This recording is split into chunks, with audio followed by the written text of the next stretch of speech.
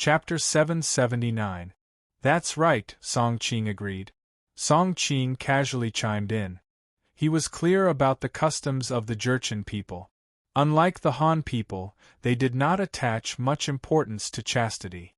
Therefore, the experience of the fifth princess, who had been in the hands of several men, did not make them feel that it was a bad thing. Instead, it made it more attractive. Song Qing came from a later era, so he was more open-minded than the people of the Song dynasty, so he did not think much of it. Wang Yanliang was very satisfied with his reaction. To tell you the truth, I've been admiring the fifth princess for a long time, but I value heroes more than beauties, so I've decided to give her to Brother Tanqua. Besides, Brother Tanqua has suffered an unexpected disaster because of me, and you've also taught me to be on guard against assassins in the future, so I have to thank you even more. Song Qing smiled bitterly. Your Highness, how can a gentleman take away someone else's favor? Furthermore, I didn't help much this time. At plus or minus. And / why not? You let me know about the assassin's methods in advance, which is equivalent to saving my life. How can I not repay you for saving my life? Brother Tanqua has been unwilling to accept it. Could it be that you think this gift is too little? Wang Yanliang deliberately said. Your Highness must be joking. In that case, I will accept it. Thank you, Your Highness, for your generous gift. Song Qing actually wanted to get in touch with the fifth princess to understand the situation of her sisters in the laundry yard. Brother Tanqua, it's too early to thank me. Although I'm determined to have the fifth princess, there's no guarantee that some troublemaker will suddenly appear to compete with me for her. I hope Brother Tanqua won't blame me when the time comes, Wang Yanliang said with a smile. How could I be so ungrateful? Your Highness is worrying too much. Song Qing felt strange. Wang Yanliang had first promised something that did not belong to him, and then failed to keep his promise. Wouldn't he have offended someone else? Wang Yanliang was a scheming man, so he should not have made such a low-level mistake. Noticing the change in Song Qing's expression, Wang Yanliang laughed and said, Brother Tanqua, don't worry too much. As long as nothing goes wrong, you'll be able to enjoy the beautiful fifth princess in a while. Of course, if something really goes wrong, Brother Tanqua will have to accompany me back to my residence. You can choose any of the women in my residence, except for the princess, as a token of my apology. Song Qing's heart skipped a beat. It should be known that the women in the prince's mansion weren't just maids and maids. He was a prince with real power. Other than the official concubine, who knew how many other concubines and concubines he had. From what he said, if he wanted to, he could even sleep with his concubine. What a joke. Your Highness is too serious. As the saying goes, it's my fate if I get it, but it's my fortune if I lose it. How could I dare to ask for Your Highness' apology? This matter cannot be brought up again. Song Qing refused in a serious manner. Wang Yanliang looked at him with a faint smile and said, Brother Tanqua, are you afraid to pick a woman from my mansion? Ha ha, I see you as a friend. It's normal for friends to give concubines to each other. Don't take it to heart. This. Song Qing was about to refuse when Wang Yanliang casually waved his hand and pointed below. He said, The competition for the top courtesan has begun. A charming old brothel keeper walked up to the center of the platform and began to explain the things to take note of in this competition. She then boasted about the beauty of the top courtesan. At the same time, she introduced her special identity and experiences, which were similar to what Wang Yanliang had just mentioned. Song Qing didn't care about what the old brothel keeper said. Instead, he focused on Wang Yanliang's actions that night. No matter how he thought about it, Wang Yanliang's actions were too suspicious. Whether it was the rash promise he made or the sudden mention of giving concubines, everything was strange. His gaze swept across the surrounding boxes. Although he couldn't see clearly who was sitting inside, those who were able to come to this level were definitely wealthy and respectable. Although Wan Liang's power wasn't small, he had been in the capital for so long. Song Qing also knew that there were many people in the imperial court who were of a higher status than him. Why was he so sure that he would win the top courtesan? He was even willing to use his own concubines as compensation. Wasn't this risk too big? Suddenly, Song Qing's mind lit up and he finally figured out the whole situation. Wan Liang wasn't so sure that he would win the top courtesan. On the contrary, he should have been sure that he wouldn't win the top courtesan. He was trying to find a reasonable reason to give concubines to him. In the eyes of modern people, giving one's own woman to another man was inconceivable. However, in this world, concubines didn't have any status other than the official wife. It was normal for them to be given away by their masters. For example, the great scholar Su Dongpa. On the one hand, he was able to write a touching sentence like 10 years of life and death for his deceased wife. He looked like a great Casanova, but on the other hand, he was extremely heartless towards his concubines. He often gave them away, even when they were pregnant. Su Dongpa was like this even though he was from the Song dynasty. Wan Liang was a Jurchen noble, so he couldn't possibly care less about his concubines. However, Wan Liang was different from Su Dongpa. Wan Liang's status was much higher. Although he did not care about those women, to other people, those women could barely be considered princesses. With this status, they were more attractive than ordinary concubines. If an ordinary person saw that Wan Liang had bestowed a prince's woman to him, wouldn't they be moved to tears and become extremely loyal? Unfortunately, Song Qing wasn't an ordinary person. Of course, he wouldn't be bought over just because of this. Moreover, he suspected that Wan Liang didn't just want to use this opportunity to win him over. Perhaps he had another purpose. Although he didn't have any other evidence, Song Qing's intuition told him that Wan Liang's ultimate goal might be Tang Quobian's wife. Goodbye. Song Qing still remembered that in his previous life, he had read a novel called Secrets of the Red Chamber. In it, the Prince of Beihai used a similar method.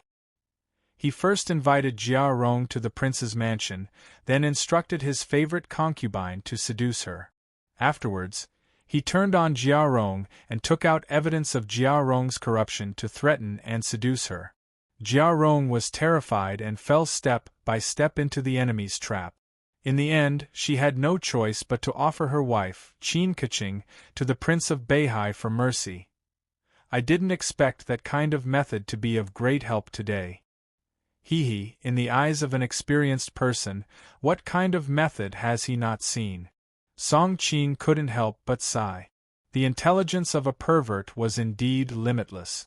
Although he didn't know what Wan Liang's method was, he guessed that it wasn't much different from the Prince of Beihai's. Looking at the private rooms not far away, Song Qing even suspected that Wan Liang wanted to use this competition to create a conflict between himself and some influential person. From then on, he would have no choice but to side with that person. I say, madam, what's the point of you bragging here? Why don't you invite the fifth princess out and let us see if she's really as beautiful as you say? The madam's complicated explanation had already caused many people to feel disgusted. Someone below could no longer hold back and shouted, immediately drawing a chorus of agreement. I know that all of you are waiting anxiously. I'll let the fifth princess out to meet everyone. After the madam finished speaking, she clapped her hands. After receiving her signal, the thick curtain on the second floor was pulled aside.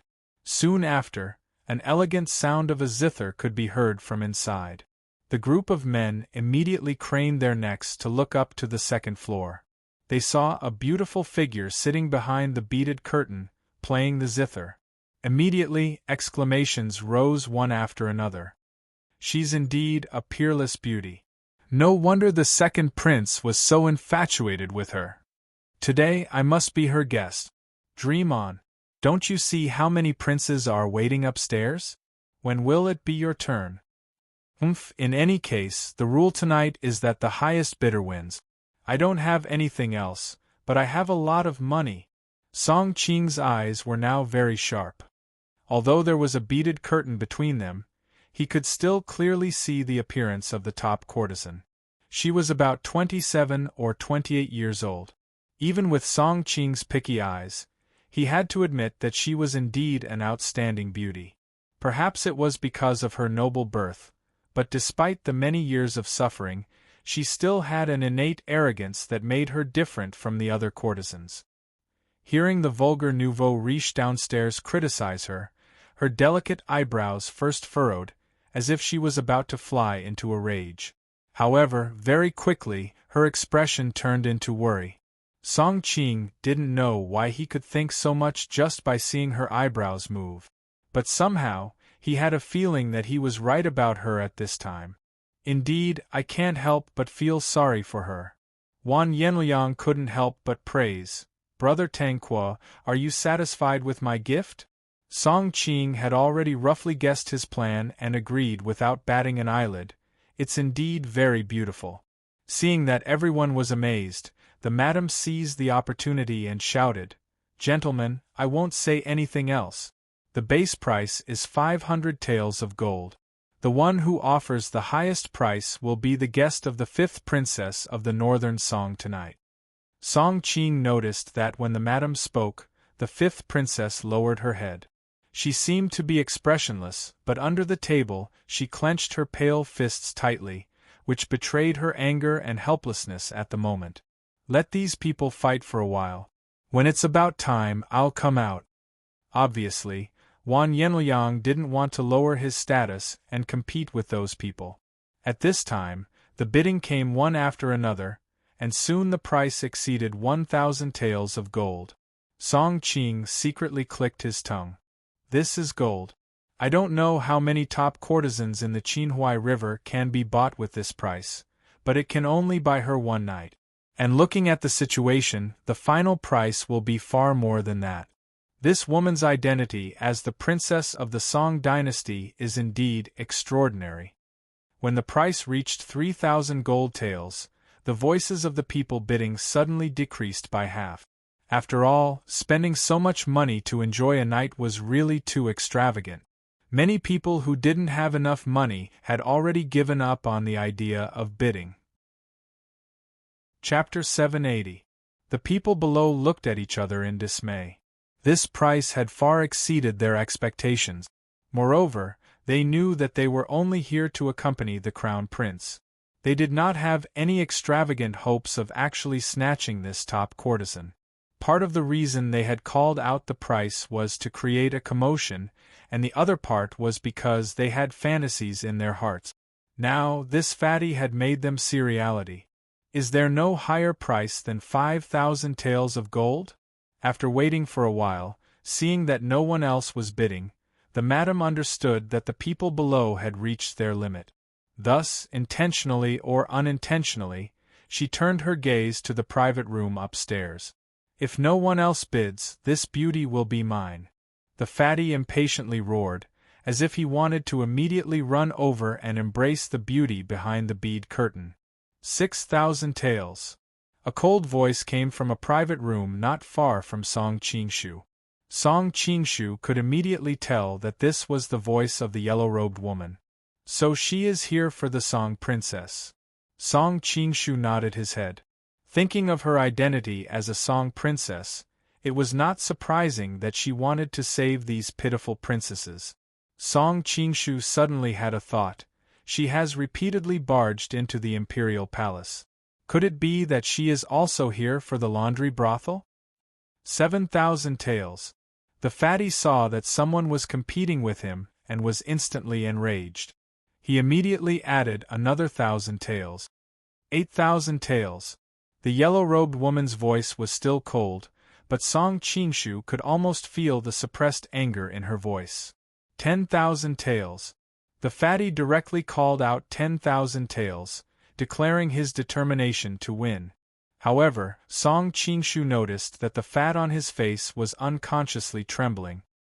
He guessed that the fatty was probably feeling the pain in his heart when he called out such a price. The yellow-robed woman's private room did not respond. Clearly, she had already given up on raising the price. Song Qingshu smiled bitterly to himself. When I was treating her, she did not seem to have any money on her. Let alone 10,000 taels, she might not even have 100 taels of gold. I don't know how she managed to sneak into this private room on the top floor. Is there anyone else who wants to bid? If not, I'm going to hug the beauty. Seeing that he had beaten back the yellow-clothed woman, the fat man was secretly pleased with himself. He thought that the people in the private room on the top floor were nothing more than this. They made me so nervous just now. Aren't you being too stingy by increasing the price by 1,000 or so? How about this, I'll pay 20,000 taels. Someone in the private room on the top floor finally spoke up. Wan Yenliang glanced in that direction. Xiao Yu had already whispered into his ear, "It's someone from Tu Dan's clan." Wan Yenliang nodded, indicating that he understood. He then turned to Song Qingshu and said, "Brother Tangqua, let's watch the show first." Song Qingshu couldn't help but admire him secretly. This was the kind of bearing. In the movies in his previous life, they were all like this. No matter how much they danced, in the end, they were just stepping stones to show off. The people in the private rooms on the top floor finally began to compete. From Xiao Yu's words, Song Qingshu knew that it was the son of a certain minister, or perhaps some marquis, who had made a bid. The bids became more and more outrageous. Not only were the ordinary merchants dumbfounded, but even Song Qingshu was left speechless. Tens of thousands of taels of gold was enough to support an army of several thousand soldiers for nearly a month. But in the end, it was only enough for one night with this woman.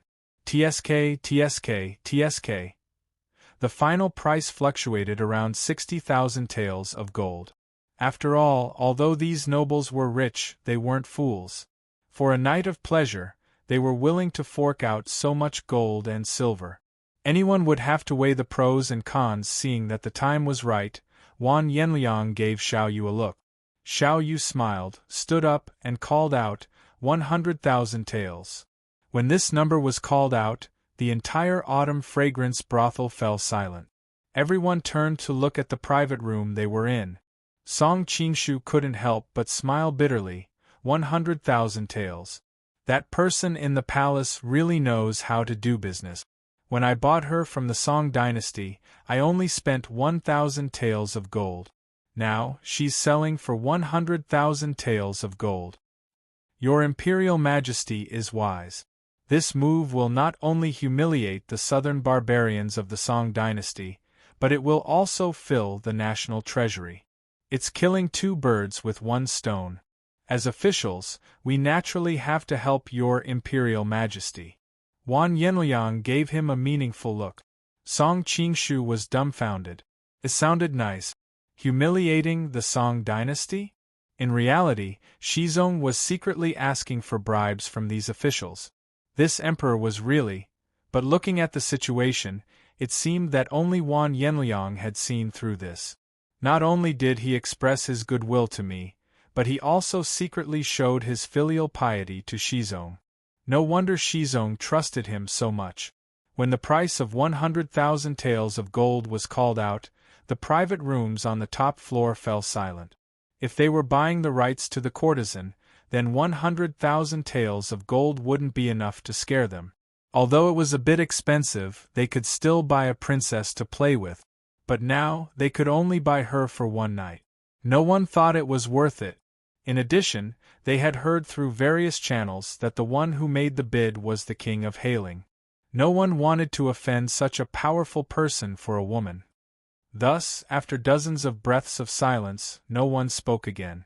Brother Tangqua, it looks like the beauty is yours tonight. Just as Wan Yenliang finished speaking, a voice came from another private room. 150,000 taels. Hiss, everyone gasped. Not only were they shocked by the high price, but they were also curious about who dared to compete with the king of Hailing for a woman. Wan Yenliang's eyes focused and he turned to Xiao Yu. Xiao Yu shook his head, indicating that he didn't know who this person was. Wan Yenliang ordered his subordinate, "Go and check it out. During the whole process, Wan Yanliang didn't say a word. Song Qingshu wanted to see how he would respond, so he also didn't say anything.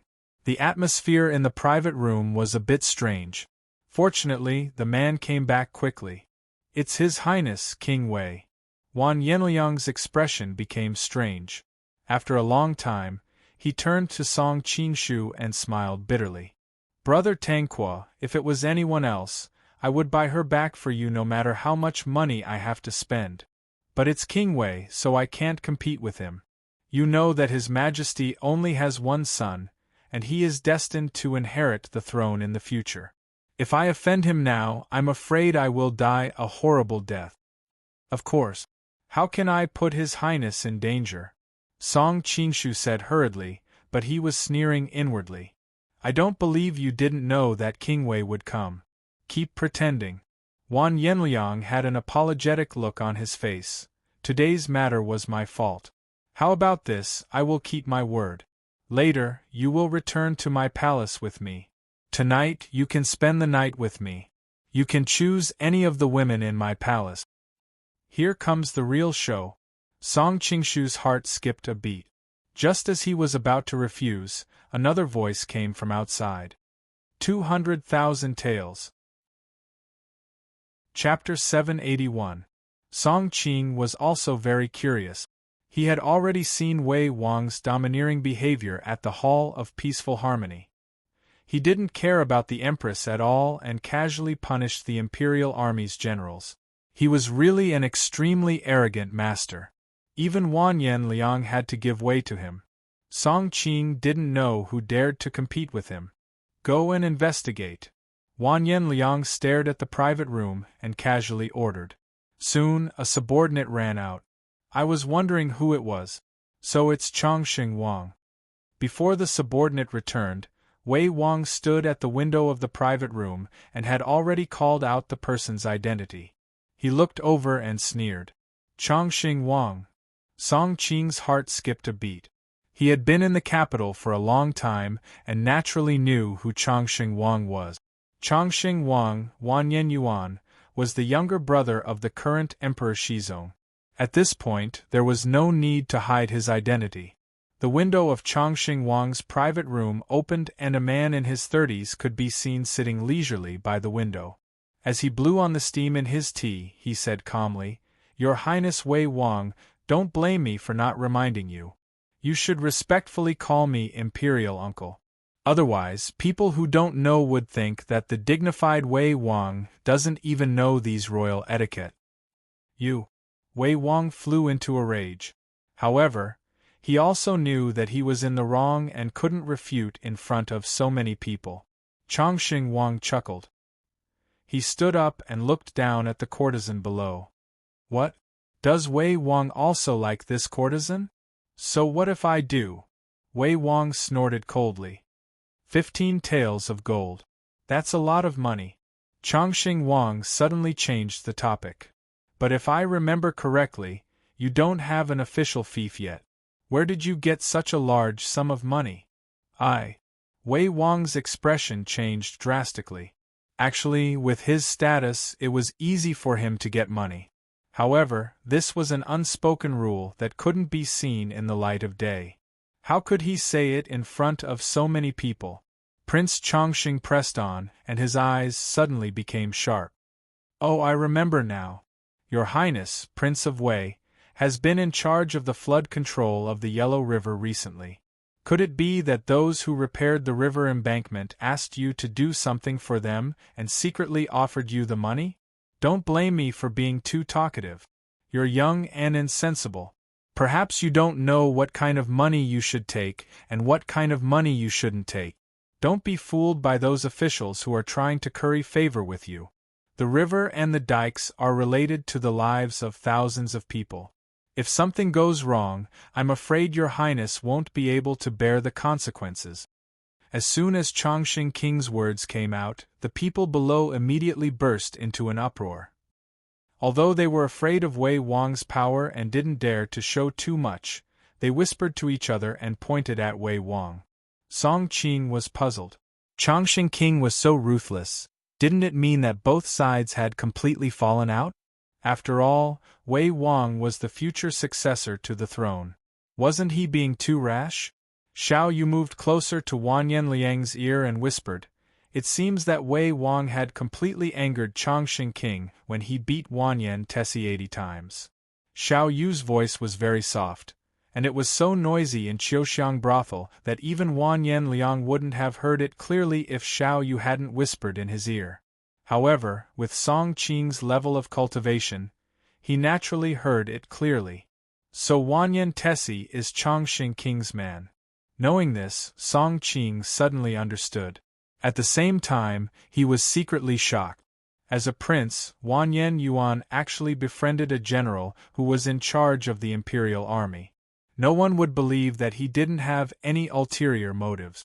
Thinking of the Jin Kingdom's tradition of elder brothers, Chongqing King probably also had thoughts of competing for the throne. No wonder he and Wei Wang were like fire and water and had openly fallen out. But what role did Wan Yanliang play in this? Xiao Yu's respectful attitude towards him didn't seem to be that of a normal superior and subordinate. Instead, it seemed like he was Wan Yanliang's retainer. It was really strange. Nonsense, I have always been honest and clean. Why would I accept bribes?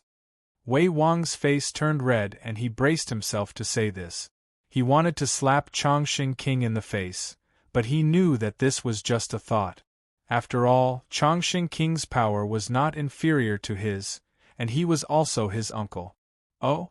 Since your highness is honest and clean, how can you take out 15 taels of gold? Chongqing King put on a look of sudden realization and said, I understand now. I'm afraid that your highness is planning to use an exaggerated price to scare off the other competitors. Anyway, you are Wei Wang. Would Qiuxiang brothel really be so ignorant as to take so much money from you? Wei Wang's face turned green and white. He waved his hand and said, You win. Let's go. Song Qing secretly admired Chongqing King's clever tactic. He was waiting for Wei Wang to jump into a trap. Whether it was corruption or using his power to force Wei Wang to not pay, no matter which one Wei Wang admitted to, it would cause a lot of trouble, and he could only run away with his tail between his legs. 20 taels of gold, I'm afraid even Chongqing King can't take out that much. Song Qing suddenly wondered. He was now the head of the Tangqua family, one of the top 3 families in the Jin Kingdom. It was not easy for him to transfer so much money in a short period of time, and he had to be strictly examined by the elders. Even if Wan Yan Yuan was a prince, he couldn't be any better. Xiao Yu laughed and said, Prince Consort, you may not know this. Although he called out such a high price, it doesn't mean that Chongqing King will pay so much money. As he said just now, Qiuxiang brothel doesn't dare to take the full amount from Wei Wang. But will they dare to ask him for the full amount? At least they will take the initiative to give a 20% discount. And I'm afraid Chongqing King won't even pay 20%. Song Qing said curiously, Will he go back on his word? Xiao Yu chuckled sheepishly and couldn't help but glance at Wan Yanliang. Wan Yanliang smiled back and said, Brother Tangqua is a straightforward person, so it's normal that he doesn't know about this. We're all on the same side now, so there's nothing to hide. Xiao Yu, why don't you tell him? Xiao Yu then explained in detail. Of course he won't go back on his word. Instead, he will choose another clever method. For example, instead of paying the full amount in one go, he will choose to pay the full amount in several installments. Will Qiuxiang brothel dare to refuse? As time goes on, there will be more places to play trick. If I'm not wrong, in the end, Qiuxiang brothel will only receive the first payment. Song Qing couldn't help but click his tongue when he heard this. He came from the future. Although he had seen much more than the people in this world, when it came to how to use power, he still couldn't catch up with these aristocratic families. He was amazed by the way these people used. It was no wonder these people were willing to raise the price by 2 gold taels. Those ordinary rich merchants could only use real money to compete with them. Chapter 782. Wan Yanliang laughed. Brother Tanqua, you're too honest. The one in the palace doesn't always keep an eye on the treasury. The people below will naturally have their own ways to deal with these problems. Why do we have to worry about them? Song Qing sighed. In his previous life, he had heard a rumor that the emperor of the Qing dynasty had always treated eggs as a rare treasure. This was because the Ministry of Internal Affairs had told him that one egg cost dozens of taels of silver. Even the emperor felt the pinch when he ate it. He didn't know that eggs could be bought for just a few copper coins. At that time, Song Qing couldn't understand why the people of the Ministry of Internal Affairs would be so daring as to openly take the emperor's money. Tonight, he finally understood. Brother Tanqua, I'm sorry for what happened tonight. There's no point in staying here any longer. Come, let's go to my palace. I'll treat you to a drink. Wanyan Liang stood up and pulled Song Qing to his side. Our unspecified currency equals unspecified currency equals unspecified currency is identical to the Your Highness, you're too kind. Song Qing hurriedly tried to find an excuse to refuse. Although he was tempted to play with His Highness's women, he knew that there was no free lunch in this world. He would have to pay a higher price. Could it be that Brother Tanqua is accompanied by the most beautiful woman in the Jin kingdom every day? So you think that the women in my palace are all mediocre? Wanyan Liang's face darkened. Song Qing knew that Qin Yu wasn't truly angry and was only putting on an act. But now that things had come to this, he really didn't know how to refuse.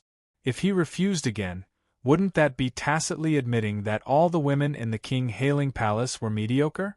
As the saying goes, it's better to offend a gentleman than to offend a villain. Song Qing was at the critical moment of saving the people in the washing clothes yard.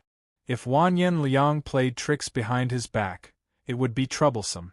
Just as Song Qing was having a headache, a hearty laugh came from outside the door. Hailing King, do you welcome me in? Chongqing King. Everyone in the room recognized his voice. Wanyan Liang glanced at Xiao Yu.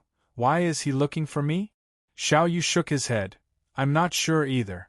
Let's wait and see. The two's whispers didn't escape Song Qing's ears. Song Qing pretended that he didn't know anything. Very soon, the ever-victorious king was welcomed in. When he saw Song Qing, he was startled. So the emperor's son-in-law is here too.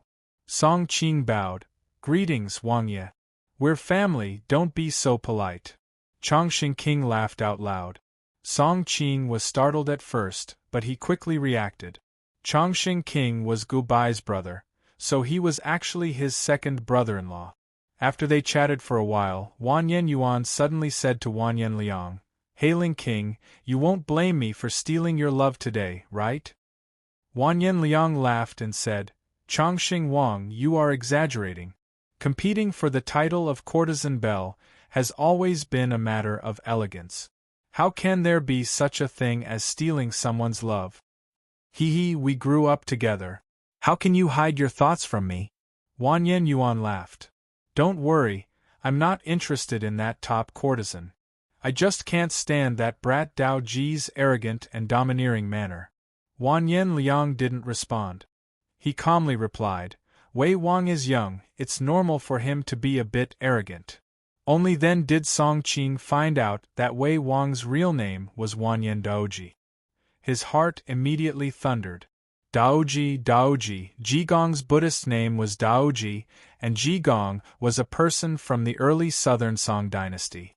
At the same time, he claimed to be an official from a young age. Could this Wei Wang be the future Jigong? Song Qing felt like his brain wasn't enough to process all of this. This world was a bit too chaotic. You're too thoughtful. Hearing Wanyan Liang's superficial diplomatic words, Wanyan Yuan was a bit dissatisfied. I came all the way here to give you the title of courtesan belle. Give it to me. This time it was Wanyan Liang's turn to be surprised. Hey, you're pretending. Who doesn't know that you're a playboy? Wanyan Yuan rolled his eyes at him. You also know that I'm not interested in women. Tao Yao is also very strict with me. If I really bring the title of courtesan belle back, she'll make a scene. Wanyan Liang was startled. Sister-in-law has always been gentle and virtuous. She doesn't seem like the type to control you. Of course she's gentle in front of outsiders, but in front of me, she's a tigress. Wanyan Yuan's face was gloomy. Listening to their conversation, Song Qing guessed that the Tao Yao they were talking about was the Chongqing Wangfei. He couldn't help but feel curious. After being in Daxing Prefecture for so long, I've discovered that the names of these female enlightened masters are so strange that I can't bear to look at them. But this Chongqing Wangfei's name isn't bad. It's comparable to my family's Gubai. I don't know if it's from the Book of Odes, but these female enlightened masters aren't very cultured. It's probably just a coincidence. Don't be ungrateful of your good fortune. Sister-in-law was a famous beauty in our circle. In the end, she chose you. Who knows how many people sighed with regret. Later, the emperor specially conferred her the title of Lady Peach Blossom. Who knows how many women were envious of her. Wanyan Liang teased. He thought of the bright and beautiful young girl from back then. Although she was now someone's wife, she had become even more beautiful. His heartbeat suddenly sped up. Wanyan Liang's physical reaction didn't escape Song Qing's ears. Song Qing glanced at him and thought to himself, this Wanyan Liang is really a severe wifecon. I thought I was already ridiculous enough, but I didn't expect that there would always be a higher mountain. Hearing the words, Lady Peach Blossom, Wanyan Yuan's expression changed slightly, but he quickly concealed it.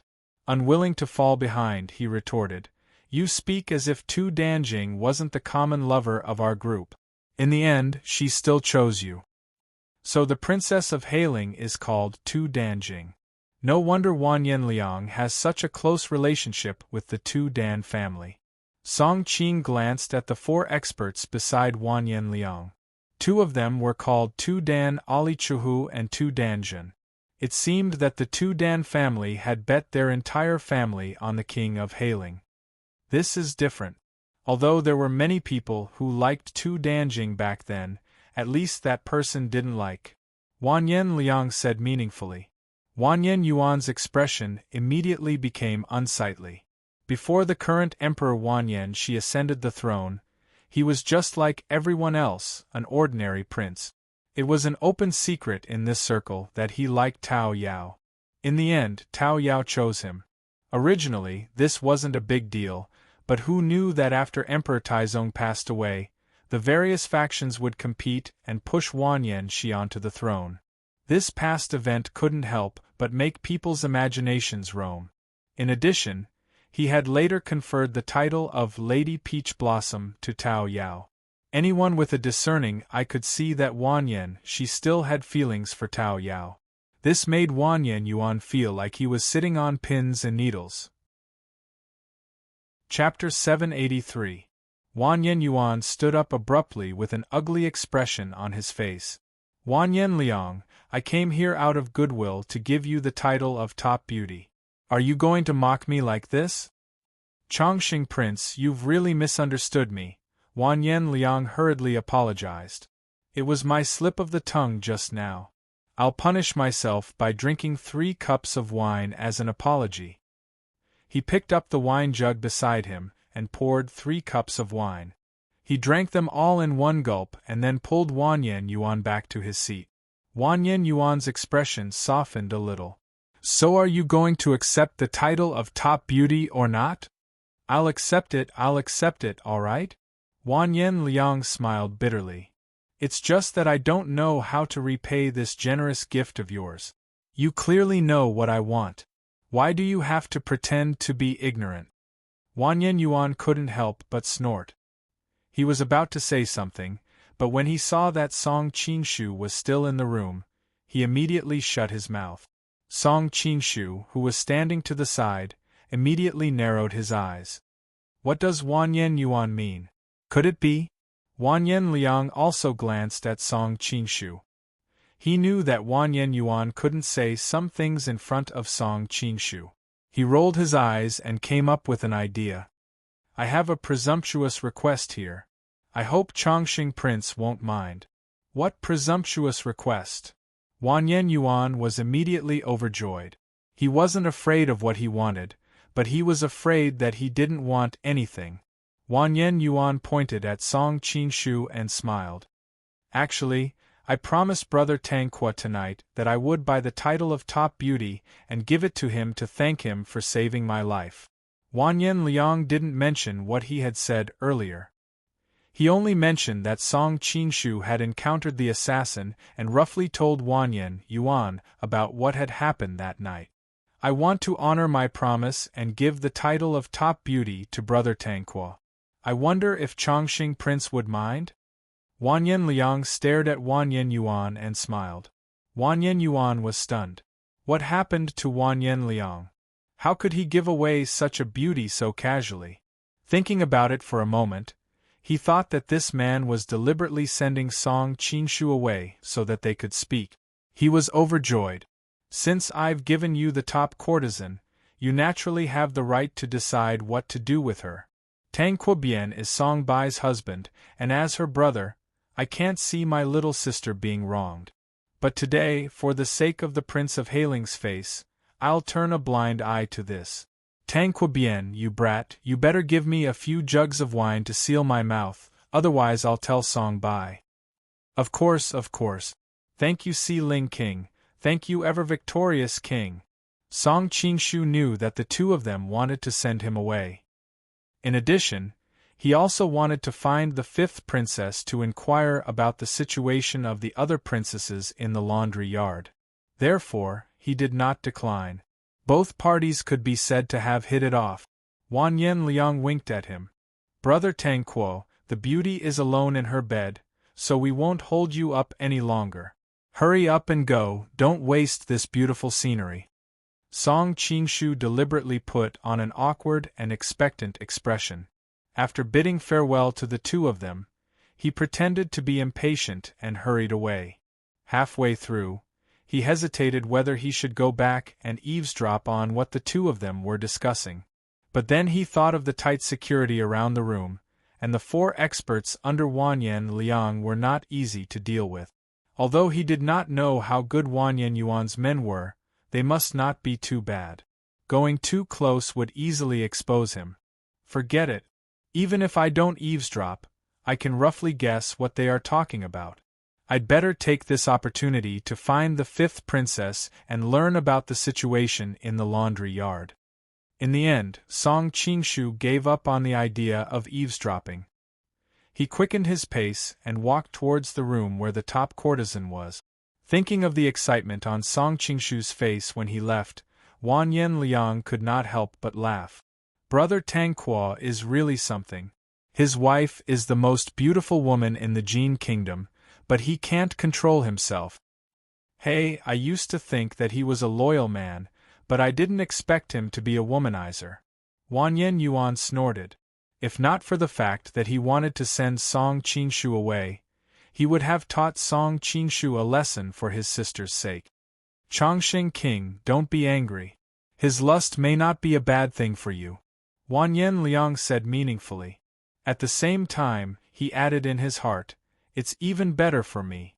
Now that I know that he is a womanizer, I can use a little trick to drive a wedge between them. It will be much easier to get goodbye. What do you mean? Hearing the hidden meaning in Wanyan Liang's words, Wanyan Yuan's heart skipped a beat. Ask yourself, is Gubai closer to you or to the emperor? Wanyan Liang asked. This. Wanyan Yuan subconsciously replied, although Gubai is also my sister, she is closer to my brother. That's it then. If Tangqua's defense was impenetrable, he would naturally stand on His Majesty's side with Gubai. But now that you know his weakness, you have a chance to pull him to your side, Wanyan Liang explained. Wanyan Yuan's expression changed several times, then he suddenly laughed. Hailing King, what are you saying? Isn't it the same whether he stands on the emperor's side or mine? Wanyan Liang couldn't help but snort. There are no outsiders here. If you don't want to be honest with me, then please leave. Wanyan Yuan struggled internally. Although he had prepared himself before coming, this matter was of great importance. Was Wan Yen Liang trustworthy? Wan Yen Liang knew that he was hesitating, so he deliberately sighed. As if talking to himself, he said, Changxing King, right now you are in a precarious situation. Hailing King, aren't you being too alarmist? In reality, Wan Yen Yuan knew this better than anyone else. Otherwise, he wouldn't have come looking for Wan Yen Liang. But of course, he couldn't show his fear. Wan Yen Liang sneered and said, It is an open secret that the emperor liked Tao Yao. Later, he gave her the title of Lady Peach Blossom. His intentions were even more obvious. If it wasn't for the fact that he was worried about the reputation of stealing his sister-in-law, he would have already made a move against you. Which one of the officials in the court isn't an expert at figuring out the emperor's intentions? Right now, everyone is watching you. As long as there is a chance, they will make sure you are beyond redemption. At that time, the emperor will be able to obtain Tao Yao. Of course, it isn't difficult for you to protect yourself. Wan Yen Liang changed the topic. Wan Yen Yuan hurriedly asked, What do you have in mind? Wan Yen Liang looked at him with a faint smile. Find a chance to ask Empress Dowager to let my sister-in-law stay in the palace for a few nights a month. That way, all the dangers will be solved. Bastard! I, Wan Yen Yuan, am not the kind of person who would sacrifice his wife for glory. Wan Yen Yuan slapped the table with such force that the table almost fell apart. Wan Yen Liang said it tactfully. Serving the Empress Dowager was just a high-sounding excuse. Everyone knew what would happen if Tao Yao stayed in the imperial palace. The emperor saw that he was so tactful and had obtained Tao Yao without having to bear a bad reputation. Of course, he would not make things difficult for him. But what man could endure such a great humiliation? Chapter 784. Seeing Wan Yen Yuan lose his composure, Wan Yen Liang's eyes flashed with pride, but he quickly concealed it. He said hurriedly, Tao Yao, let's put this matter aside for now. Let's talk about your other crisis. What crisis? Wan Yen Yuan's breathing quickened. His mind was in a mess and he asked. Prince Wei. Wan Yen Liang said slowly. Wan Yen Yuan's expression changed. Noticing the change in Wan Yen Yuan's expression, Wan Yen Liang continued. The emperor's crown prince died young, and he has no other sons. Thus, Prince Wei can be said to be the only heir to the throne. Unfortunately, as far as I know, your relationship with Prince Wei is not harmonious. Not only is it not harmonious, we're like fire and water. Wan Yen Yuan smiled bitterly and said, I don't know what's going on. That guy has been targeting me for the past few years. I couldn't take it anymore, so I fought back. You've seen how our relationship has developed. That's why I said he's another crisis. Wan Yen Liang sighed and said worriedly, Actually, the emperor's health isn't very good. If you're lucky enough, you might be able to survive until the emperor. I won't go into the details. Just know what I mean. Unfortunately, once the new emperor ascends the throne, you'll still die. Wan Yen Yuan's expression changed several times. How could he not understand this? It was just that he had always been hoping for luck. Now that Wan Yen Liang had exposed his fantasies, he finally realized how dangerous his situation was. Wan Yen Yuan suddenly stood up and knelt down in front of Wan Yen Liang. Please save me, big brother. Wan Yen Liang was the eldest grandson of the first wife. Because his father was not a legitimate son, he did not inherit the throne. However, in terms of seniority, he was indeed Wan Yen Yuan's older brother. Wan Yen Liang pretended to be surprised and hurriedly went to help him up. Chongqing Prince, what are you doing? Get up quickly. If big brother doesn't save me, I won't be able to live anyway. I might as well kneel here and die. Wan Yen Yuan's attitude was resolute as he looked at Chongqing Prince earnestly. Aren't you making things difficult for me? Wan Yen Liang laughed bitterly. If big brother can help me get through this, I will definitely repay your kindness. Wan Yen Yuan sensed that Chongqing Prince's tone had softened and was overjoyed. Wan Yen Liang glared at him. Do you think I'm the kind of person who covets rewards? Wan Yen Yuan hurriedly explained. It was a slip of the tongue. Please don't take it to heart. Fine, Wan Yenliang sighed deliberately. You just gave me such a generous gift. As the saying goes, I don't deserve a reward without doing anything. I'll give you an idea. As for whether it can help you or not, it'll depend on your luck. Please give me some pointers, big brother, Wanyan Yuan said happily. Get up first. Wan Yenliang reached out and helped Wanyan Yuan up. He hesitated for a while, as if thinking of how to phrase his words. Wanyan Yuan held his breath and didn't dare to speak, afraid that he would disturb his train of thought.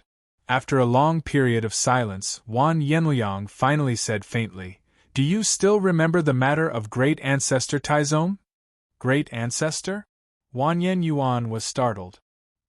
He clearly didn't understand what he meant. That's all I can say. You can think about the rest yourself. Wanyan Liang smiled. Ignoring the other party's urging, he got up and left, leaving Wanyan Yuan alone in the private room in a daze.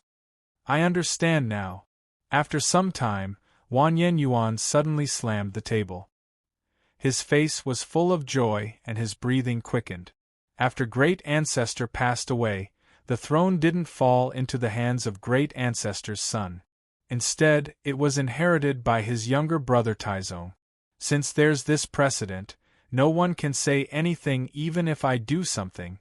Although Song Qingshu wasn't in the private room, he could roughly guess what had happened in the private room. However, his mind was more focused on the courtesan. Should I directly ask her about the other princesses in the laundry, or should I beat around the bush? Song Qingshu was very distressed. He didn't know what the fifth princess was thinking. Although from an outsider's point of view, she should be longing for her homeland, after so many years of suffering, who knew if she had accepted her fate and was willing to become a slave to the Jin? If he asked her directly and she sold the information to the Jin people, Song Qingshu wouldn't even have time to cry. Moreover, this matter was of great importance. Even if the fifth princess didn't betray him, she was a woman, and it was hard for her to keep secrets. If the news of him rescuing them was leaked, not to mention these northern Song princesses, even Song Yuanqiao wouldn't be able to save them. After thinking about it, Song Qingshu decided to wait and see. He would first get in touch with the fifth princess and then decide what to do. The people of Autumn Fragrance Brothel received Chongqing King's instructions and enthusiastically led the way for him. When they arrived at the entrance of the courtesan king, Song Qingshu waved his hand to drive those people away, took a deep breath and pushed the door open. When Song Qingshu entered the door, he deliberately paid attention to the courtesan. When she heard someone come in, her body obviously trembled. It seems that she hasn't completely fallen. Song Qingshu nodded secretly, but he still needed further contact to make a final judgment. After locking the door, Song Qingshu swaggered over to her. At this point, the courtesan had to stand up and salute him. Your concubine pays respect to Lord Fuma. You know me? Song Qingshu looked at the woman in front of him condescendingly. Her white skin seemed to be smeared with a layer of crystal rouge in the candlelight. Her facial features were delicate and small. Coupled with the light willow leaf eyebrows, she was a typical beauty born in the water area of Jiangnan.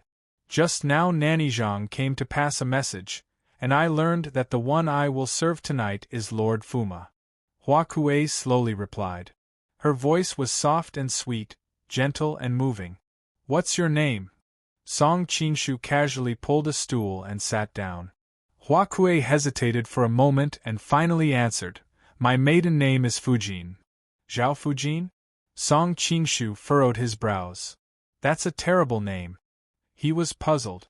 Logically speaking, she was from the royal family, so there was no reason for her to have such a vulgar name. But when he thought about it again, he quickly felt relieved. In his previous life, those parents didn't just give their daughters names like Xian or Zi. At that time, it sounded nice, but who knew if people would laugh at these names a few hundred years later for being vulgar? A trace of anger appeared between Hua Kuei's brows when he heard the dense ridicule in Song Qingshu's words. However, he still lowered his head and grunted. Consort, you're right. Looking at her obedient appearance, Song Qingshu secretly frowned. It seemed that living as a captive for many years had smoothed out her edges, and he didn't know how much spirit she had left. I heard that you used to be a princess of the Northern Song dynasty? Song Qingshu deliberately probed. Hua Kuei's face did not change at all. She replied indifferently, that's all in the past. Now I'm just a woman in a brothel. A woman in a brothel? Song Qingshu snorted. Speaking of which, you've received a lot of guests. Tonight is the first time I've received a guest. Hua Kuei subconsciously defended herself, but her expression quickly darkened. But I'm a withered willow. My previous encounters are not much different from receiving guests. Song Qingshu saw that she seemed to be in despair. It would be difficult for him to get any information out of her, so he decided to provoke her a little. I heard that you were Kai Jing's daughter-in-law. Your husband is called Kai Pa, right? Kai Pa. Hua Kuei's face showed a trace of reminiscence, but then she shook her head indifferently. I don't remember. Song Qingshu frowned. How could you even forget your husband's name? Husband. Hua Kuei seemed to be provoked, and she suddenly became a little emotional. What is a husband? A husband is a man who protects his wife. But what about him? When I was asked by the Jin people, he didn't even dare to make a sound. Why should I remember such a useless husband? In that situation, whether he made a sound or not, your ending would not have changed. Song Qingshu could not help but persuade her.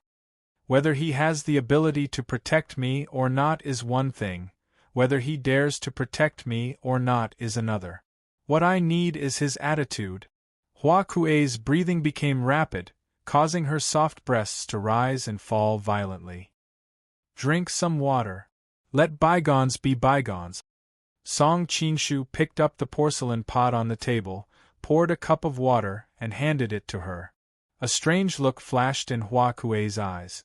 After taking the cup, she did not drink it directly. Instead, she looked at him quietly. Song Qingshu could not help but laugh. Why are you looking at me like that? Is there something on my face? You are not like the other Jin people. Hua Kuei only then realized that her eyes were a little rude. She quickly looked away and looked at the cup in her hand. She added in a low voice, also, this is wine, not water. I really didn't notice that. Song Qingshu suddenly felt embarrassed. He had been focusing on how to find out about the other princesses. He did not expect to make such a low-level mistake. The other Jin people are unbearably vulgar. When they see me, Hua Kuei's delicate body could not help but tremble. She hurriedly drank a mouthful of wine, and her cheeks quickly turned red. Perhaps it was the effect of the alcohol, but her emotions finally calmed down.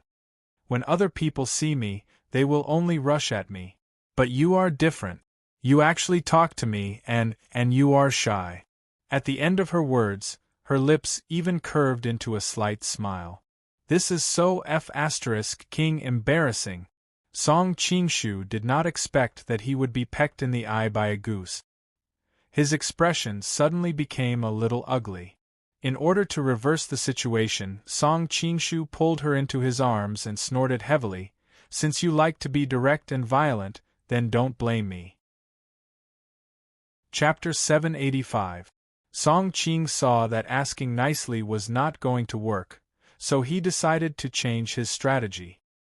He wanted to break into her heart first, so he deliberately asked in a low voice, "Besides your husband, how many other men have you been touched by?" Of course, he was not a pervert. He was curious about the other party's experience, but he wanted to use this as a breakthrough point to bring the topic to her sisters who had also suffered, and then ask about the situation of those princesses. Hua Kuei's face paled. This question, can I not answer? Song Qing reached out to pinch her chin, and the touch of her skin made him slightly startled. He did not expect that after so many years of torture, her skin would still be so delicate. He quickly came back to his senses, and looked at her at such a close distance, full of oppression. No! Hua Kuei's eyelashes trembled, and an indescribable sadness flashed in her eyes. Since milord wants to know, I will tell you. But after milord hears it, don't be traumatized. If you lose interest later, all the money spent tonight will be wasted. Song Qing smiled faintly. In any case, it is not my money that I spent, and even if I lose interest, it is not a waste to hear the love history of the princesses. Love history? Hua Kuei's face showed a trace of ridicule. What kind of love history is this? When I was taken by your second prince, Wanyan Zhongwang, that night, he took me in the tent, and I naturally became his concubine. But now that I think about it, that time, besides dealing with his needs, it was not too hard to accept. After all, he could be considered to have doted on me. Not long after, he died. His wife thought that the reason he died young was because he used up all his energy on me. She scolded me as a femme fatale, so she sent me to the laundry yard. Song Qing's heart jumped, finally getting to the main topic. Life in the laundry yard was not so good. Every day, I was tortured by those stewards, and occasionally, I would be summoned by the emperor to serve in bed. Hua Kuei had just said this when Song Qing could not help but ask, Emperor? Which emperor? Your Emperor Taizong, and later Emperor Shizong. Hua Kuei suddenly bit his lips so hard that blood almost seeped out. Eugene people are despicable and shameless. You have no etiquette or morals. The emperor forcibly took his nephew's woman, and the next emperor took advantage of the previous emperor's woman. You are truly a nation of beasts. Song Qing felt the body of the woman in his arms tremble violently, and subconsciously hugged her tightly. Thinking of the humiliation she had suffered all these years, a feeling of pity welled up in his heart. Don't worry, these days will be over soon. The woman in his arms sighed faintly. In my opinion, the days of suffering have just begun. Although I am unfortunate, I only have to serve your emperor. But now that I have been banished to a brothel, I don't know how many men will humiliate me in the future, Song Qing frowned. Since that's what you think, why don't you kill yourself and end everything? This was what Song Qing found the most strange. If they could still bear the suffering before, it would be fine. But now that they were thrown into a brothel, did they still accept their fate? There was no way to escape the sea of suffering, but there was always a way to choose death? However, according to his inquiries during this period of time, there had never been a princess in the laundry yard who chose to commit suicide. Could it be that they had inherited the weak genes of Emperor Hui and Emperor Qin, and were so afraid of death that they would rather endure all this humiliation? You actually asked me this kind of question? Hua Kuei laughed somewhat crazily. Eugene people used that kind of demonic method to control us, and now you ask us why don't we kill ourselves? Hua Kuei stopped laughing and spat on Song Qing's face. Bah, despicable and shameless! Song Qing smiled bitterly. He did not know how he had offended her. After so long, this was the first time he had been spat on by a woman. Hua Kuei closed his ears after spitting, but the expected slap did not come.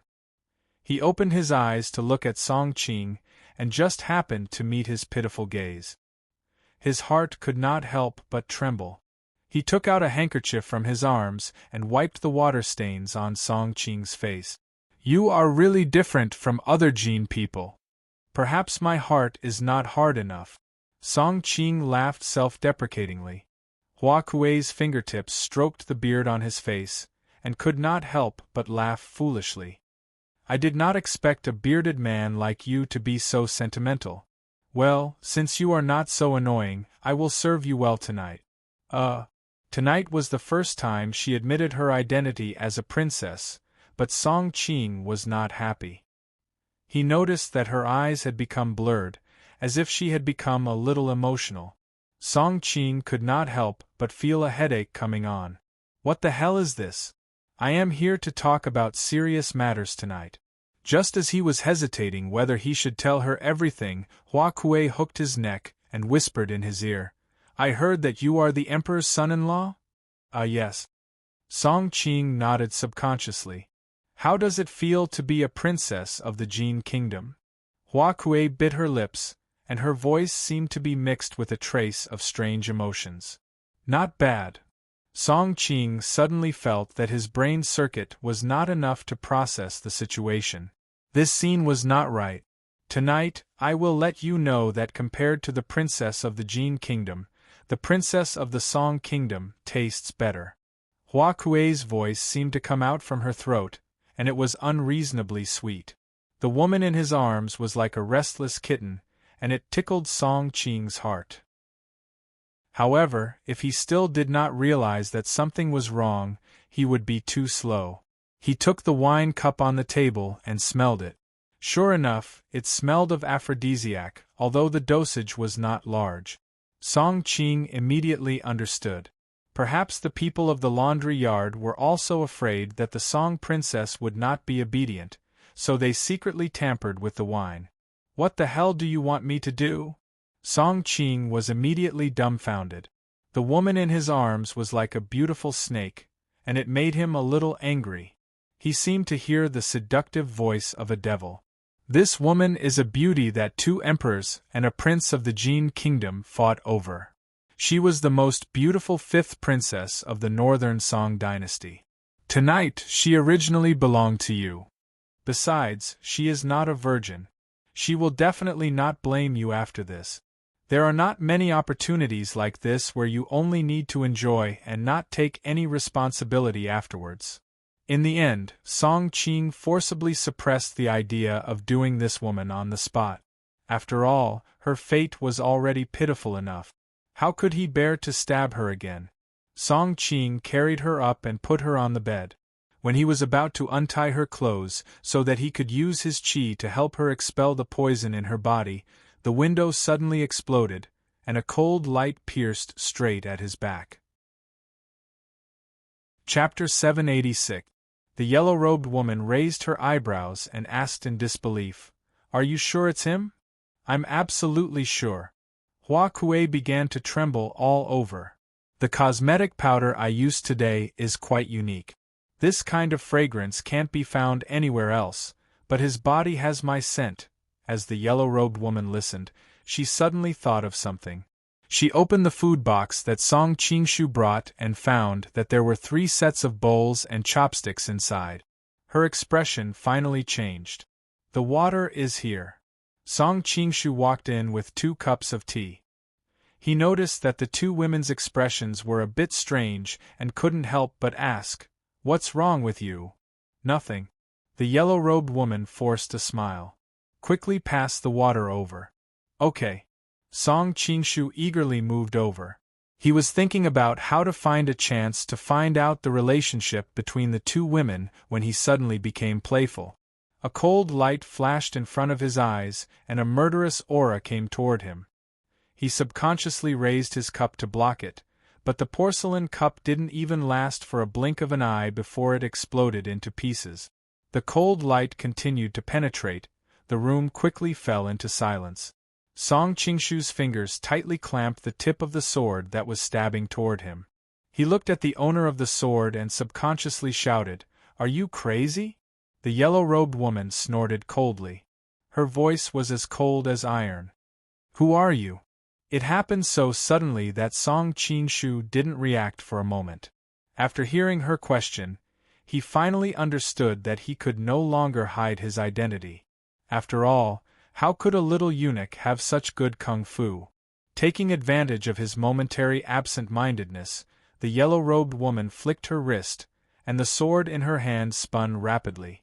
Song Qingshu could no longer hold on to it, so he hastily let go of the sword tip and retreated. "Listen to me first."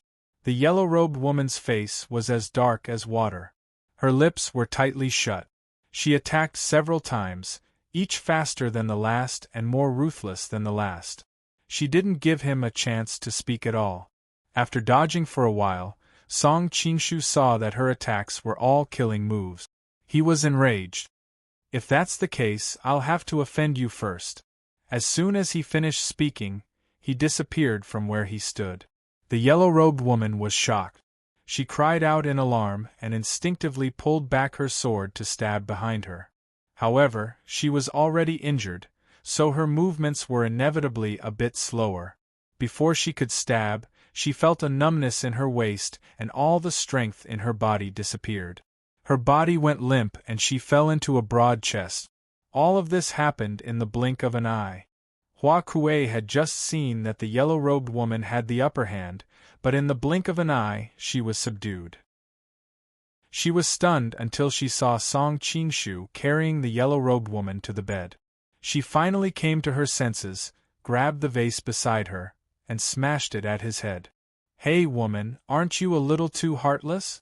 Just a moment ago, you were still being sweet and tender with me, and now you want to take my life?"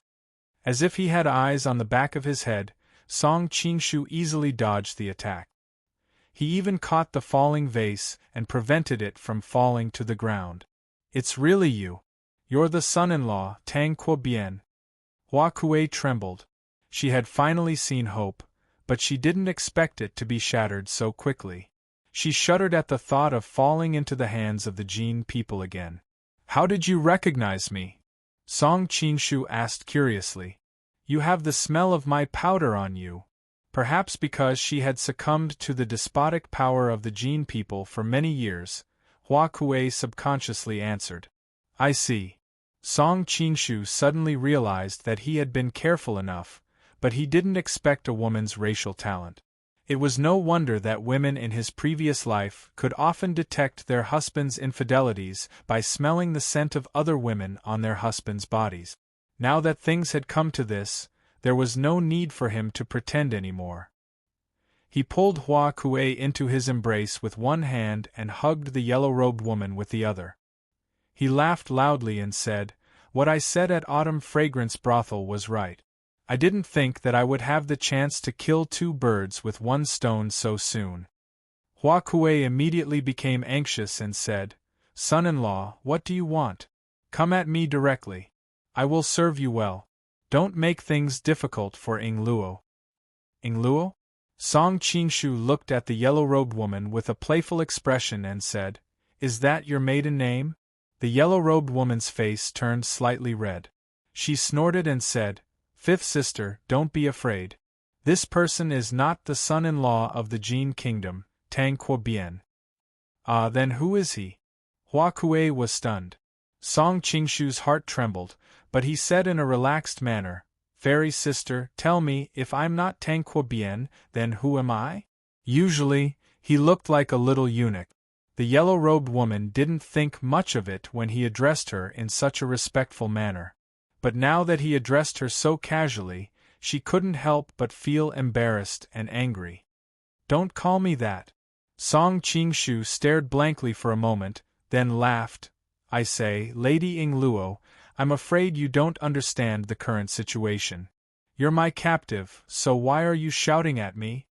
The yellow-robed woman ignored him and continued to analyze. The son-in-law of the Jin kingdom, Tang Quobian, is an official of the left minister. Although he is skilled in archery and horsemanship, his martial arts are more suited to killing enemies on the battlefield. He isn't good at fighting in Jianghu. "But you can easily subdue me, so how can you be Tang Quobian?" Song Qingshu shrugged and said, "It seems that you know a lot about the Jin kingdom. But this information is only on the surface. How do you know that I'm not a martial arts expert?" He didn't want Tang Quobian's identity to be exposed, so he could only bite the bullet and continue to pretend. I'll know who you are when I see you." As soon as the yellow-robed woman finished speaking, she suddenly sat up straight in Song Qingshu's arms. In an instant, she sealed the acupoints on his chest and tore off his mask. The yellow-robed woman's attack was as fast as lightning. In addition, it happened so suddenly that even Song Qingshu fell into her trap. He couldn't help but laugh bitterly. "I was careless. Since you know the 9E manual, you naturally know the method to unseal acupoints." When she saw Song Qingshu's appearance clearly, the yellow-robed woman's shock was no less than his. "How could it be you?" Song Qingshu smiled and said, "Miss, who did you think I was?"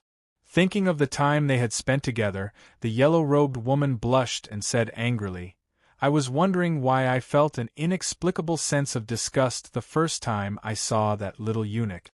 So it was you, you playboy. Thank you for your compliment, miss.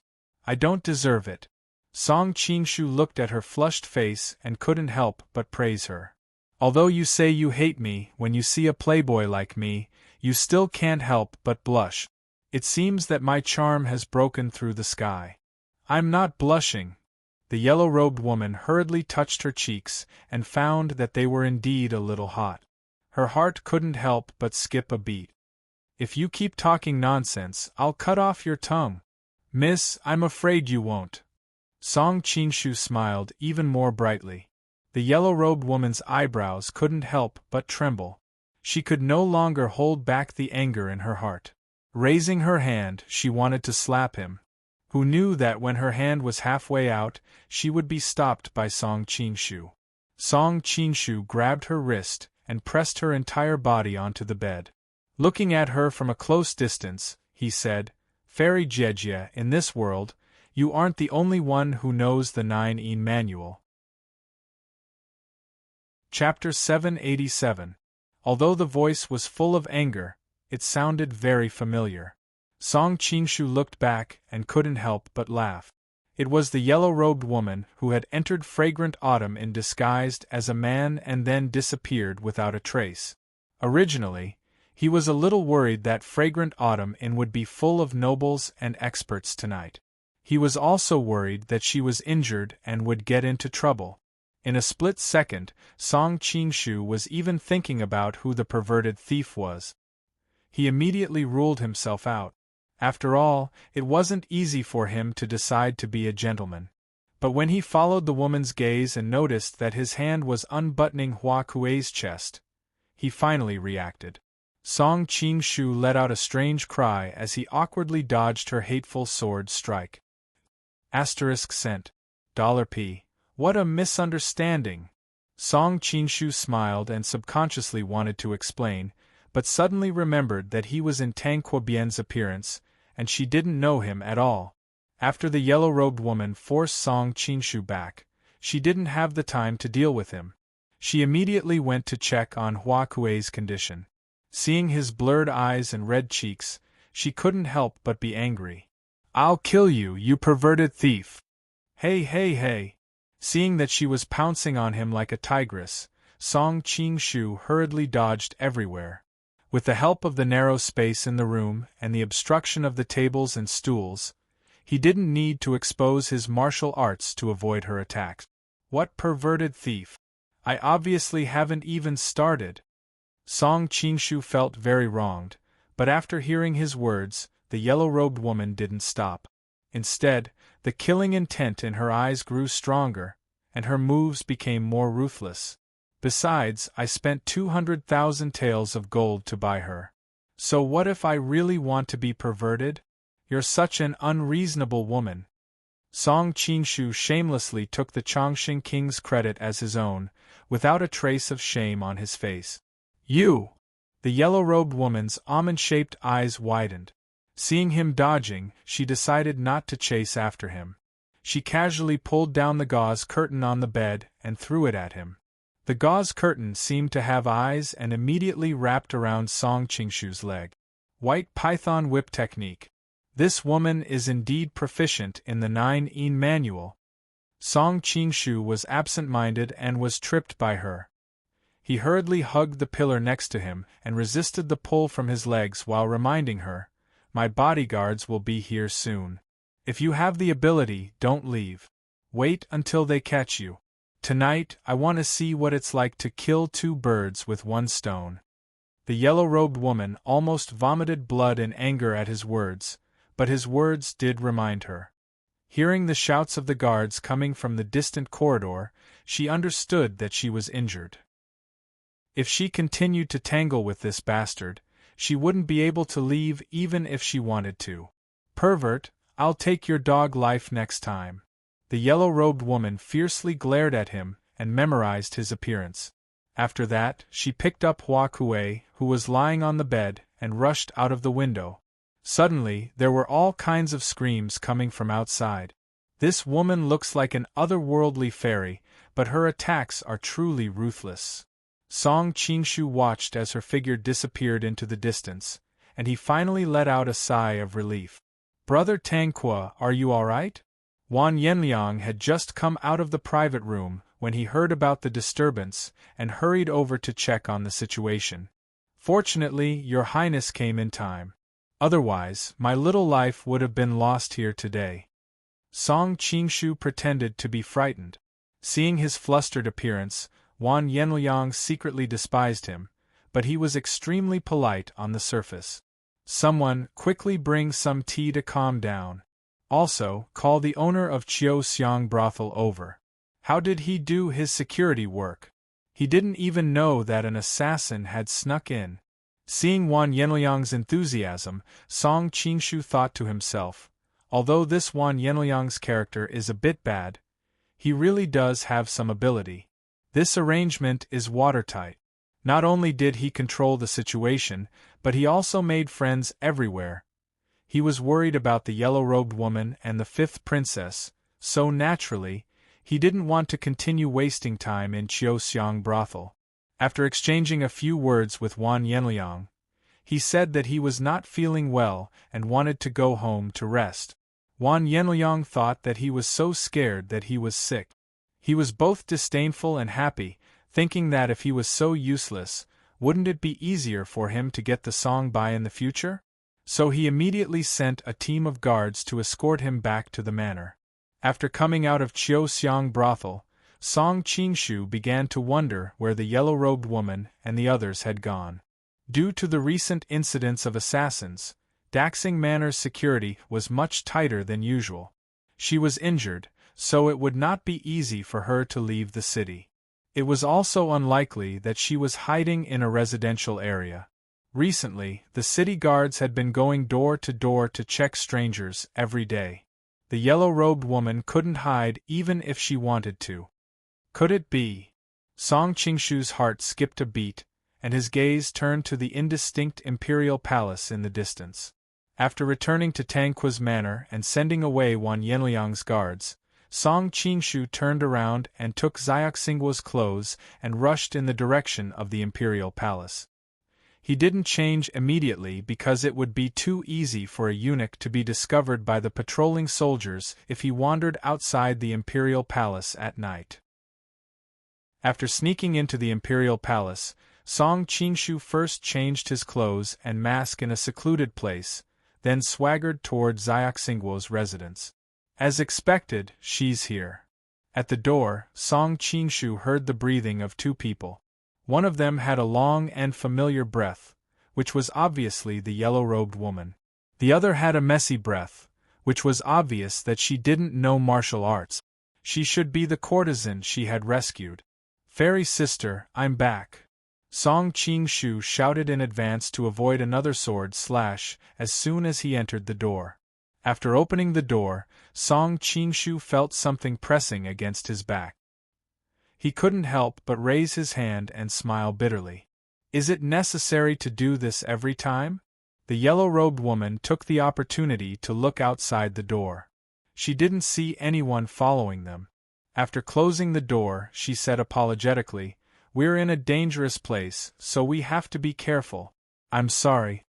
After spending some time together, the two of them had become quite familiar with each other. Otherwise, with the yellow-robed woman's personality, she wouldn't have apologized to a young eunuch. "We?" Song Qingshu deliberately asked. His eyes darted around as he searched everywhere for the whereabouts of the courtesan. The yellow-robed woman looked hesitant, but in the end, she still pulled him into the inner room. "I saved someone. Don't tell anyone what you saw today." Song Qingshu patted his chest and promised, "Sister, don't worry. I definitely won't say a word to anyone." After entering the inner room, Song Qingshu immediately saw the courtesan lying on the bed. He couldn't help but secretly praise, "What a beautiful sleeping scene. No wonder so many men were infatuated with her." Even though she looked so haggard, she didn't lose any of her elegance. Song Qingshu noticed that her eyes were much clearer than when they were in Qiuxiang brothel. She should have regained her consciousness. The yellow-robed woman's martial arts were high and she was also experienced in Jianghu. That little bit of love poison was naturally not a problem for her. Seeing a young eunuch suddenly appear in the room, the courtesan's expression couldn't help changing. He subconsciously looked at the yellow-robed woman. The yellow-robed woman hurriedly comforted him. "Don't worry, he's one of us." "One of us?" Hua Kuei looked at Song Qingshu suspiciously. However, when he saw Song Qingshu's Jin Kingdom clothing, he couldn't help but think of some past events. His expression immediately became a little ugly. The yellow-robed woman nodded and introduced him to Song Qingshu. "This is a friend of mine. He may stay here for a few days. You don't mind, do you?" "I don't mind, of course I don't mind." "Haha," Song Qingshu revealed a surprised expression. "Sister, are you really a fairy who descended to the world? You're already so beautiful, but a random friend is also so beautiful." The yellow-robed woman laughed involuntarily. "I know you have a sweet mouth. You don't have to change the way you flatter me." "Beautiful? If I could choose, I'd rather not have this appearance." Hua Kuei, who was sitting on the bed, sighed faintly. Song Qingshu almost slapped himself. Women generally liked to be praised as beautiful, but this person in front of him was obviously an exception. Based on her experience, if he were to praise her beauty, wouldn't he be deliberately poking at her scars? Let bygones be bygones. From now on, I won't let you suffer any more. The yellow-robed woman hurriedly sat next to her and gently patted her back to comfort her. Everyone must be hungry. I brought some food. Eat something and you'll feel better." Song Qingshu waved the food box in his hand. He had specially gone to the imperial kitchen to bring it. As he placed the snacks and dishes on the small table beside the bed, Song Qingshu secretly cursed. I have to hurry up and get information from them. I've had enough of these days of pretending to be stupid every day." While Song Qingshu was busy at the side, Hua Kuei took the opportunity to pull the yellow-robed woman aside and whispered, "Is this person reliable? How do you know him?" "It's a long story, but he should be reliable." "Don't worry," the yellow-robed woman explained in a low voice. Seeing the yellow-robed woman's firm tone, Hua Kuei couldn't help but nod, agreeing with her judgment. At this time, a breeze blew in from outside the window. She suddenly wrinkled her nose and looked at Song Qingshu in confusion. "Little eunuch, come here." Hua Kuei suddenly waved to Song Qingshu.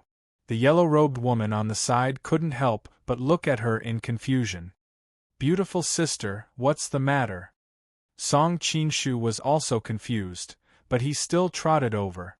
He wailed in his heart. "An hour ago, this woman was still serving me respectfully. I didn't expect that in such a short time, it would be my turn to be respectful in front of her. The wheel of fortune really turns." When Song Qingshu approached, Hua Kuei's face changed slightly, but she quickly concealed it. She asked with a smile, "What's your name?" "This little one is called Xiao Xinghua," Song Qingshu replied. Hua Kuei asked him a few more questions casually. Although Song Qingshu was puzzled, he still answered them one by one. Finally, Hua Kuei suddenly said, "Xiao Xingzi, sister is a little thirsty. Can you pour a glass of water for sister?" "Oh, okay."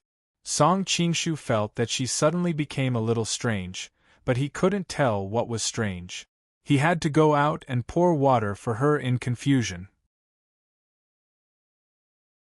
Chapter 788. Woo Woo. The yellow-robed girl's eyes widened and her mind went blank. She had thought of many possibilities, but she never expected this kind of situation. It must be known that her martial arts were high and she had a high status. No matter where she went, people would treat her like a fairy. Many people didn't even have the courage to look her in the eye, not to mention offending her like Song Qingshu. "What are you doing?" The yellow-robed girl pushed Song Qingshu away with great difficulty, her face completely red. Previously, I was always at your beck and call, being bullied by you. I have to find something to make it up to you. Song Qingshu lay down beside her, staring at her with a pleased smile. Ah, your mood is much better now. Why don't you go and die? The yellow-robed girl went crazy. Her slender fingers suddenly shot towards his body. It was the 9-in white bone claw that shook the martial arts world.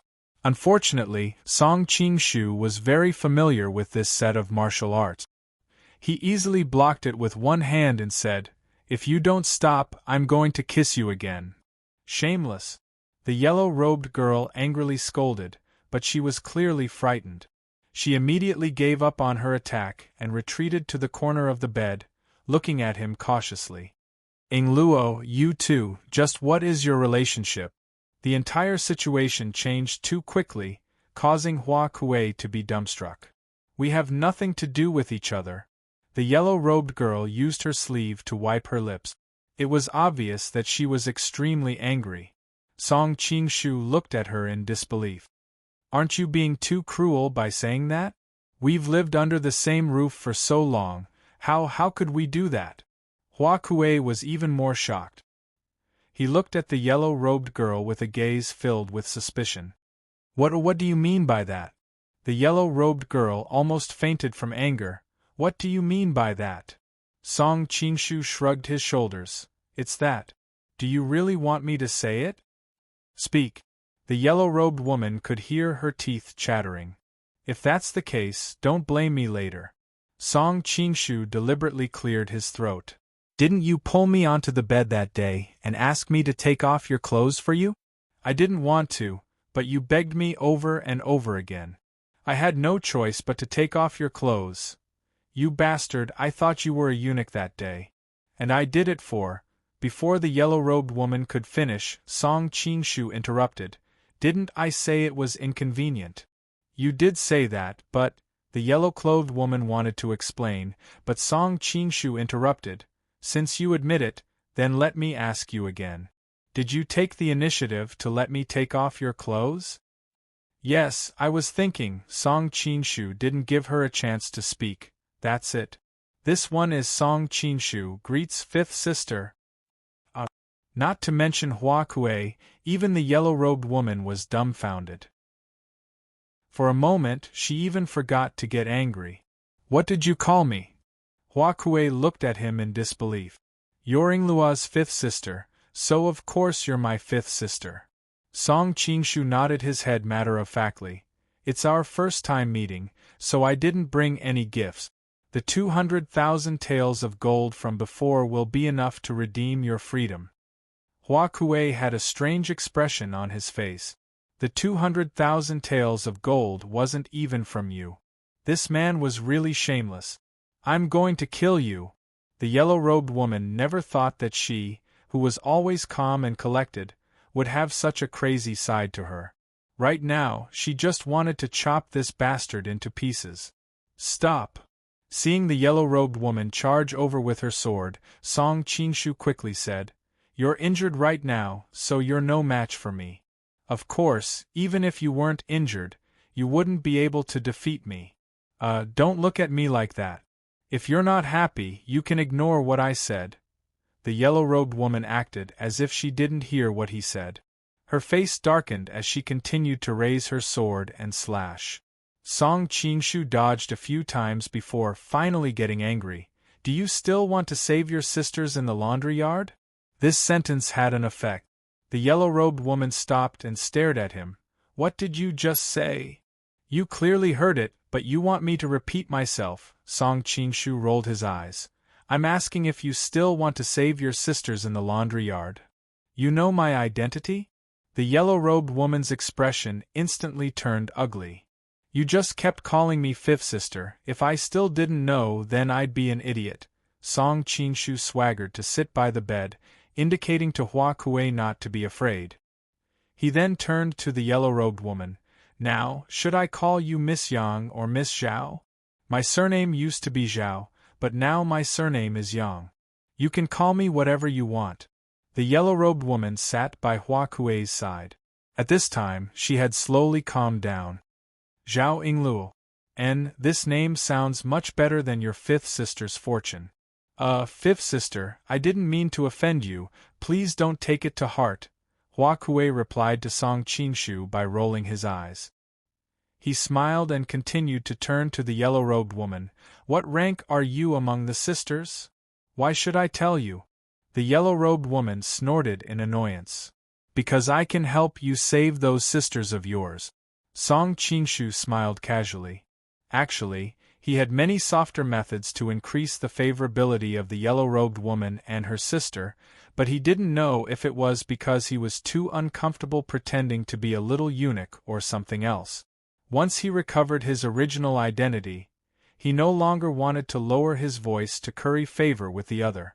After all, he was now an independent ruler with tens of thousands of elite soldiers under his command. At the same time, his martial arts were outstanding, and he had many female friends by his side. His mentality was slowly changing. To make him like Duan Yu and Wang Yuyan, Song Qingshu really couldn't do it. Now, his actions were more casual, and he didn't have any intention of deliberately pursuing the yellow-robed woman. Everything he said and did was purely out of interest. Of course, Song Qingshu wasn't an idiot. Although he had been deliberately provoking the yellow-robed woman, it was because he knew that he could provide her with what she needed, so she definitely wouldn't really turn against him in the end. The yellow-robed woman broke into the palace several times by herself, and even took a great risk to kidnap the empress. Previously, Song Qingshu didn't understand her purpose, but today, after seeing Zhao Fujin, everything became clear. The yellow-robed woman's purpose was to save the Song dynasty princesses of the laundry yard. Why do you want to help me? Compared to personal honor, the most important thing was whether her sisters could escape the abyss of suffering. The yellow-robed woman quickly calmed down and looked at him with some suspicion. It's a long story. Saving the women of the laundry yard was a difficult task, and it was impossible to do it alone. Song Qingshu knew that if he didn't be honest with her, it would be difficult for them to cooperate without reservation. So, he told the two women about how he came to the Jin kingdom to save Song Yuanqiao and the others, and how he was about to succeed, and how Song Yuanqiao and the three princesses had such an incident. Hearing what happened to the three sisters and Song Yuanqiao, Zhao Fujin was sad, but the yellow-robed woman was furious. Your Wu-Tang sect is full of such shameless people. Chapter 789. Hey, you can eat whatever you want, but you can't say whatever you want. Song Qingshu's face was gloomy. My father and the rest have always been focused on cultivation. Do you think they wanted to do such a thing? It was all because the Jin people were despicable and shameless. They drugged them and the three princesses with the yin-yang harmony powder. From another point of view, my father and the rest also saved the three princesses' lives. Otherwise, the three princesses would have died from the fire of passion. Are you satisfied? You're twisting words and forcing logic. The yellow-robed woman was so angry that her whole body was trembling. Ingluo, if you think there's a problem with my character, we can discuss it. However, my father, fourth martial uncle, and sixth martial uncle are definitely upright people. Song Qingshu said seriously. At that time, I could have saved them. In the end, they used their own lives to threaten me to save your sisters. At the same time, they were afraid of alerting the enemy, so they voluntarily returned to the cage. Don't call me Ingluo. The yellow-robed woman snorted coldly, but her expression finally eased. If you don't want to, then don't. Song Qingshu suddenly sighed. Actually, the one who suffered the most in this matter is me. The yellow-robed woman and Zhao Fujin looked at each other. What did you suffer? Think about it, in one night, I gained a few stepmothers, causing me to lose a generation in front of you. Isn't that enough? Song Qingshu spread his hands. You really are a bastard. The yellow-robed woman could not help but be angry. On the contrary, Zhao Fujin had more experience and was more open-minded than her. As he comforted the yellow-robed woman, He turned his head and smiled sweetly at Song Qingshu. It seems that you called me fifth sister wrongly. What wrongly? Song Qingshu did not react for a moment. My sisters have become your stepmothers, so shouldn't you call me Aunt Wu? Zhao Fujin's eyes were full of mischief. He pushed the yellow-robed woman in front of him. And this is your 19th aunt. Song Qingshu was instantly dumbfounded. Wasn't he lifting a rock to smash his own foot? The yellow-robed woman was also very embarrassed. She shook Zhao Fujin's arm and pouted. Fifth sister, what nonsense are you talking about? Zhao Fujin gave a faint sigh.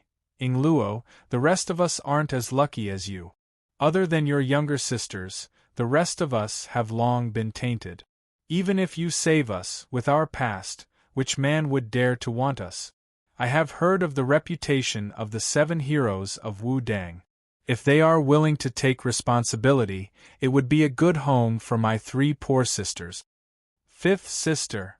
The yellow-robed woman's eyes immediately reddened. I know that you have suffered, but you are the princesses of the Song dynasty. Do you want your 3 elder sisters to marry a few people of the Jianghu? This bastard's father and that Yin Lighting are already married. Zhang Songshi, on the other hand, is all alone. However, hearing this, Song Qingshu finally couldn't help but say, Can I interrupt you for a moment? About the marriage between your 3 sisters and my father, can you wait until after we rescue them and ask for their opinions? It's too much to think about this now. Prince Song's words make sense. It is indeed our fault for not thinking things through. Zhao Fujin looked at the handsome young man in front of him, and then thought of the scene where the 2 of them intertwined in the autumn fragrance house, and his heartbeat suddenly sped up uncontrollably. Song Qingshu sat a little closer to the 2 girls and deliberately bumped the yellow-gowned girl with his shoulder. You sit between the sisters. To continue this chapter, please turn the page. 19? 19th sister, tut-tut, it's a pity that your surname isn't gone. Why do I have to be surnamed Gone? The yellow-robed woman looked at her in confusion. It's nothing. Seeing that no one understood his joke, Song Qingshu's interest waned. That's right, your sisters were all captured and brought to the laundry yard. Why did you? The yellow-robed woman hugged her legs and rested her chin on her knees, as if immersed in a reminiscing expression. That year, I was actually escorted back to the country by the Jeans with my sisters. Later on the way north, my master suddenly appeared. Unfortunately, there were too many Jeans and many of them were highly skilled. My master was outnumbered and in the end, he could only save me. Your master? Song Qingshu was startled. Who is your master? You should have heard of my master's name. His surname is Huang, and his given name is Shang. Speaking of her master, the yellow-robed woman's face instantly became filled with pride. Huang Shang? Song Qingshu was instantly shocked. The author of the 9 Yin Manual, Huang Shang? No wonder the yellow-robed woman's attainments in the 9 Yin Manual at such a young age couldn't even compare to Zhiru. He's not dead yet? Your master is the one who's dead. The yellow-robed woman's face darkened and her eyes were filled with anger. I was referring to the rumors in Jianghu.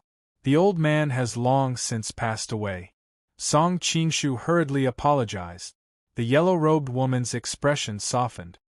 Master has not concerned himself with worldly affairs for the past few decades. The only time he returned to Jianghu was to save me. Since then, he has been living in seclusion. The rumors in Jianghu have been spreading, which is why they say that the old man has something. So that's how it is. Song Qingshu nodded. In his heart, he thought that there were so many hidden old monsters in this world. Before, there was Eunuch Sunflower, and then there was Master Lotus of Ningma Temple. Now, even an old monster like Huang Shang is still alive. In the future, I must not provoke these tough people. By the way, how do you plan to save them? The yellow-robed woman looked nervously at Song Qingshu. I first need to know how many princesses there are in the laundry yard and how they are doing. Song Qingshu couldn't help but smile at Zhao Fujin. That's why I purposely went to get in touch with the fifth princess. I'm not the perverted thief that someone said. The yellow-robed woman snorted. Zhao Fujin's heart sped up at his smile. He thought, what's wrong with me? I've experienced 4 men in my life, and it can be said that I've suffered a lot. Now, facing a young man, I feel like I'm a young girl yearning for love. Hurriedly gathering his emotions, Zhao Fujin smiled and said, let me explain. In the past, father had 34 daughters. 3rd sister, 6th sister, 7th sister, 8th sister, 10th sister, 11th sister, 12th sister, 15th sister, 17th sister, 18th sister, 22nd sister, and youngest sister. 12 of them died young. Now that I think about it, it was their luck. As for the remaining sisters, other than Ying Luo, who was rescued, the other 21 were sent to the laundry yard. In addition, brother also had a daughter, Princess Ro Jia. Her whereabouts are unknown. Song Qingshu knew that the brother she mentioned was Song Qinzong, but why did Princess Ro Jia sound so familiar? It seemed like the Princess Jingnan whom he slept with in the Forbidden City was also called Princess Ro Jia. However, Princess Jingnan was the daughter of the Qing dynasty's prince in Yulu, so they shouldn't be the same person. Prince Kong also had 6 daughters. 3 of them died young, the other 3 when the city was breached there was chaos. 2 of them were captured and taken to the laundry yard. Rumor has it that the youngest daughter is wandering among the commoners, but the odds are against her. Prince Kong? So it's that impotent emperor Zhao Go. Song Qingshu spat in disdain.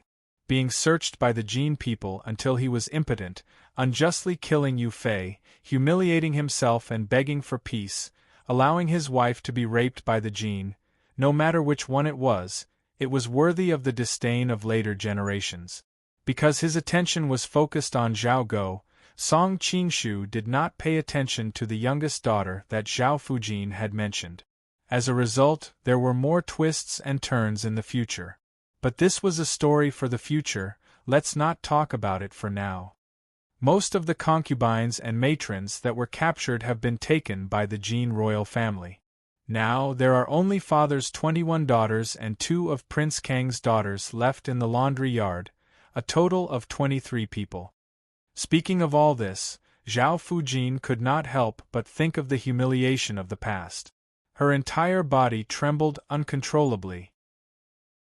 The yellow-robed girl hurriedly held her hand and comforted her softly. 23 people? Song Qingshu felt a headache.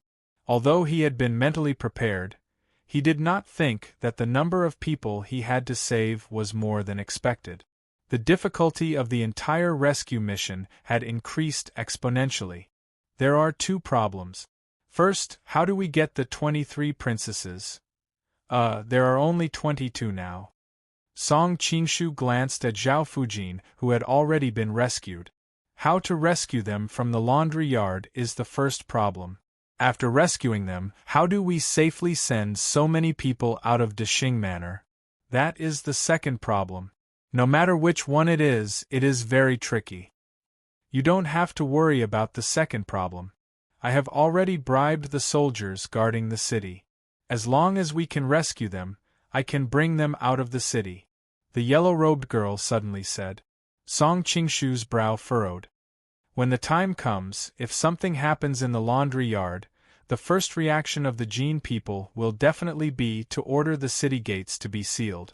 The soldiers you bribed to help you smuggle things on a normal day are fine, but in a situation like this where martial law is being enforced, how would they dare to let them pass? Besides, even if they manage to sneak out, once the cavalry of the Jin people chase after them, they won't be able to get far. The yellow-robed girl was stunned. Clearly, she had not considered this. However, she was unwilling to show her fear in front of Song Qingshu. She replied coldly, You don't have to worry about this. I know what I'm doing. Alright, if you can really solve this problem, the difficulty of the entire mission will be reduced by more than half. As for how to rescue your sisters from the laundry yard, do you have any plans? Song Qingshu asked. My original plan was to kidnap the Jin Empress and use her as a hostage to force the Jin people to release my pitiful sisters. However, who knew that King Wei would ruin my plans halfway? As she spoke, the yellow-robed girl suddenly froze. She looked at Song Qinshu with a strange expression. So the expert who secretly helped me in the Hall of Peaceful Harmony was you. Now that you know that I have been silently protecting you, do you feel especially touched? Do you have the urge to repay me with your body? Song Qinshu looked at her with a smile. Repay my ass. The yellow-robed girl flew into a rage out of humiliation. She wanted to pull out her sword and stab him again. Zhao Fujin hurriedly pressed her hand down and turned around to look at Song Qinshu. Prince Song, why do you always purposely make Yingluo angry? She's always expressionless and cold. I just want her to have a bit more of an aura. Song Qinshu's reply caused the yellow-robed girl to be momentarily stunned. Looking at his sister, who had a complicated expression on her face, Zhao Fujin sighed in his heart. He then continued, actually, there's still another huge problem. In order to control us, the Jin people have always been feeding us the wandering powder. Chapter 790. Free and unfettered powder? Song Qinshu was startled. 3 smiles free and unfettered powder? But he quickly denied this guess. If they had really been poisoned by Ding Chuanqiu's 3 smiles free and unfettered powder, not many of the princesses in the Huan Yi brothel would still be alive. 3 smiles free and unfettered powder? Zhao Fujin shook his head blankly. I don't think I've heard of it. Fifth sister, don't mind him. Just talk about how you were poisoned. The yellow-robed girl shook Zhao Fujin's arm lightly, her tone filled with dissatisfaction towards Song Qinshu. She often traveled the martial world, so of course she knew about the constellation Immortal's 3 smiles free and unfettered powder. But the unfettered powder that her sister was talking about was clearly not the same thing. Zhao Fujin nodded, then looked towards Song Qinshu. Prince Song, didn't you ask us why we didn't commit suicide after suffering so much humiliation at Xiaoxiang brothel? $. What? The yellow-robed girl exploded when she heard this, glaring angrily at Song Qinshu. How can you be like this? Not only do you not have any sympathy, but you're also so vicious. Song Qinshu had an awkward expression. I was just asking casually at the time. Zhao Fujin hurriedly pulled his sister back. You can't blame him, everyone has this kind of question. Actually, it's not that we don't want to commit suicide, it's that we can't. Can't commit suicide? Now even the yellow-robed girl was curious. Do you still remember Imperial Sister-in-Law? Zhao Fujin looked at the yellow-robed girl, the rims of his eyes involuntarily turning red. Imperial Sister-in-Law? The yellow-robed girl had a look of reminiscence. I seem to remember that when I was very young, she seemed to have hugged me. She was a very beautiful and gentle woman. Song Qinshu listened silently. When the 2 girls mentioned Imperial Sister-in-Law, he was stunned for a while before he realized that they were talking about Song Qinzong's wife, Empress Renhui. During the rebellion of Jinkong, the Jin soldiers captured the city of Bianjing and captured my father, my brother, and the 2 empresses. In addition to the womenfolk, members of the royal family, and ministers, more than 3,000 people returned to the north. It was the 4th month of the lunar calendar at that time, and the weather in the north was still very cold. We women's clothes were very thin, and we often couldn't sleep due to the cold at night. We could only find firewood and straw to keep ourselves warm. The Jin soldiers often took advantage of us. At that time, my sister-in-law was 26 years old, the most beautiful age for a woman. Although Imperial Sister-in-Law was usually very gentle, she was very unyielding. She never let the Jin take advantage of her. Coupled with her special identity, the Jin generals later specially ordered their subordinates not to bully her. Later, when we arrived at Daxing Prefecture, the Jin held a captive ceremony. They ordered father, brother, their concubines, and members of the royal family to wear the clothes worn by the Jin people. They wrapped their heads in handkerchiefs, put on sheep fur coats, and bared their upper bodies. They went to the temple of Aguda, the great ancestor of the Jin kingdom, and then ordered the Empress Dowager and Empress to bathe in the Jin palace. Bathe sounded nice, but it was just to cover up the Jin emperor's filthy behavior. Imperial sister-in-law knew that she could escape the humiliation of ordinary soldiers, but she could not escape the Jin emperor's visit. She did not want to be humiliated, so she drowned herself on the way to the palace. It was the one who cherished purity and walked chastity. The Lady of Chastity of Jinkang County, who was sober among drunken people and unyielding chastity?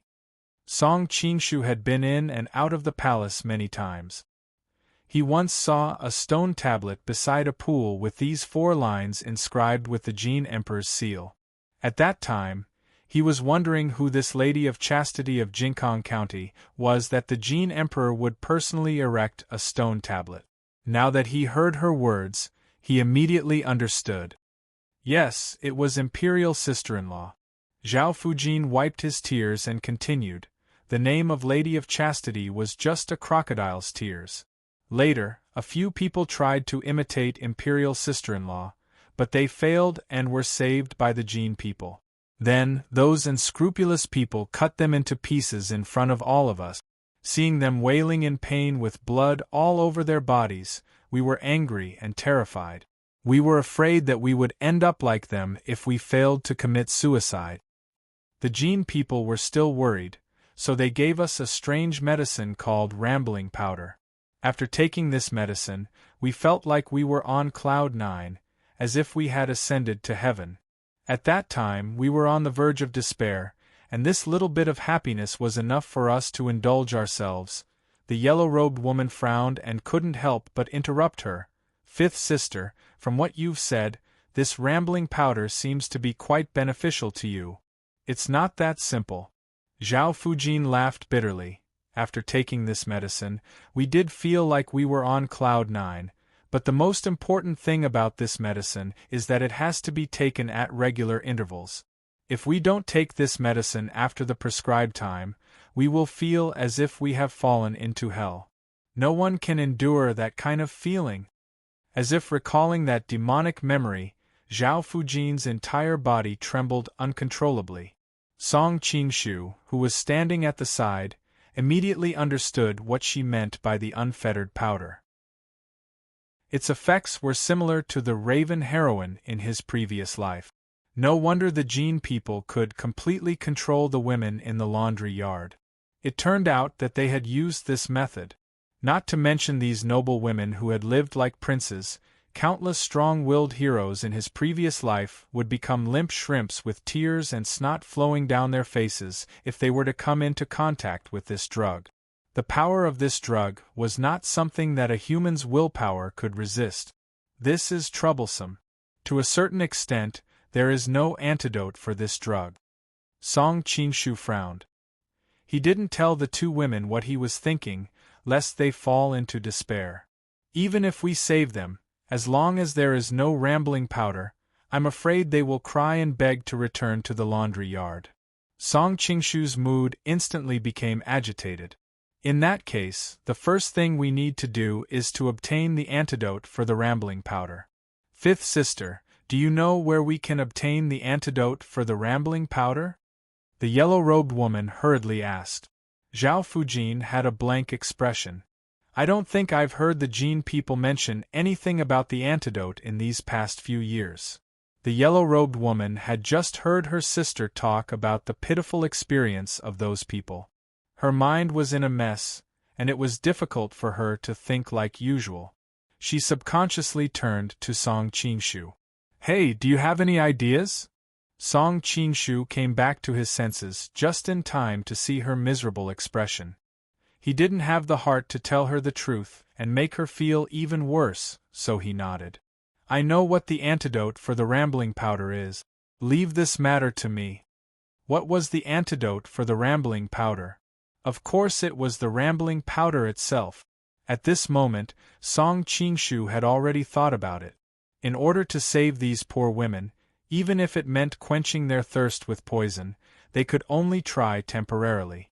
After rescuing them, he would entrust the Poison Hand King of Medicine and Cheng Lingsu to help him analyze the components of the rambling powder to see if they could find a way to cure them.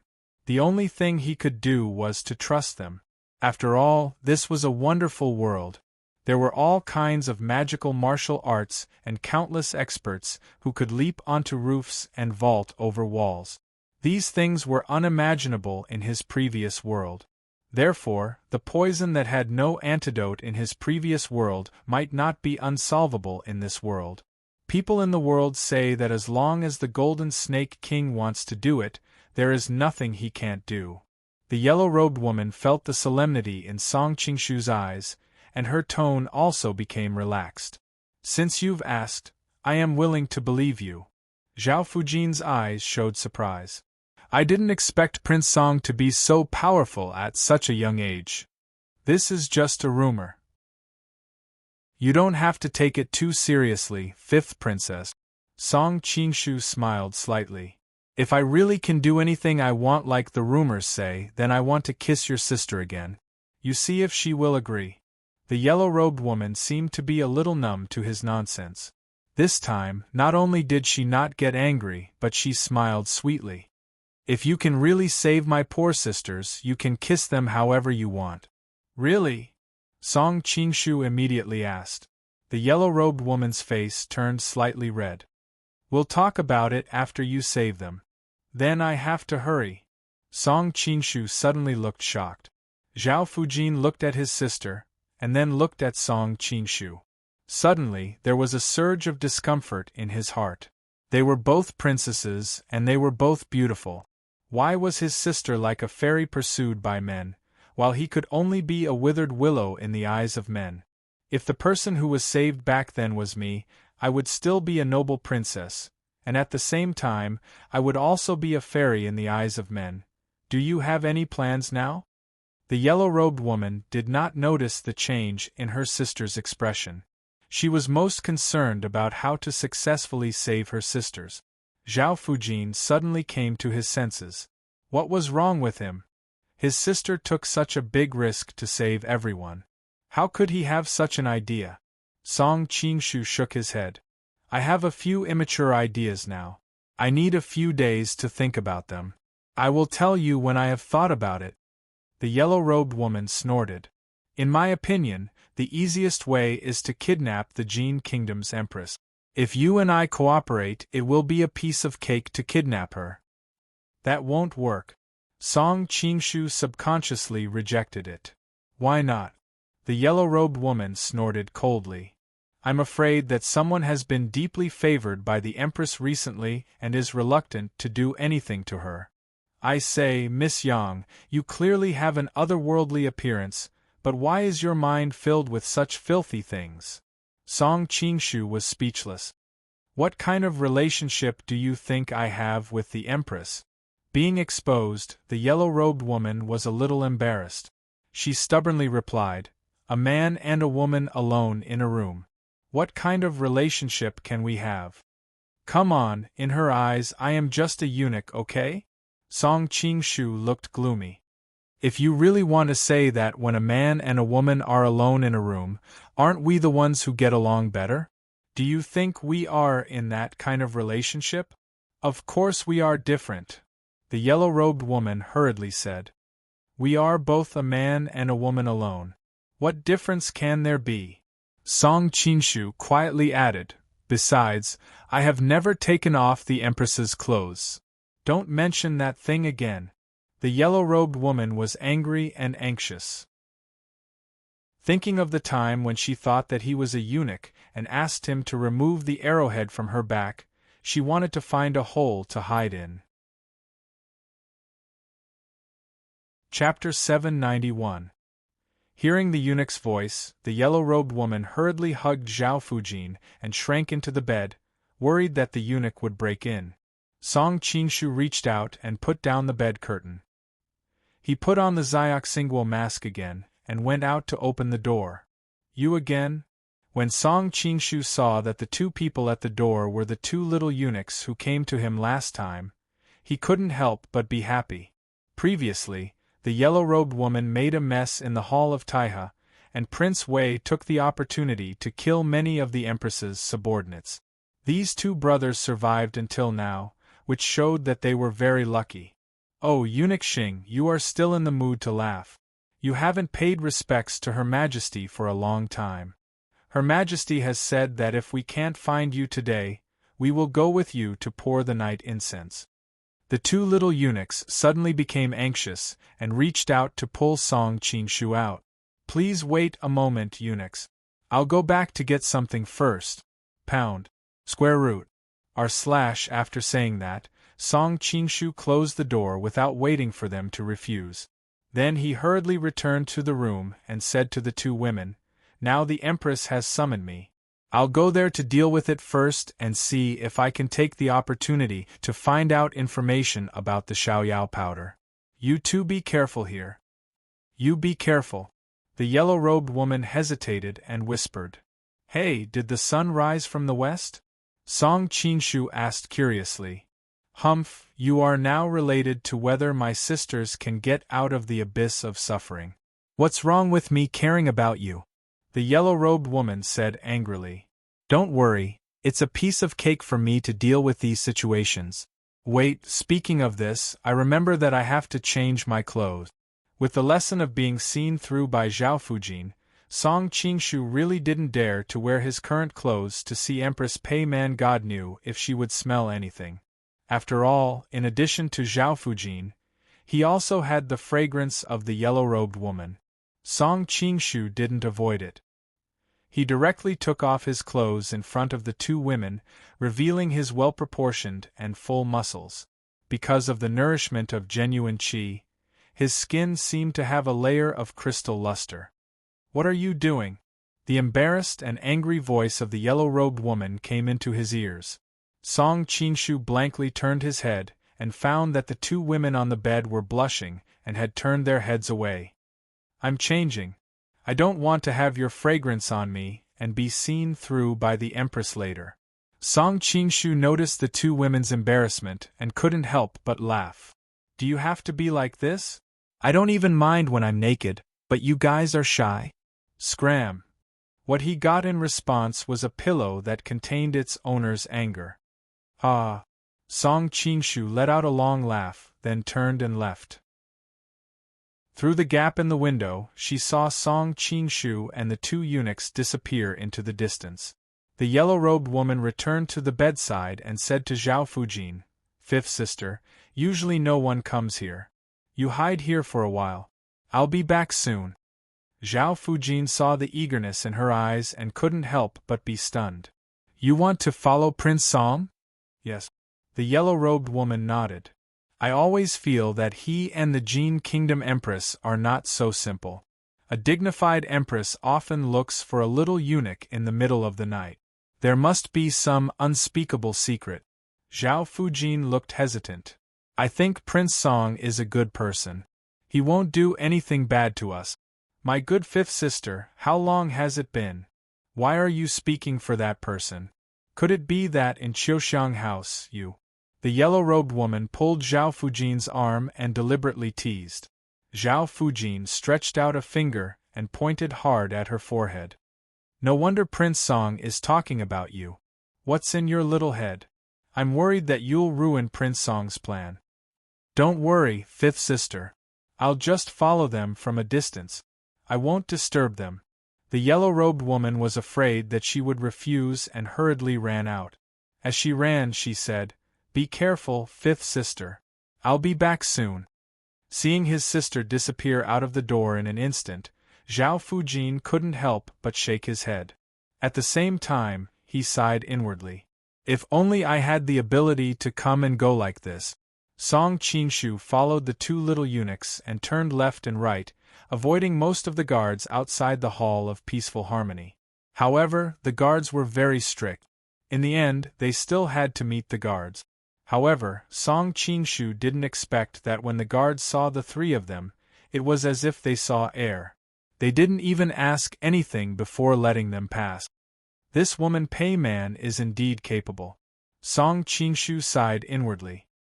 He originally thought that after the previous incident, Wei Wang had completely controlled the guards of the Hall of Peaceful Harmony. He didn't expect that Pei Man would be able to instigate some of them so quickly. Although it wasn't a lot, it was enough to make all of Wei Wang's plans go to waste. After entering the Hall of Peaceful Harmony, the two little eunuchs consciously retreated. Song Qingshu walked in with familiarity and soon heard Empress Pei Man's languid voice. "Little Xing, what did I say to you last time? Fine, she's here to denounce me." Song Qingshu's heart was as bright as snow, but he deliberately pretended to be wronged. "This lowly one remembers your Highness's teachings and secretly came here 3 days later. Who knew that the Hall of Peaceful Harmony was surrounded by unfamiliar guards? I saw that I didn't recognize those guards and was worried that they would question me and ruin your Highness's plan. Thus, I didn't dare to come in." "Humph, if it weren't for the fact that something had indeed happened in the Hall of Peaceful Harmony and you, a servant, dared to break the appointment, this Empress would have long sent someone to chop off your head." Empress Pei Man's voice was full of anger.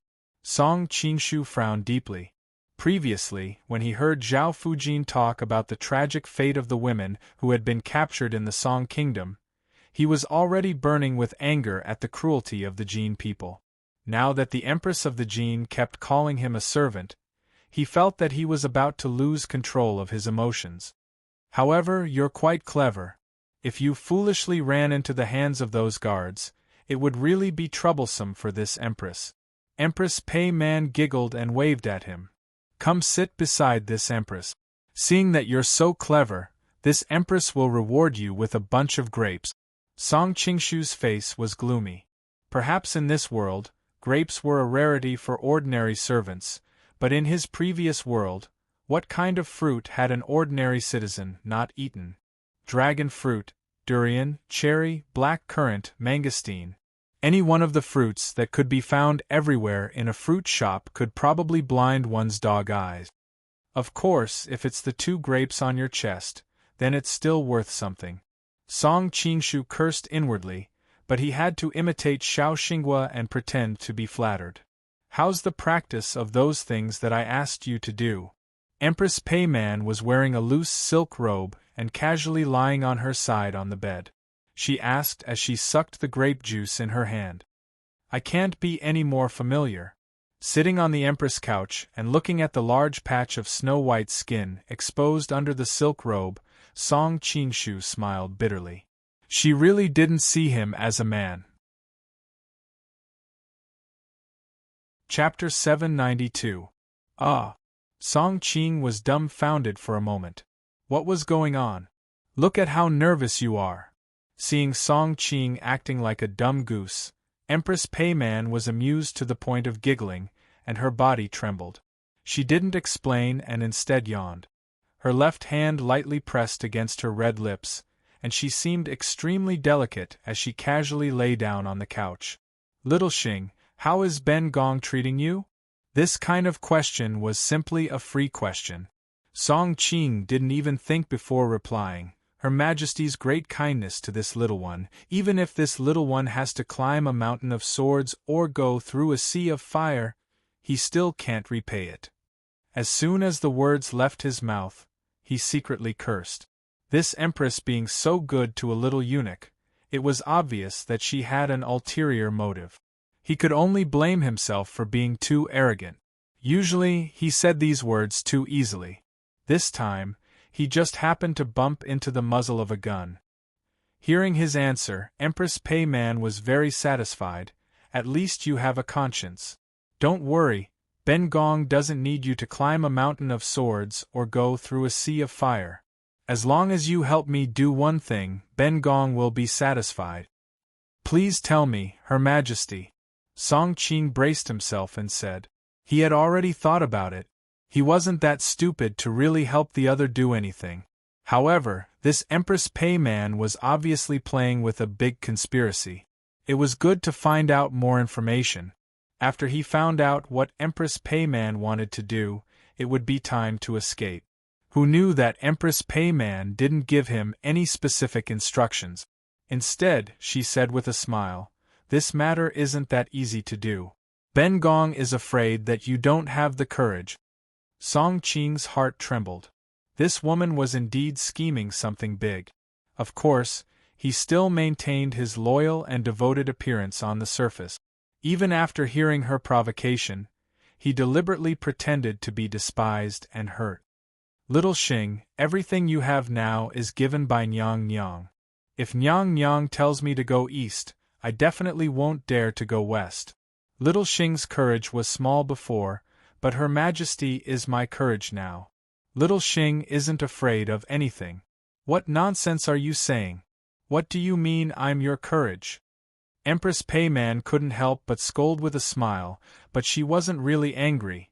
In the end, whether you have the courage or not, it's useless to say it. It's better to prove it. "How can I prove it?" Song Qing was in a bit of a dilemma. If the other party wanted him to assassinate someone, how could he fool them? "Touch me." Empress Pei Man's voice was filled with a bone-chilling intent. "What?" Song Qing had always been proud of his profound cultivation, and he could even hear the sound of a mosquito within 100 feet radius. But when he heard Empress Pei Man's words, his first reaction was that he must have misheard. "Didn't you say that you're brave enough? That's why this consort wants you to touch my body to prove it." Empress Pei Man smiled sweetly, but if one paid close attention, they would find that the depths of her watery eyes were a little too deep and calm. Of course, it wasn't that Song Qing didn't dare.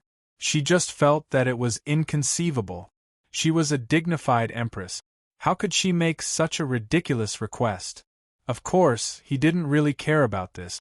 If a great beauty took the initiative to let him touch her, he naturally had no reason to refuse, but Song Qing quietly glanced at the faint shadow by the window several dozen feet away and bitterly smiled in his heart.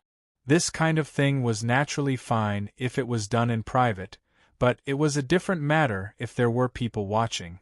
Although his image in that person's heart couldn't be any worse, if he touched a woman just because she asked him to, it would seem a bit too impatient. No matter what, he should at least first push her away before touching her. This woman is truly shameless. The yellow-robed woman who was hiding outside the window couldn't help but spit out, a blush creeping up to her ears.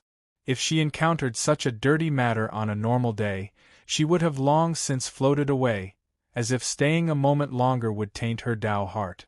But today, for some unknown reason, she hesitated and didn't leave. Instead, she continued to look inside. "This lady wants to see what that bastard will do." The yellow-robed woman thought of a dignified reason to stay. Seeing that Song Qing had been standing there, Empress Pei Man's eyes gradually turned cold. "What? Who said just now that she was very bold and was willing to listen to any of my orders?" Song Qing glanced at the bed and couldn't help but sigh. Empress Pei Man was in her 30s, which was the age of a woman's charm. At this moment, she was casually lying on her side on the bed, showing a graceful figure that young girls couldn't reach. She had rosy lips, towering breasts, soft and elastic waist, plump and sexy buttock. Every part of her was attractive. What's more, she was the dignified empress of a country.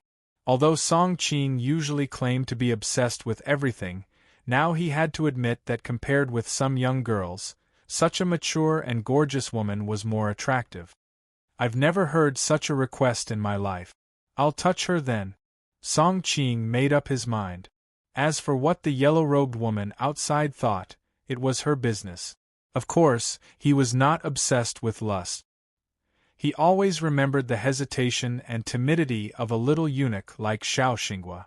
So although he walked over, he only gently put his hand on Empress Pei Man's shoulder. "I'm not asking you to touch here." Empress Pei Man was angry and amused. She didn't know how many men in this world wanted to touch her body, but he didn't dare to touch her. It seemed that a eunuch was a eunuch after all. If she didn't need him for something she wanted to do, she would have slapped him to get out. "If I don't touch here, where should I touch?" Song Qing looked at her blankly. For example, here, here, and here. Empress Pei Man exuded a warm and smooth fingertip and pointed at a few places on her delicate body at random. The yellow-robed woman outside the window blushed and thought, how could there be such a shameless woman in this world? Song Qing was also sweating like a waterfall.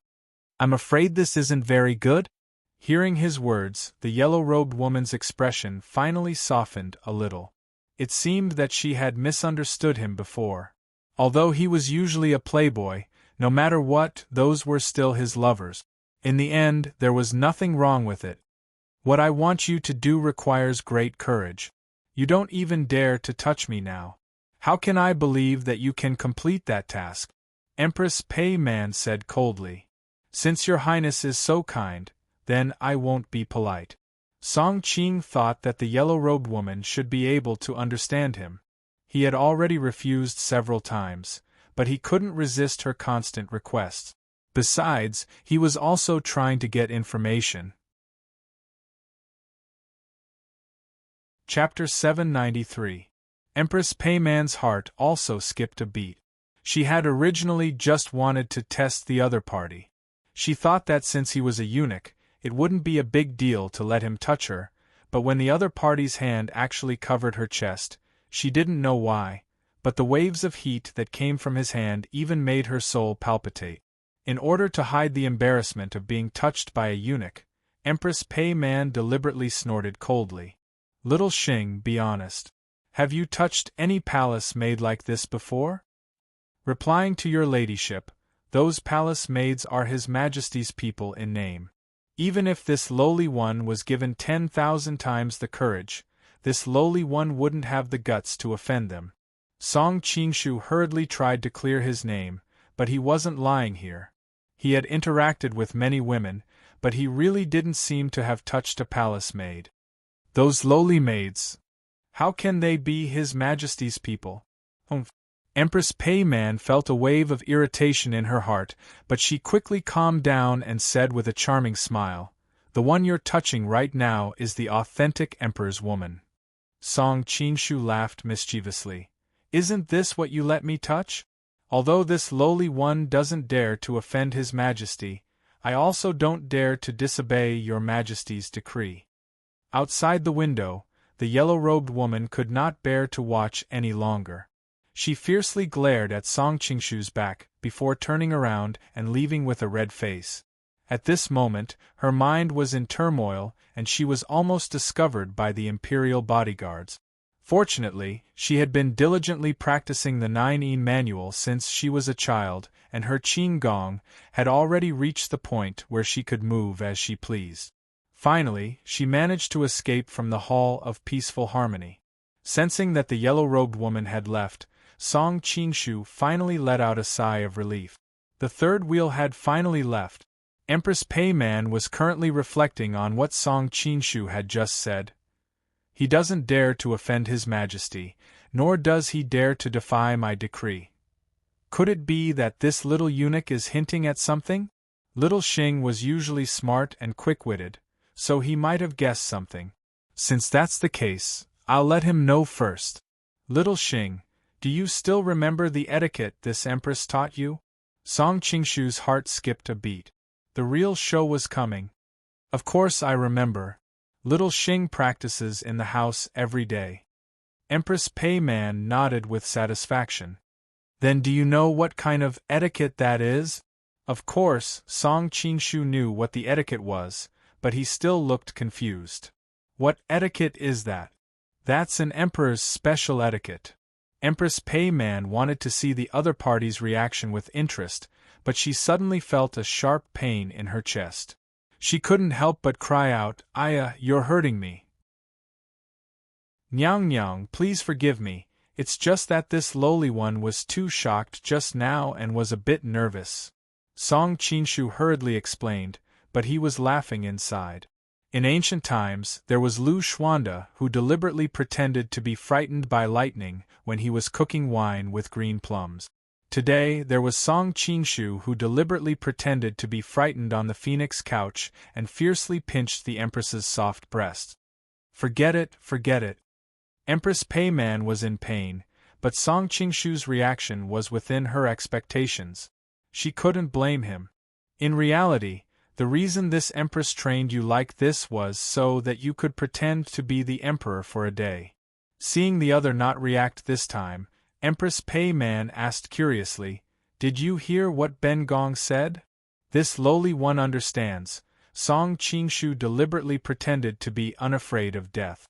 "Everything this lowly one has was bestowed by Nyang Yang. Whatever Nyang Yang tells this lowly one to do, this lowly one will do." "You're not afraid of death?" Empress Pei Man turned around and laid flat on the couch, her pair of phoenix eyes tightly staring at Song Qingshu's eyes. "Afraid, of course I'm afraid." Song Qingshu sighed. "But now, do I have any other choice? If I'm willing, I'll die. If I'm not willing, I'll still die. It's better to repay Nyang Yang's kindness before I die. Also, to be able to have a taste of emperor before I die, this life is worth it." Empress Pei Man looked in shock at the little eunuch in front of her.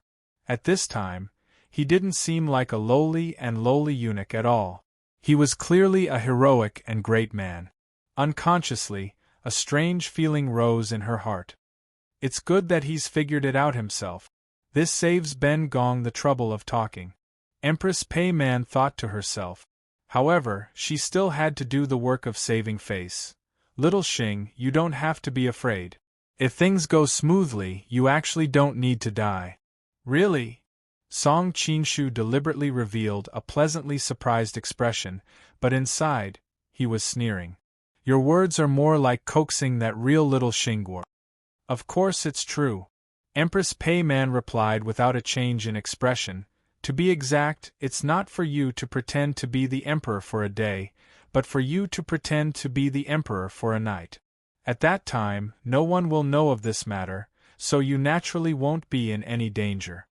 "What does Nyang Yang want me to do?" Song Qingshu was really curious.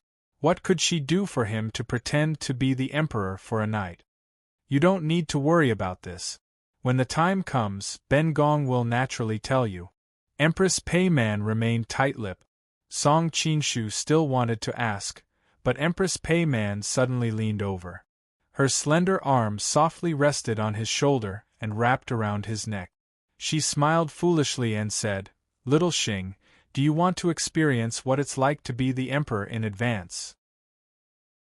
For some reason, looking at this little eunuch who was willing to die for her, Empress Pei Man felt a sense of guilt in her heart. In reality, for someone like her who had been in a high position for a long time, sacrificing 1 or 2 chess pieces for the sake of benefits was an extremely common thing. Normally, she wouldn't even blink. But this little eunuch gave her a different feeling. Perhaps it was his indifferent attitude toward life and death that had moved her, or perhaps it was the heroic spirit that had inexplicably emanated from his body that made it impossible for her to treat him as an ordinary chess piece. How do I experience it in advance? Song Qingshu had thought that tonight's matter had come to an end. Who knew that she would come over again? Empress Pei Man pressed down on his shoulder and had him sit down on the phoenix couch. Then she lifted her skirt and jumped off the bed. Under Song Qingshu's confused gaze, she suddenly smiled at him and then knelt in front of him. "This subject's concubine, Pei Man, greets your majesty. May Emperor live 10,000 years. What's going on?" Song Qingshu suddenly felt his mind go blank. Perhaps he had been pretending to be little Xingguo for too long. He unconsciously wanted to help her up. "Sit properly." Pei Man's phoenix eyes suddenly became murderous. "Did you forget what Ben Gong taught you before?" Song Qingshu finally reacted. She had been practicing for so long. He, since you like to play, then I'll properly play with you." "Bold. You dare be rude to Zhen? Slap yourself." Song Qingshu's suddenly dignified voice scared Pei Man. In that instant she even thought that the one sitting in front of her was the real emperor. She couldn't help feeling overjoyed. "Good, little Xingguo, you performed very well." Finishing, she prepared to stand. Song Qingshu's eyes focused. "Did Zhen allow you to rise?" being looked at by his eyes. Empress Pei Man didn't know why, but she felt her hands and feet go soft. She unconsciously knelt back down on the ground. This subject's concubine was confused for a moment. This subject's concubine asks for Emperor's forgiveness. This plot wasn't right. Empress Pei Man finally came back to her senses. He wasn't the real emperor, so why was she this afraid of a little eunuch? Just as she was about to open her mouth to end this farce, who would have thought that when she raised her head, she would see Song Qingshu staring at her? An indescribable pressure spread out, causing her to swallow the words that were about to come out of her mouth. What the hell? How can his aura be so strong? It's even more dignified than a real emperor? Empress Pei Man was secretly shocked. How could she know that the person sitting in front of her was not the little eunuch in her mind, but an emperor who had actually sat in the throne room to attend the morning court? Moreover, Song Qingshu had come out of the battlefield filled with mountains of corpses and seas of blood, so he naturally had a killing intent. It was fine if he hid it normally, but now that it was released without reservation, how could a pampered empress like Pei Man endure it? Forget it, the more he acts the better. Since it's like this, it's not a big deal to practice with him. Empress Pei Man could not understand her own reaction, so she could only subconsciously use this reason to explain her actions. This concubine has been rude, please forgive me, Emperor. Slap yourself. Song Qingshu picked up the teacup next to him as he calmly said. This servant is really going against the heavens. Empress Pei Man's first reaction was to fly into a rage, but when she met Song Qingshu's eyes, her anger immediately dissipated. At the same time, a strange feeling appeared in her heart. She had always been the high and mighty empress. Everyone treated her with respect, and no one had ever dared to use this kind of commanding tone to speak to her. Even Shizong, because of his weak personality, had never dared to treat her like this. Now that she was being ordered around like a servant, she didn't know why, but there was an indescribable sense of excitement in her heart. As you wish. Empress Pei Man had not expected that she would actually agree to this absurd order. Everything is to make him act more like the emperor. While using this reason to numb herself, Pei Man raised her hand and slapped it down on her smooth face. Pop! A crisp sound rang out in the room. Too light. Song Qingshu took a sip of tea and said expressionlessly. Empress Pei Man felt like she was about to explode from anger. She didn't know why, but she unexpectedly slapped herself again. This time, the strength was much greater than the last time, and a red mark soon appeared on her white and tender face. Your Majesty, are you satisfied now? Empress Pei Man's eyes were watery as she looked at the man sitting in front of her. Song Qingshu almost spat out the tea in his mouth. The reason he had acted like this just now was to take revenge for how he had been forced to bow down to little Xinghua. He thought that for a scheming woman like Pei Man, even if she was extremely angry, she would still do as she was told. But now that he saw her eyes filled with love, no matter how slow Song Qingshu was, he realized that something was wrong. Chapter 794. Since you're a masochist, if I don't play around with you, how can I make up for the depression I felt when I had to bow and scrape in front of you? Song Qingshu quickly came up with an idea. Your Majesty, are you satisfied now? Empress Pei Man's eyes were watery as she looked at the man sitting in front of her. Song Qingshu gave a noncommittal grunt. We've been standing all day today, and my legs are a bit sore now. Empress, help me massage them. Does this damn eunuch really think he's the emperor? Empress Pei Man didn't know whether to laugh or cry. However, it was rare for her to be in the mood today, so she might as well play with him and see what kind of tricks this damn eunuch could play. Yes, Empress Pei Man said in a sweet voice. Perhaps it was because of the previous lesson, but she didn't stand up this time. Instead, she kneeled on the ground and moved her knee to the side of Song Qingshu's leg. Even though it wasn't too far away, she, who had always lived like a princess, quickly felt a burning sensation on her knee. However, this slight pain didn't make her feel uncomfortable, and it almost made her moan. Fortunately, she had been educated since she was a child, so she quickly controlled this impulse. However, her face was still a bit red from holding it in. Looking down from above, Song Qingshu happened to see through her collar that a large area of her exposed smooth white skin gradually exuded a delicate red. He couldn't help but secretly click his tongue. "She's moved by this? Your Majesty, is it comfortable?" Empress Pei Man knelt by Song Qingshu's feet and began to massage his leg.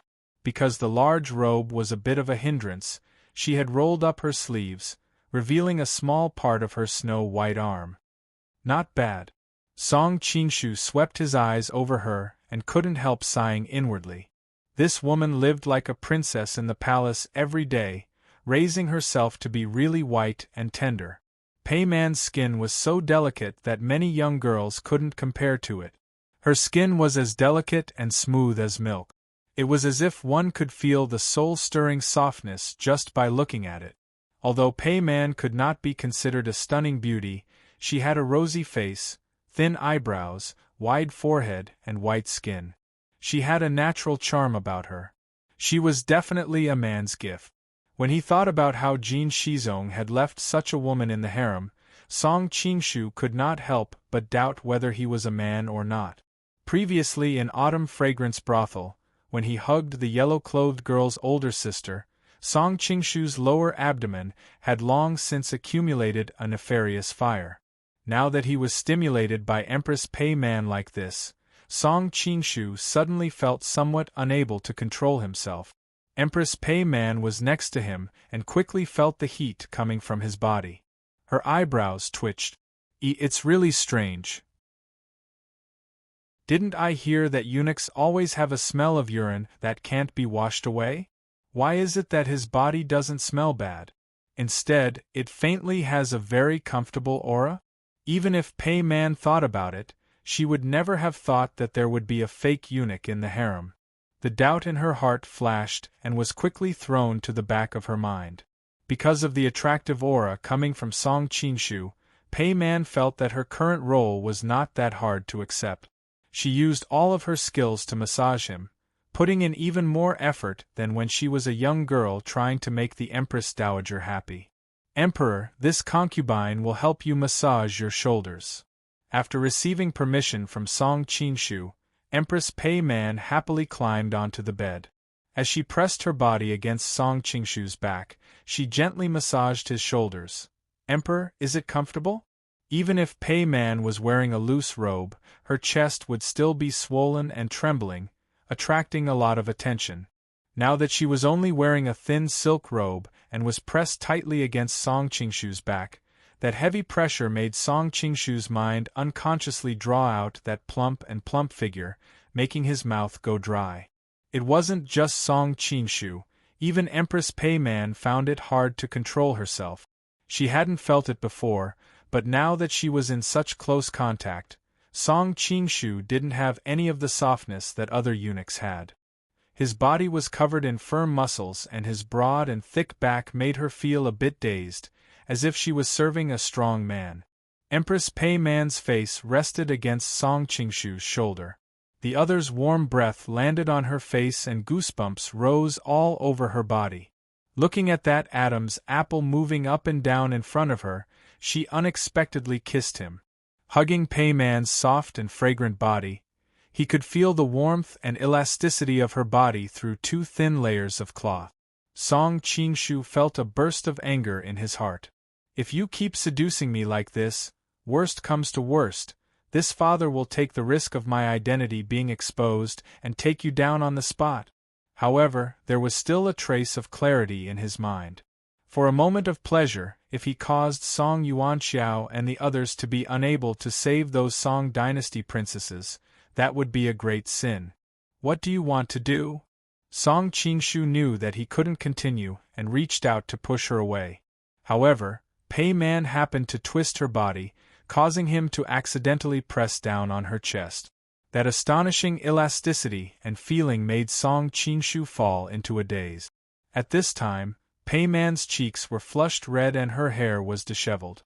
She foolishly giggled in his ear and said, "This minister's concubine is preparing to serve your majesty in bed, asking your majesty to bestow me with rain and dew." Song Qingshu secretly clicked his tongue, thinking that there was something wrong with this woman. He was still a eunuch in name, but she really was addicted to playing? In reality, Pei Man was also very conflicted.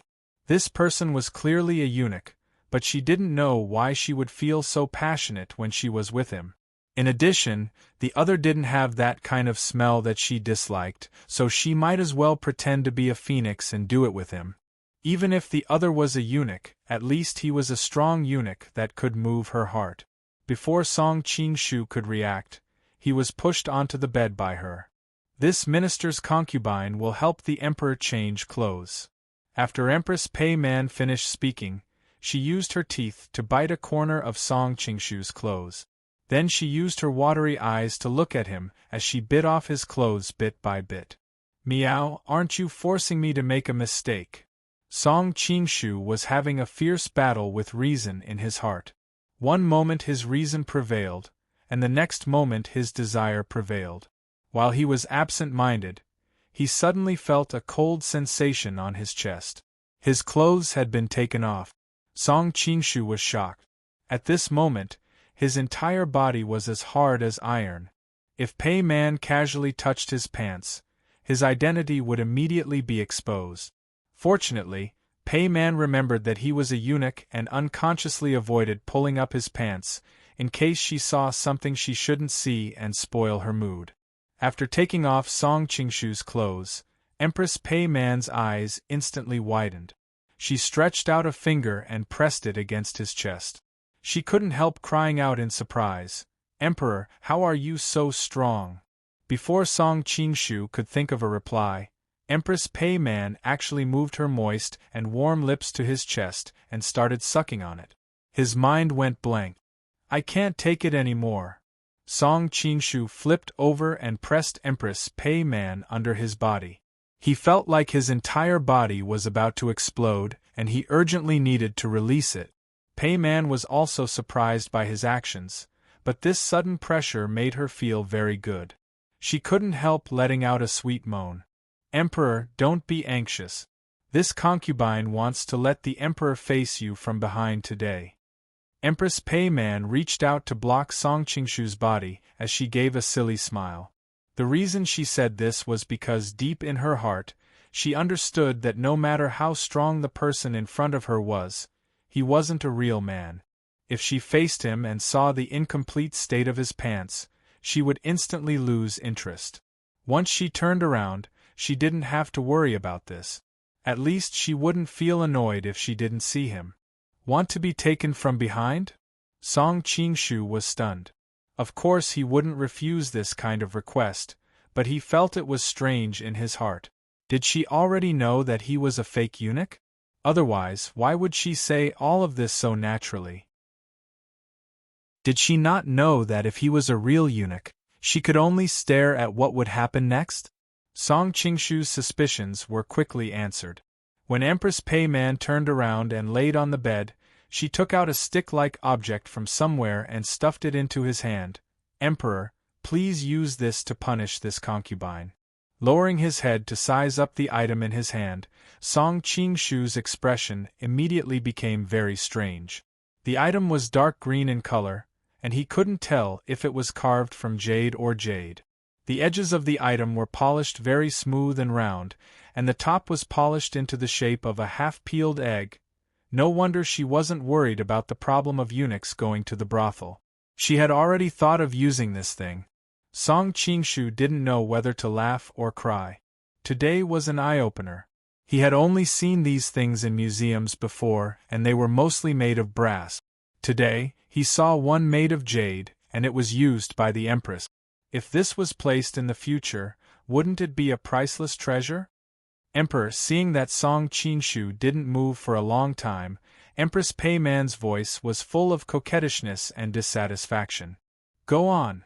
Song Qingshu rolled his eyes and suddenly said in a deep voice, "It's so boring to play like this.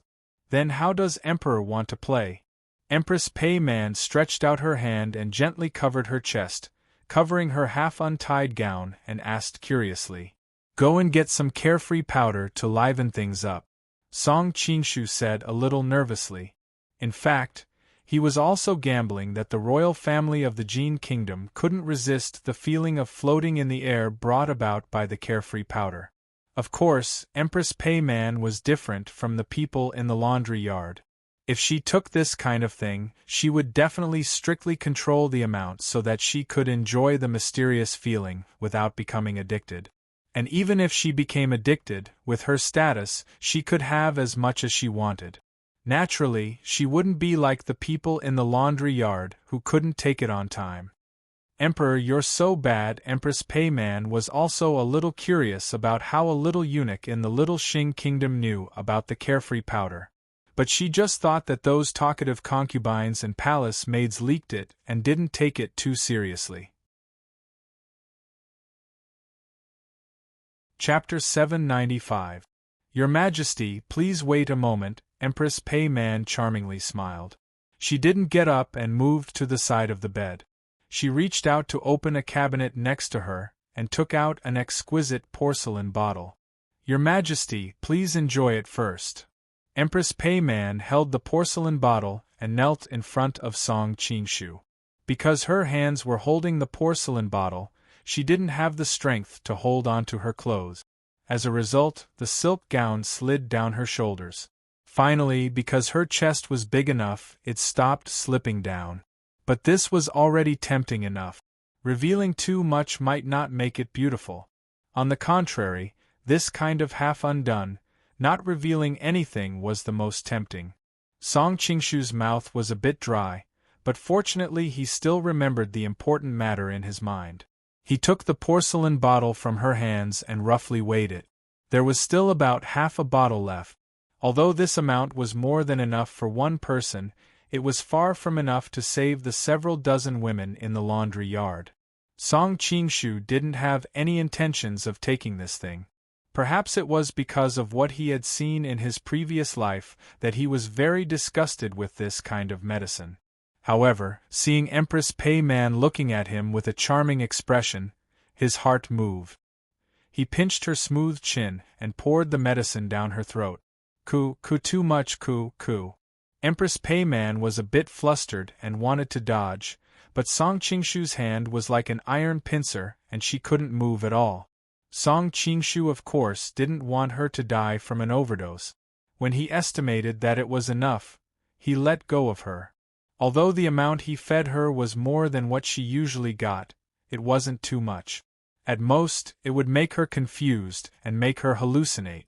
This was exactly what Song Qingshu wanted. After being teased by the yellow-clothed girl's older sister and Empress Pei Man, Song Qingshu already felt like there was a volcano in his stomach that could erupt at any moment. It was a pity that he was disguised as a eunuch. If he impulsively let Empress Pei Man discover his identity, it wouldn't be worth it. Of course, he could use soul transfer to change Pei Man's memories, but he didn't know how long soul transfer would last. After all, the human brain was a very mysterious organ. Even with the advancement of science in his previous life, who knew when she would remember everything? Secondly, there were many people in this world that knew the 9-yin manual. Pei Man was the empress of a country, so there might be experts around her. If someone found out that she had soul transfer, it would be troublesome. So unless it was absolutely necessary, he would not consider using soul transfer. Of course, he would not consider using soul transfer. Of his own reason, there were many people around him. He had long passed the Chuyuni period where he would do anything to obtain a woman's body. Using soul transfer to obtain a woman was too easy and was a bit too boring. Your Majesty, Empress Pei Man's incomparably sweet voice caused Song Qingshu to sober up. He lowered his head and saw that her eyes were watery and her skin was incomparably red, as if she was drunk. Her full chest trembled beautifully in the air because of her rapid breathing. Lie down properly. Song Qingshu saw that there was no trace of clarity in her eyes and knew that it was the effect of the unfettered powder. Right now, she had probably already forgotten who she was. "Yes, Your Majesty," Empress Pei Man sweetly replied and then obediently lay down. Song Qingshu took a look and his breathing became hurried. Now that things had come to this, he didn't need to worry about anything. His entire body pressed down on her. If you want to see the detailed version, please add Q247-000-5091. You need to have horizontal fan points and above. After verification, you will be invited into the VIP group. The VIP group will not accept individual requests. When Empress Pei Man woke up in the middle of the night, she couldn't help laughing at her own absurdity. She had actually played that kind of fake game with a little eunuch. What made her even more embarrassed was that in her hazy memory, she could still remember the intense pleasure that came from the depths of her soul. She had even begged the other side for mercy. This old lady's body was actually conquered by a little eunuch. Empress Pei Man's face heated up. Now that she thought about it, she really felt embarrassed. That little eunuch was so powerful that this consort couldn't bear to kill him when the time came. Empress Pei Man was lazily lying on the bed when she suddenly felt thirsty and wanted to drink water. Just as she was about to call the palace maids to bring some water, she remembered that in order to keep this a secret, she had sent all the palace maids away. Empress Pei Man smiled and was about to go pour some water herself, but as soon as she got up, her expression changed. She lifted her dress in disbelief and touched the thing that had slid down her thigh. That familiar slippery feeling and special smell made her feel like she had been struck by lightning, and she fell to the ground. Who was it? Could it be that someone else entered the Hall of Peace after that damned eunuch of the Xiaoxing kingdom left? Was it the guards of the Hall of Peace, or was it Prince Wei's subordinate? Or even Prince Wei himself? Song Qingshu didn't know that he had accidentally left something in Empress Pei Man's body that made her feel like she was sitting on pins and needles. However, his luck was surprisingly good. Countless possibilities flashed through Empress Pei Man's mind, but the real reason was ruled out by her first reaction. After coming out of the Hall of Peace, Song Qingshu felt refreshed. If he wasn't worried about being discovered by the patrolling guards, he even wanted to whistle to express his joy at this moment. Very quickly, he returned to the residence of the Xiaoxing kingdom. Originally, he thought that the yellow-robed sisters might have fallen asleep. Would he be misunderstood as having some ulterior motive if he went to look for them in the middle of the night? If he hadn't gone to tie before the Hall of Peace, he might really have some other thoughts, but now, he just wanted to have a good sleep. Who knew that when he entered the courtyard, he would find that the room was lit. Full of doubts, he pushed open the door and entered. As expected, the yellow-robed sisters weren't asleep. One was half leaning against the headboard, and the other was sitting on a stool. They were blankly looking at the door with their hands resting on their cheek. You weren't waiting for me, were you?" Song Qingshu suddenly felt a little embarrassed. He was enjoying himself outside, but he made two beauties wait here bitterly. The yellow-robed woman suddenly jumped up from the stool and looked at him with a somewhat unfriendly tone. "Why did you take so long to come back? I played a little longer in the Hall of Peace, can't I?" Song Qingshu didn't understand why she suddenly lost her temper, so he replied in a bad mood. He sat down and poured himself a cup of water. After being tossed around for half the night, it was time to replenish his strength. Was the Hall of Peace fun? The yellow-robed woman stared at him with eyes as clear as autumn water. "Why are you looking at me like that?" Song Qingshu took a sip of tea and recalled Empress Pei Man's graceful and moving body. He couldn't help but smile. It was pretty fun. "I don't think it's the Hall of Peace that's fun, it's the Empress that's fun." The yellow-robed woman used her pinky finger to push the hair hanging in front of her eyes behind her ear. She bit her lip as she waited for Song Qingshu. The author's words, 1. Actually, I didn't want to make it so troublesome, but in today's environment, the standards of the website are becoming stricter and stricter. Every few days, the editor calls me to revise previous chapters. I don't want these details to cause problems for the entire book. After all, I spent a lot of effort on this book. 2. I definitely don't want to use this to force readers to join the VIP group or force pirated readers to read the original book. Because even if they don't join the group, just reading the public content will not affect the reading experience. Also, the so-called detailed content doesn't have many words, so it doesn't make a big difference. 3. Due to the difficulty of the operation, currently only vertical user fan points can be verified. Readers from other channels can come online to read the book. Of course, it doesn't matter if they don't come. Refer to the second point, just reading the public content will not affect the reading experience. 4. Application method to enter the VIP group. First, you need to have vertical user fan points and above, then add Q2470005091 and submit a screenshot of your fan points. After verification, you will be invited into the VIP group. From today onwards, the VIP group will no longer accept individual applications. Finally, I hope we can understand each other.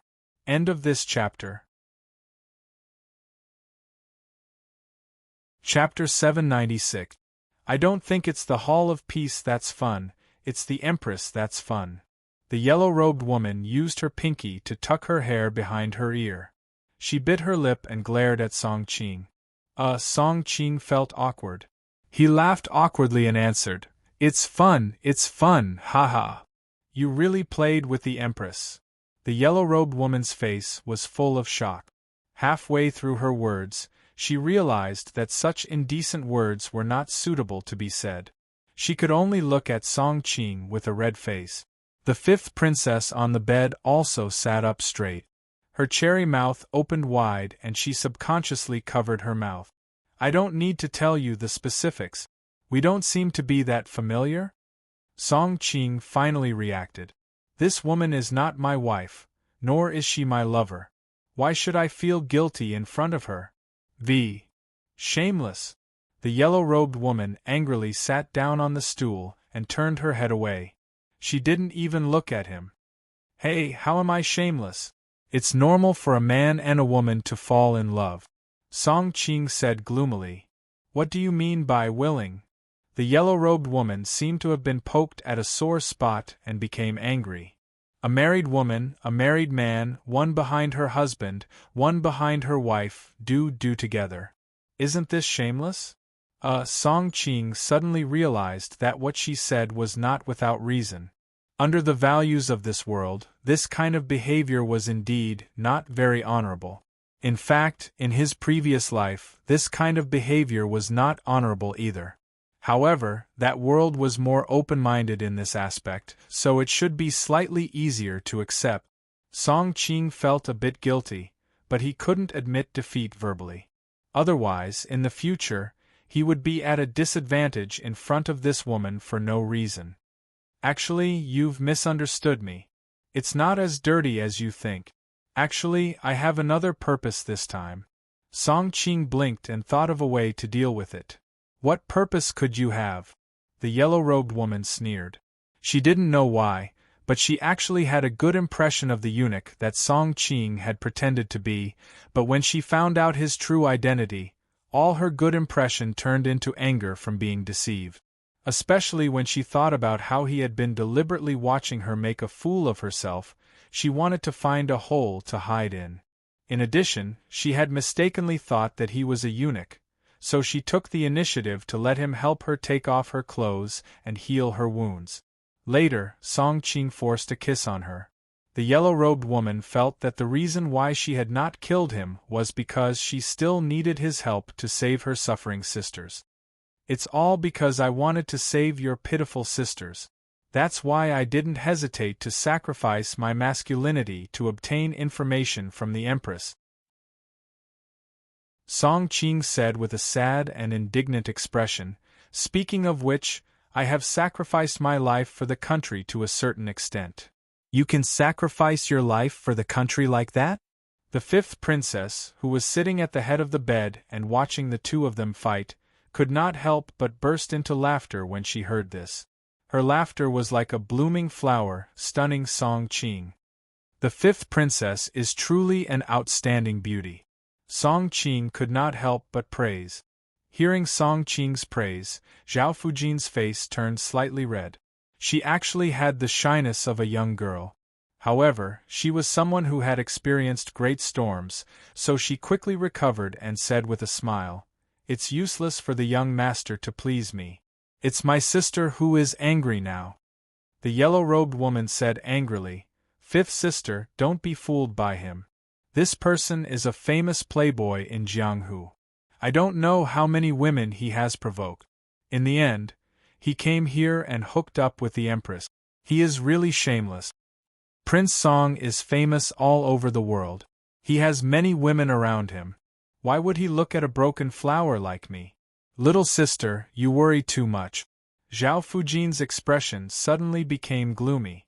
The yellow-robed woman was shocked and hurried over to comfort her. "Sister, I didn't mean that." Seeing that her sister did not respond, she could not help but turn around and glare at Song Qing. "It's all your fault." "My fault?"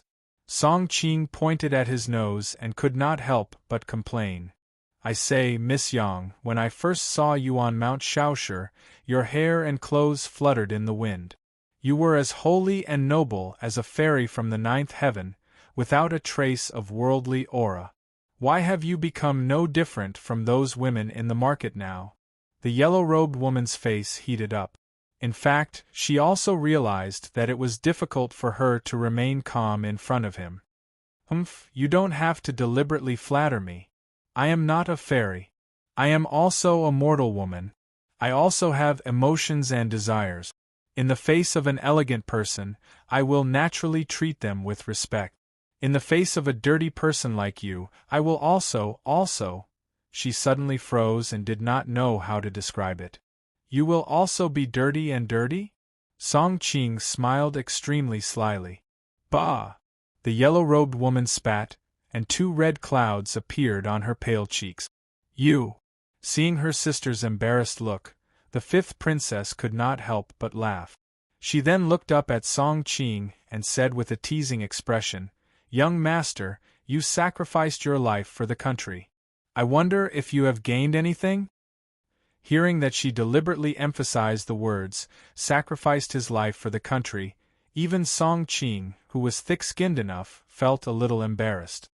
"Of course, I spent so much, how could I not have gained anything?" Song Qing took out the xiaoyao powder that he had stolen from Empress Peiman. "Look at this. What is this?" "Xiaoyao powder," Zhao Fujin exclaimed. She recognized this porcelain bottle. Every time they were given medicine in the laundry yard, they would use this porcelain bottle. "Ig." Song Qing said something that the 2 girls found strange. He then continued, "The medicinal properties of the xiaoyao powder are very special. It is both a poison and an antidote. As long as the amount is controlled, it should be able to slowly remove the poison in your body." This was only Song Qing's guess. Earlier in the Hall of Peace, he had seen the symptoms of Empress Peiman after taking the xiaoyao powder. Although she was delirious and hallucinating, the effect of the medicine was much weaker than the poisons he had seen in his previous life. Thus, he guessed that the xiaoyao powder might not be incurable. Of course, there was no need to tell Zhao Fujin and the others everything. It was better to find a chance to discuss it with the yellow-robed woman in private. "Thank you, Prince Song." Looking at the porcelain bottle in his hand, Zhao Fujin's face was full of excitement. "With this medicine, we sisters can be saved," Song Qing said awkwardly. "The amount of medicine in this bottle is too small. It is not enough to cure all of you, so I'm afraid I still have to go to the Jin Kingdom to sacrifice for the country?" The yellow-robed woman bit her lip and lightly shook Zhao Fujin's arm. "Fifth sister, do you really believe that he is going to find the antidote? He clearly has his eyes on the Empress. He is just enjoying it. Little sister, actually, I really admire Prince Song's behavior. Zhao Fujin sighed faintly. You don't know how those Jin people humiliated imperial father's concubines and the women of the royal family. Back then, King Gai Tian of the Jin kingdom even made consort Wei Xian and consort Kong serve him on the bed. Empress Dowager Wei, the yellow-robed woman exclaimed. The consort Wei Xian that Zhao Fujin spoke of was the birth mother of the current Southern Song Emperor, Zhao Go. Many years ago, the Southern Song dynasty killed Yu Fei and made peace with the Jin kingdom. The Jin sent consort Wei Xian back and Zhao Go made her the Empress Dowager. As for consort Kong, she was Zhao Go's legal wife. The two women were truly mother-in-law and daughter-in-law. What a beast, what a beast! Song Qing said bitterly. Even he only dared to think about mother-in-law and daughter-in-law sleeping on the same bed. He had never thought of doing it. He did not expect that the Jin kingdom would actually do it. As for the male protagonist of the story, King Gai Tian, Song Qing happened to know him. His name was Wanyan Zongxian. Although he was old, he could still be considered to be very powerful. Although Wanyan Liang was also very powerful, he was still far behind Wanyan Zongxian. Wanyan Zongxian was conferred the title of Grand Protector by the late emperor. Now he was not only the head of the Shang province, but also the head of the marshal's mansion. He was fully deserving of being the head of the military and political affairs of the Jin kingdom. Even the Jin emperor had to greet him respectfully. As for the two unfortunate women in the story, Song Qing was not too moved. After all, when the Northern Song dynasty was founded, Zhao Kuangyin destroyed the later Shu and took the imperial concubine Huarui into his harem. Zhao Guangyi destroyed the Southern Tang and captured the Southern Tang emperor, Empress Li Yu and Empress Zhou. He often summoned Empress Zhou to the palace to humiliate her. He even ordered painters to observe the whole process and then painted a famous painting called Shi Ling Gets Lucky with Empress Zhou. Now that the Northern Song dynasty was destroyed, their descendants suffered the same disaster. In a sense, it was karma. The founding of the Jin kingdom raped the concubines of the Song dynasty, but the last empress was also avenged by Meng Liang of the Southern Song dynasty, who also painted a painting called Taste Queen. The founding of the Mongolian dynasty plundered the concubines of other countries, and the last empress slept with Lan Yu of the Ming dynasty. All these were just changes of fortune. Bullsh *t. I don't believe in this. It turned out that Song Qing suddenly realized that what he was doing now was no different from Zhao Kuangyin and Zhao Guangyi. If there was really a saying that the fortune had changed, then it would be a tragedy. You have to look at the problem with historical materialism. When an old dynasty is destroyed, the new dynasty masters enjoy their captives. This is inevitable. It has nothing to do with karma or feng shui. Song Qing finally felt relieved. So when I heard that Prince Song did that to the Empress of the Jin Kingdom, I was so happy. I want to thank young master for his great kindness on behalf of all the women who suffered during the Jingnan War. Young master, please accept my bow. Zhao Fujin became more and more excited as he spoke. In the end, he directly got off the bed and knelt in front of Song Qing. The yellow-robed girl was dumbfounded. Fifth sister, what are you doing? Zhao Fujin looked at her deeply. Yingluo, if you still regard me as your sister, then kneel with me and thank young master for his kindness on behalf of us sisters. Chapter 797. What are you two doing? Quickly get up. There was a difference between men and women, so it was not convenient for Song Qing to directly help them up. His hand gently moved in the air, and the two women felt a soft force in front of them helping them up. The yellow-robed girl couldn't help but roll her eyes. Unlike her sister who didn't know martial arts, she knew that Song Qing clearly had countless opportunities to stop the two women from kneeling, but he pretended to be a good person and helped them up after she knelt down. This was simply abominable. However, she also knew that he was probably taking revenge on her for what happened before, and for a moment, she didn't know whether to blame him or herself. While she was distracted, Song Qing suddenly appeared in front of her. She could almost feel his warm breath on her cheek. The yellow-robed girl subconsciously wanted to move back, but who would have thought that the other's ape-like arms would stretch out and grab her slender waist, leaving her unable to advance or retreat. "What do you want to do?"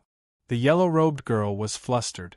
At this moment she even forgot that she not only knew martial arts, but that her martial arts were also quite high. "Shoo, lower your voice." Song Qing didn't show the kind of anxious expression she expected.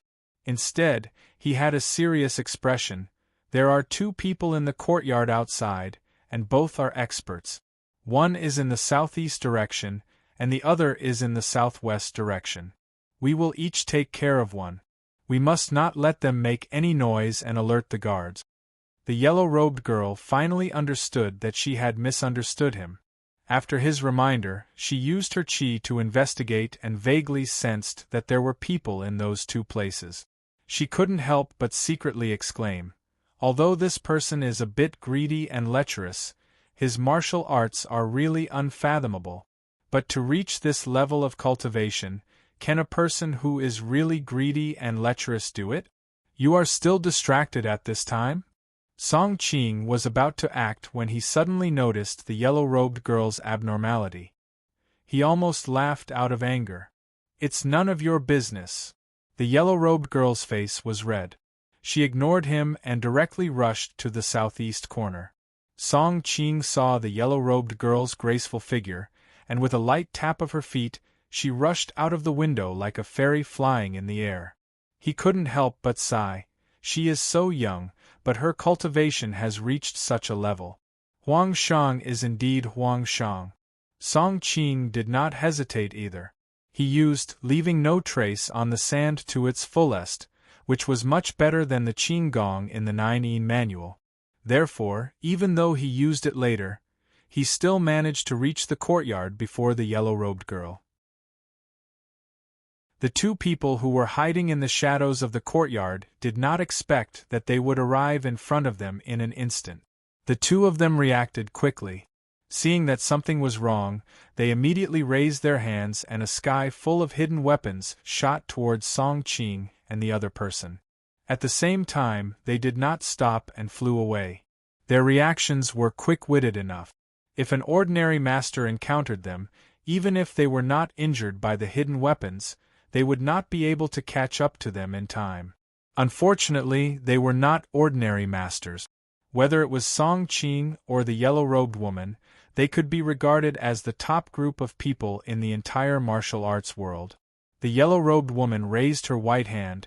Her 5 slender and delicate fingers looked as if they were carved out of white jade. In an instant, they turned into a sky full of hand shadows, catching all the hidden weapons that were shot at her.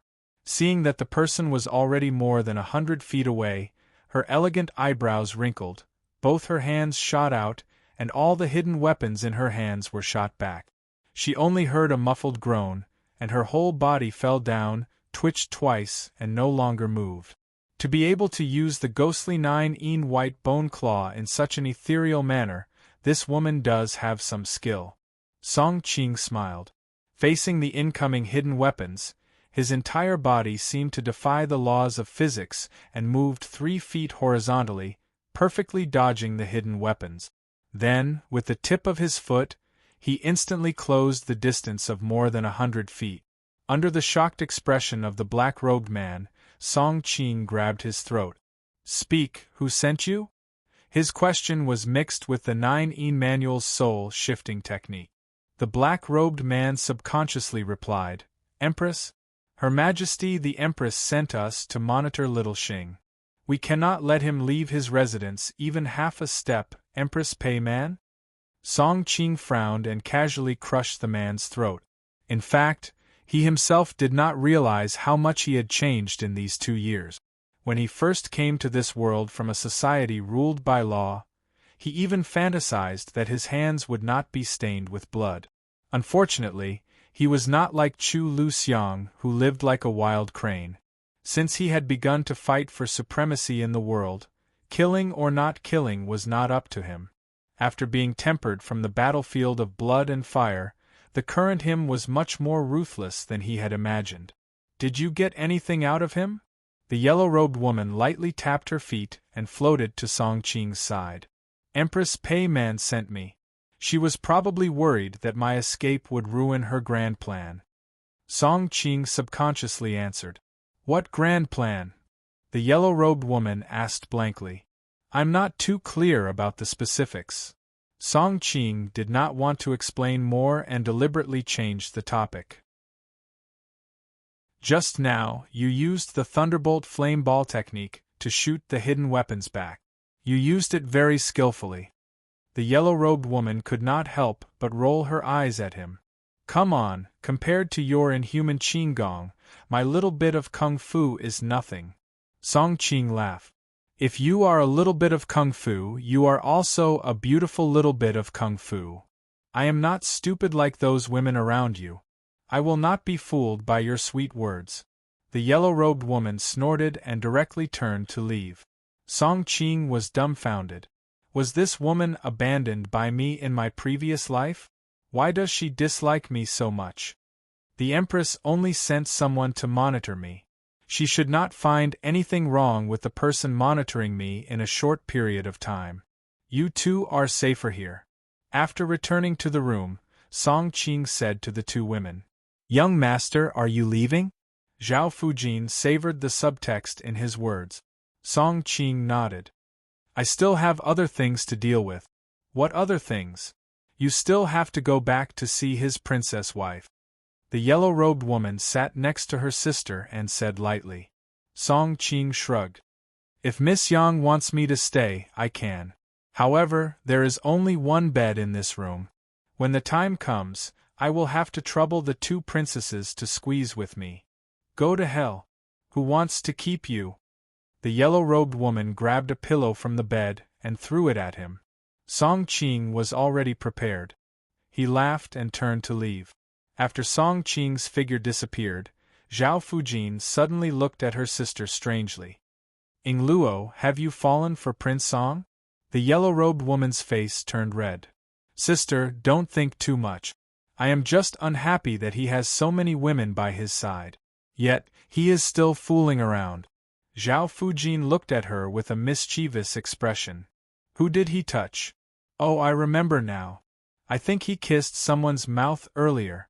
Sister, the yellow-robed woman immediately became unhappy.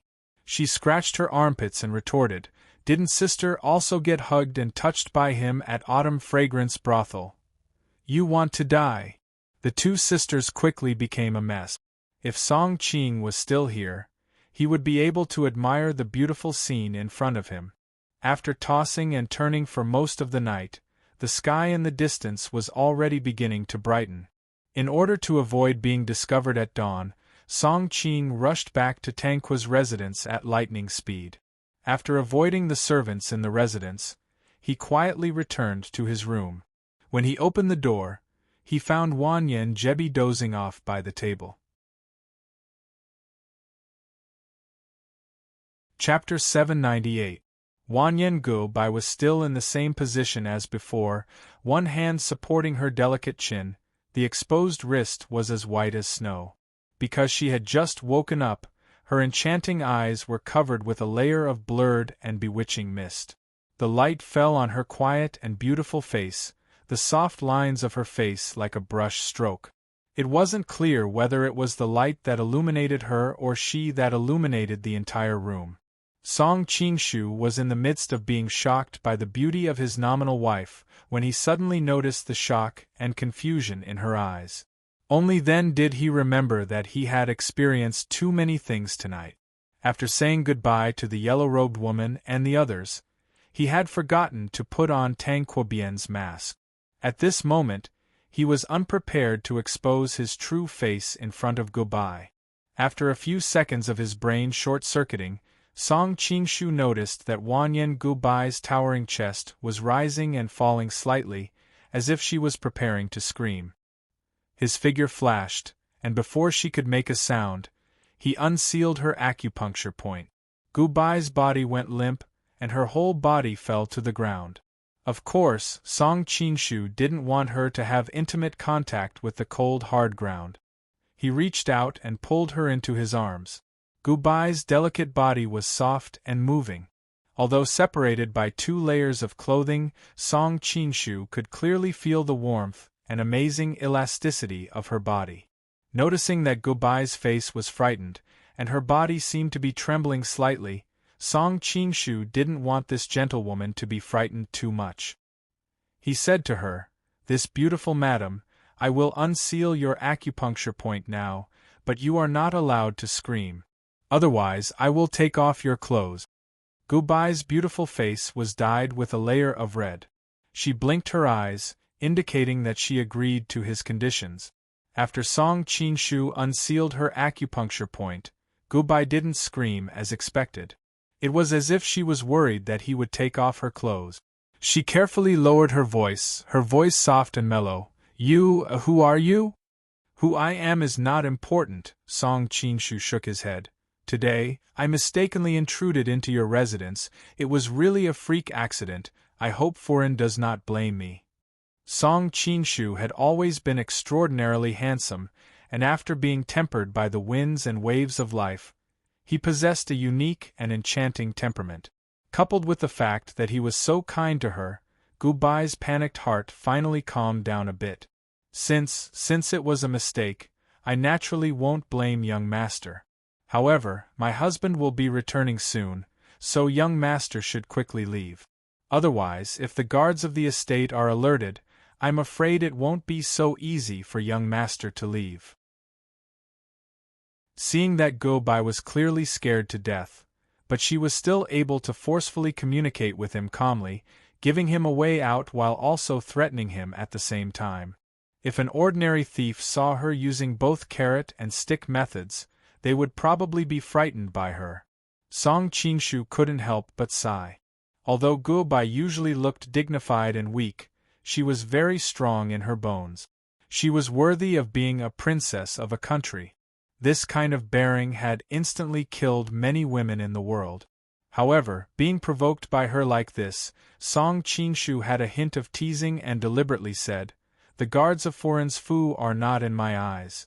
As for Foreign's husband, since he can let such a beautiful wife stay alone in an empty room, he probably won't be back so soon." As he spoke, he carried her in the direction of the bed. A trace of panic flashed across Gubai's brows, and her voice trembled slightly. Then what do you want?" Seeing the trembling look in her eyes, Song Qingshu couldn't bear to continue scaring her. "Foreign, don't worry. I am not an evil person. Remember, Foreign's husband and I are sworn brothers." After gently laying her down on the bed, Song Qingshu didn't do anything else. Instead, he let go of her body. Only then did Gubai relax slightly. "Sworn brothers? That's right. My surname is Song Qingshu. If Foreign doesn't believe me, you can wait for Brother Tanqua to return and ask him," replied Song Qingshu. "You are the Golden Snake King from Shandong?" Gubai blurted out. "Foreign, do you know me?" This time, it was Song Qingshu's turn to be surprised. Gubai nodded slightly. After all, Song Qingshu had defeated the Qin Kingdom's 100,000 elite troops with only a few thousand soldiers. In addition, the scene of him facing the Manchurian cavalry with great power was so legendary that it had long been known throughout the world. Moreover, the Jin Kingdom and the Qin Kingdom were brotherly states, so they were especially concerned about this matter. In the imperial court, there had been a long debate about the battle, but in the end, no one knew how Song Qingshu had done it. As the Jin Kingdom's princess, she had more or less heard some news. "Since you are my husband's sworn brother, you can enter the Fu openly. Why are you acting so sneakily? You even sealed my acupoint." Gubai suddenly realized that something was wrong and looked at him with a reproachful expression. Song Qingshu smiled awkwardly and casually unsealed her acupoint. Foreign, you may not know this, but my identity is very sensitive. If I enter the Fu openly, I'm afraid it will bring you and your husband trouble. As soon as the acupoint was unsealed, Gu Bai subconsciously shrank to the corner of the bed and stayed far away from him. Hearing his explanation, she was at a loss at first, but soon understood. The Golden Snake Camp was a great threat to the Qin Kingdom, and the Jin Kingdom and the Qin Kingdom were brotherly states, so they naturally saw him as an enemy. If he really swaggered into Tangqua's Fu openly, it would indeed cause an earthquake. Why did my husband become sworn brothers with him? Gu Bai's delicate eyebrows flashed with a trace of worry, and her heart was filled with worry. I'm very sorry to have startled you tonight, Foreign. Take this as my apology. Please forgive me, Foreign. Song Qingshu took out an item from his bosom and handed it to Gu Bai. Then, his figure flashed and disappeared into the night. Seeing Song Qingshu leave, Gu Bai's whole body softened. Looking at the green and translucent jade in her hand, there was a faint layer of glittering brilliance flowing on its surface. Obviously, it was not an ordinary item. Thinking of the word Bai in her name, she couldn't help but smile. This person really picked out a gift with thought. In fact, this jade was a gift that Tang Quobian had carefully prepared for his wife in Kaifeng City. Unfortunately, he would never have the chance to personally hand it to his wife. Just now, Song Qingshu had a sudden inspiration and could be considered to have fulfilled one of his last wishes. Foreign? Song Qingshu didn't go far. He flashed to a place where Gu Bai couldn't see, and quickly took out Tang Quobian's mask and put it on. After confirming that there were no flaws on his body, he immediately turned back and saw Gu Bai sitting on the bed in a daze. He walked to her side and shook her shoulder. Only then did Gu Bai wake up. She looked up and saw her husband standing in front of her. Her eyes were instantly covered with a layer of mist, and she threw herself into Song Qingshu's arms. Stinky husband, bad husband, why did you only come now? Song Qingshu's body stiffened, and he hesitated for a moment before putting his hand on her shoulder. Foreign, what happened? Chapter 799. Song Qingshu knew that Gu Bai might have been frightened just now. He had prepared a bellyful of words to comfort her, but who knew that before he could open his mouth, all of them were blocked by her soft and warm red lips. Madam, Song Qingshu finally had time, but who knew that just after he said 2 words, his lips would be pressed by 2 snow-white and tender fingers. Don't talk, kiss me. Song Qingshu had been tossing and turning for most of the night and was already exhausted. Who knew that Gu Bai's voice seemed to have a magical power, suddenly igniting the volcano in his heart. During this period of time, considering the overall situation, Song Qingshu had used a great deal of willpower to restrain himself from touching such an outstanding beauty like Gu Bai. But today's fooling around with Empress Pei Man had completely ignited his lust. In addition, seeing that there was progress in rescuing everyone, and now that Gu Bai had taken the initiative to throw herself into his arms, he finally wavered. His left hand held her astonishingly soft waist and his right hand held her delicate and slender neck. Song Qingshu turned the tables and kissed her heavily. At this time, he was very glad that he had foresight. Before leaving the palace, he took the opportunity to take a bath and change into a clean set of clothes. Otherwise, there would still be the scent of Empress Pei Man on his body, or the fragrance of the yellow-robed sisters. It was impossible for Gu Bai not to sense it. Originally, he had become a little more cautious because Zhao Fujin had recognized his true identity through his scent. He didn't expect to use it so soon. Gu Bai's lips, which seemed to have been moisturized by the morning dew, were slightly open. Under the light, they were exceptionally tender and beautiful. Song Qingshu couldn't help kissing her. Soon, Gu Bai's delicate and white face gradually became intoxicating red, and her beautiful eyes also glowed with a blurry and seductive look. Song Qingshu unbuttoned her collar, and a pair of big hands slid under her clothes. After the clouds and rain dispersed, Gubai's face was flushed and her hair was messy as she shrank into Song Qingshu's arms. "Husband, I don't know why, but being intimate with you today felt a little strange." Song Qingshu's heart skipped a beat, but he asked calmly, "What's so strange about it?" "I'm not coming up either." Gubai's eyes flashed with a trace of confusion, but she quickly smiled and shook her head. "Maybe we've been separated for too long, so we're a little unfamiliar now." Seeing that she didn't think too much about it, Song Qingshu secretly breathed a sigh of relief. He put his arm around her waist and hugged her tightly. "Let's be more intimate in the future, and we'll be familiar with each other." "Aren't you embarrassed?" Gubai pouted coquettishly. "You have no idea how cold you've been to me all this time. I've been waiting for you to apologize, but who knew you would be so heartless and ignore me?" "Didn't you also ignore me?" Song Qingshu couldn't help but say. "Who asked you to let you?" Gubai suddenly closed her mouth and turned around. Song Qingshu smiled and leaned forward, pinching the soft flesh on her chest and playing with it. "What do you want me to do?" "Why are you so shameless?" Gubai's body trembled, and she wanted to push his evil hand away, but Song Qingshu was determined. She pushed him several times, but he didn't push her away, so she could only let him be. "You must be very proud now." Gubai rolled her eyes at him and pouted. "What are you proud of?" Song Qingshu leaned over and kissed her slender neck. "Don't play with me anymore. It tickles." Gubai giggled a few times, and it took her a lot of effort to push him away. She looked at the man beside her and sighed. "Of course you're proud now. You married the elder sister and stole the younger sister. I don't know if we owed you in our previous lives, but both of us were taken by you." "What do you mean by taken?" Song Qingshu said guiltily. "Ping was willing. If she hadn't been willing, do you think I would have forgiven you?" Gubai couldn't help but roll her eyes at him. "Actually, I also know that Ping has had a strange feeling for you since she was young. I originally thought that when she grew up and found her own sweetheart, this feeling would fade. Who knew? Humph, it seems that I trusted you wrongly. As long as you are firm, no matter what Ping thinks, nothing will happen." That time was actually a coincidence. Song Qingshu hesitated and roughly told her what had happened that night in the mountain stream.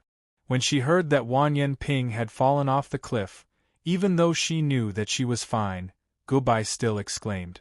When she heard that Song Qingshu had pulled her in the nick of time and the two of them had tumbled down the mountain stream, she couldn't help but say sourly, "I had thought that Ping would be heartless.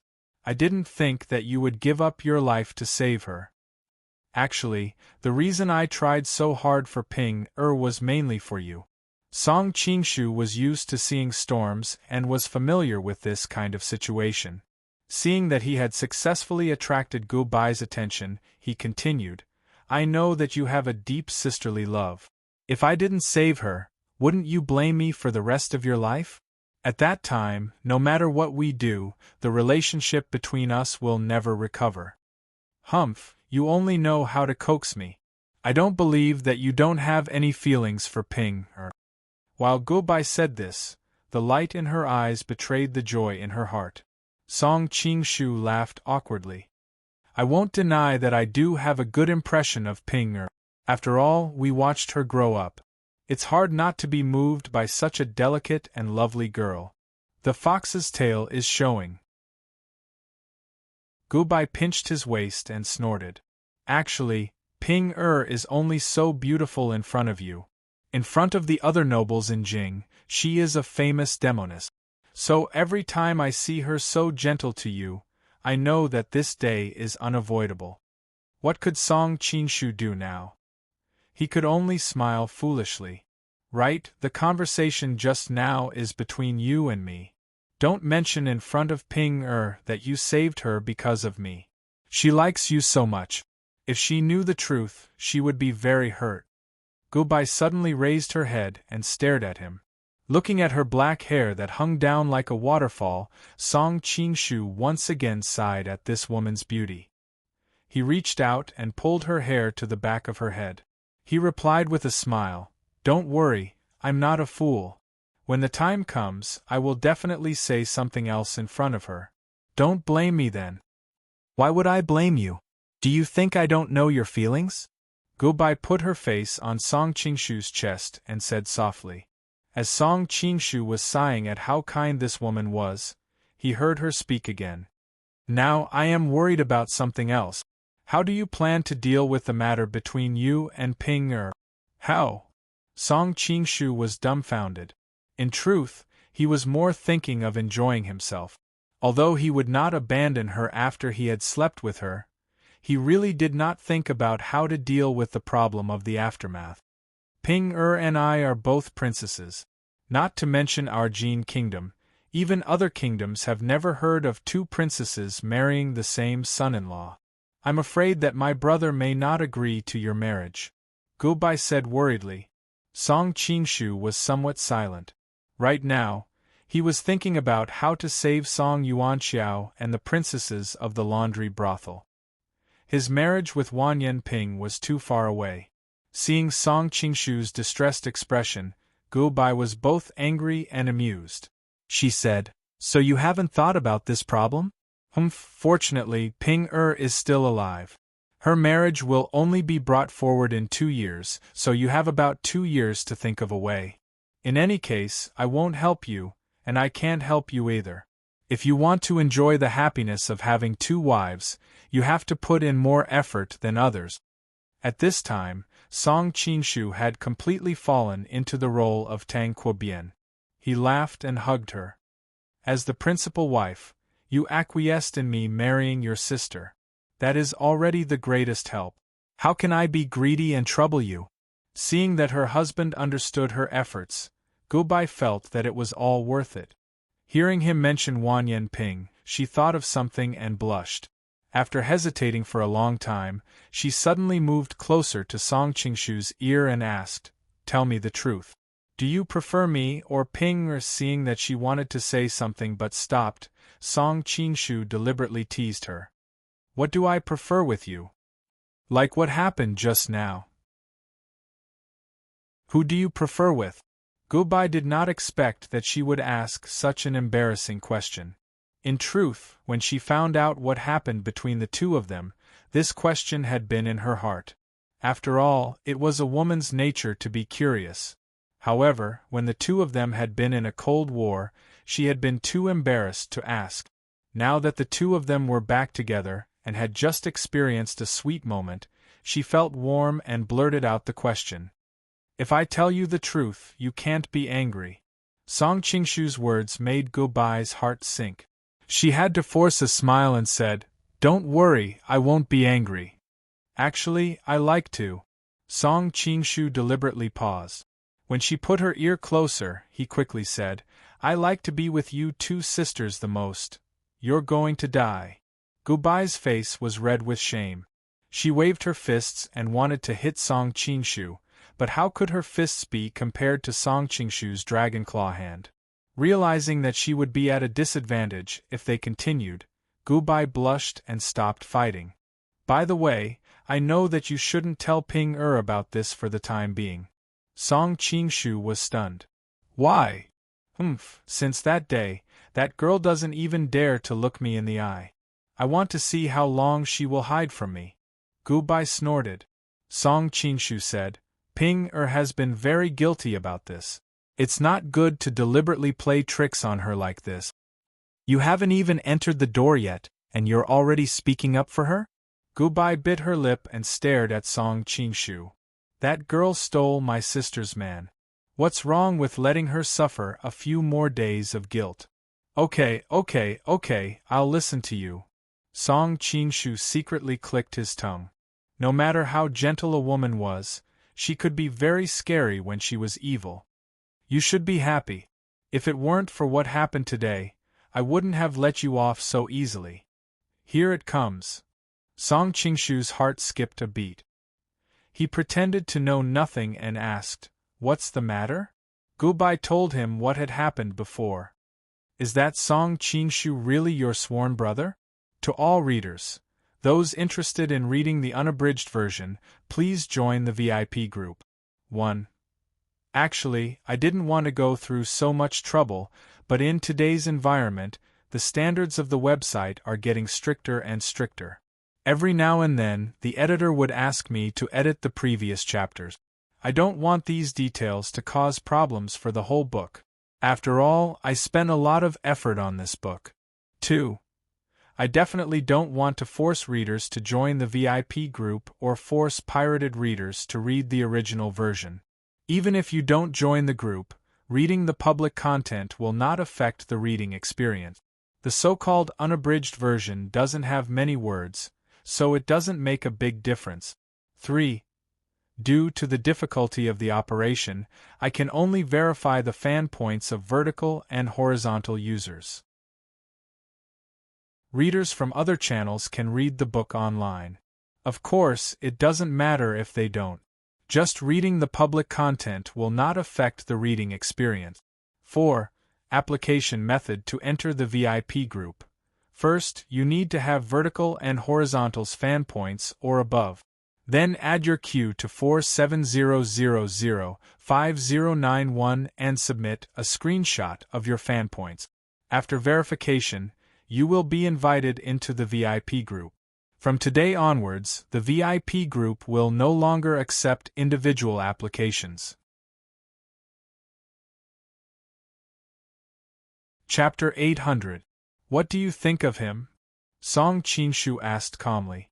Gubai's brows furrowed slightly as she replied, At first, I thought he was a rapist, so I was a little scared. But after the misunderstanding was cleared up, I realized that he wasn't a bad person. He had a handsome appearance, and aside from the fact that he sealed my acupoint at the beginning, there was nothing excessive about his behavior. He could be considered a modest gentleman. Song Qingshu didn't think that she would have such a high evaluation of him in her heart. He couldn't help but feel a bit proud of himself. He decided to blow his own trumpet. This sworn brother of mine, is someone who can charm tens of thousands of girls. There are rumors that he can take a person's chastity from 1,000 miles away. Madam, don't let him steal your soul. Gubai immediately became angry. What are you talking about? Have I ever looked at other men all these years? Heaven and earth can bear witness to your feelings. Don't you know that? Why do you have to defile me like this? As she spoke, her eyes turned red and the surface of her eyes was covered with a faint mist. Song Qingshu hurriedly comforted her. Actually, there is a reason why I said that. I met him in Kaifeng. Song Qingshu roughly described the process of how they met, and then deliberately said, Later, we hit it off and became brothers. We even made the most sacred vow that if I died one day, you would be taken care of by him. Ba ba ba. Gubai hurriedly reached out to cover his mouth. Don't say such inauspicious words. Song Qingshu smiled. He knew that this kind of thing was as bad as not going far enough. He would slowly give her a warning so that when she knew the truth in the future, it would not be so hard to accept. My husband, I know that you are worried that someone will covet me. So many people have asked you to become sworn brothers, but you have refused. This time, you actually took the initiative to propose to become sworn brothers with him. It seems that Song Qingshu is really a character. Gubai sighed and suddenly stretched out her hand to draw circles on Song Qingshu's chest. The Han people have a saying, femme fatale. All these years, I've brought you so much trouble and caused you to offend so many people. As the head of one of the 3 major families, you can only be a minister in name only. Do you blame me? Song Qingshu sighed. Song Qingshu grabbed her slender waist and buried his head in her chest. He said in a low, muffled voice, Why would I blame you? I heard that many men in the capital have privately said that if they could spend a night with you, they would be willing to lose 10 years of their lives. But I can enjoy you every day. What does a mere official position matter to me? Why are you so rogue? Although Gubai laughed and scolded, She felt sweet in her heart when she heard her husband's thoughts. Don't kiss there." What followed was another round of red waves. Finally, the two were exhausted and fell asleep in each other's arms. After sleeping for an unknown amount of time, a servant's voice suddenly came from outside the door. "Master, Madam, Wei Wang is here." The two woke up one after another and couldn't help but look at each other, wondering what he was here for. "Serve them some tea. We will be right there," Song Qingshu ordered and began to put on his clothes. "What is Wei Wang doing? Why is he here so early in the morning? How annoying." Gubai yawned, her eyes filled with sleep. Song Qingshu looked at the bright sunlight outside the window and couldn't help but smile. The sun has already risen so high. It is not early anymore. Last night, although Song Qingshu had spent the first half of the night at Empress Pei Man's place and had sex with Gubai several times when he came back, if it had been a normal man, even if the other party was as beautiful as a fairy, he probably wouldn't have been able to withstand it. Fortunately, Song Qingshu's cultivation technique was special and could achieve yin and yang coexistence. Thus, when he woke up, he felt refreshed. He felt that the depression that had accumulated over the past few days and the small internal injuries that he had suffered had all healed. However, Gubai wasn't so lucky. She had waited for him in the room for the whole night and then was tormented by him for most of the night. At this moment, her entire body was so numb that it felt like it was going to fall apart. She wanted nothing more than to hug the blanket and sleep for 3 days and 3 nights. Song Qingshu was putting on his clothes when he suddenly stopped hearing Gubai's voice. He turned around and couldn't help but smile. It turned out that Gubai was sitting on the bed with her eyes half closed. Her head was nodding slowly. She didn't even notice that the blanket had slipped down to her waist, exposing her extremely alluring body to the slightly cold air. Song Qingshu's heart skipped a beat. He leaned over and kissed her chest again. With her vital area being attacked, Gubai woke up no matter how sleepy she was. She pushed Song Qingshu away and said softly, "Look at you. You left so many marks on my body last night and now you're still bullying me." Seeing her snow-white and alluring body covered with lipstick marks and marks from their lovemaking, Song Qingshu felt very proud. He hugged her in his arms and said, "You're so beautiful." Gubai smiled sweetly and said, all right, get up quickly. I'm afraid that Wei Wang is getting impatient waiting outside."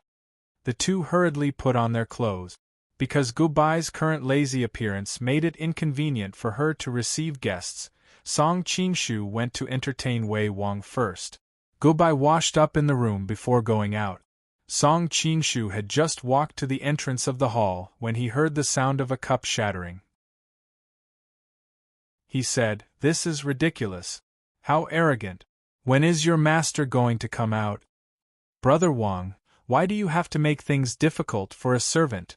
Moreover, they are considered your elders. It's not a big deal to wait for them." A crisp and delicate voice sounded, as if comforting Wei Wang. Song Qingshu was stunned. Who was this girl who came with Wei Wang? What elders? When I ascend to the throne, they will all be my subjects. Wei Wang's voice was filled with indignation.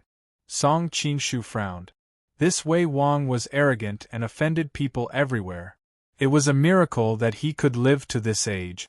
Although he hated him, he still had to deal with him. He pretended not to hear what was said and walked straight in. "I've made Wei Wang wait for a long time. Please forgive me." As Song Qingshu was speaking, he suddenly saw the young girl sitting beside Wei Wang. Her delicate and charming cheeks were as clear as jade. Below her elegant and straight nose bridge, her red lips were tender and moist, and they were slightly tilted mischievously. It was as if there was a faintly discernible smile on her face, giving people a good impression of her. There's actually such a beautiful girl in the Jin Kingdom? Song Qingshu was slightly stunned. This girl was already so beautiful at such a young age. When she fully matured, her looks would probably not be inferior to Gubai's. However, this was not what he was most concerned about. What he was most concerned about was the girl's lively eyes. He felt that he had seen them somewhere before. However, he could not recall where he had seen them. Chapter 801. Uncle? Song Qingshu was stunned. How come he didn't remember Tang Quobian having a niece like this? Before he could react, King Wei laughed coldly. I say, Tang Quobian, have you never seen a woman before? Can't you take your eyes off a pretty girl? Song Qingshu was furious. Dao Yan, as a junior, what right do you have to talk to your elders like this? Did no one teach you the ways of filial piety? Gubai was Jin Shizong's younger sister, so she was naturally King Wei's aunt. In theory, King Wei had to call him uncle. For the sake of the big picture, he didn't mind pretending to be courteous with old foxes like Wan Yan Liang and Empress Pei Man. He was kind to the yellow-shirted girl. At least she was pleasing to the eye. It was fun to tease her. King Wei was just an arrogant young boy. What reason did he have to be bullied by him? He was already upset when he was woken up from his bed in the middle of his sleep. Now that he was scolded by him, even a clay figurine would get angry. Who do you think you are? You want to be my elder? King Wei suddenly stood up. You're just a man who lives off a woman. After I ascend to the throne, I will order my aunt to divorce you. Without my aunt, I want to see how you can be so arrogant. Wait until you have the ability to sit on the throne before you say that, Song Qingshu said coldly. King Wei might be arrogant, but he was very sensitive in this area. He immediately understood the meaning behind his words. Do you think that the throne doesn't belong to me? What a joke. I am my father's only son. Song Qingshu wasn't interested in listening to him blow his own trumpet. He said expressionlessly, You are so eager for the throne.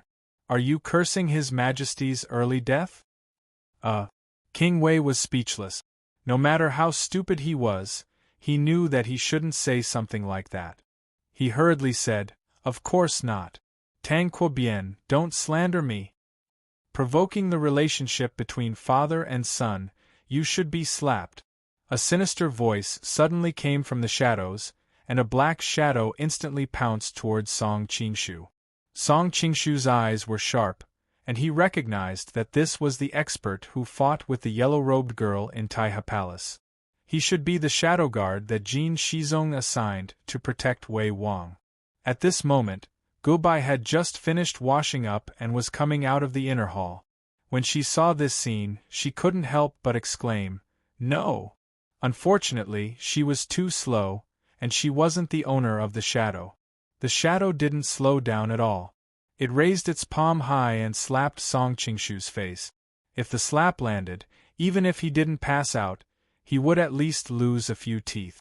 Pah! The crisp sound of a slap rang out in the hall.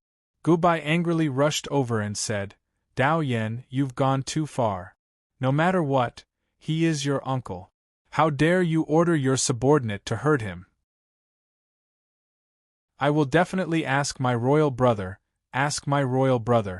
Just then, Gubai suddenly realized that the situation had changed. Everything had happened too quickly, and she instinctively thought that her husband had been slapped. In a moment of anger, she ran over to question King Wei. It wasn't until she noticed the dumbfounded expressions of King Wei and the young girl that she realized that something was wrong.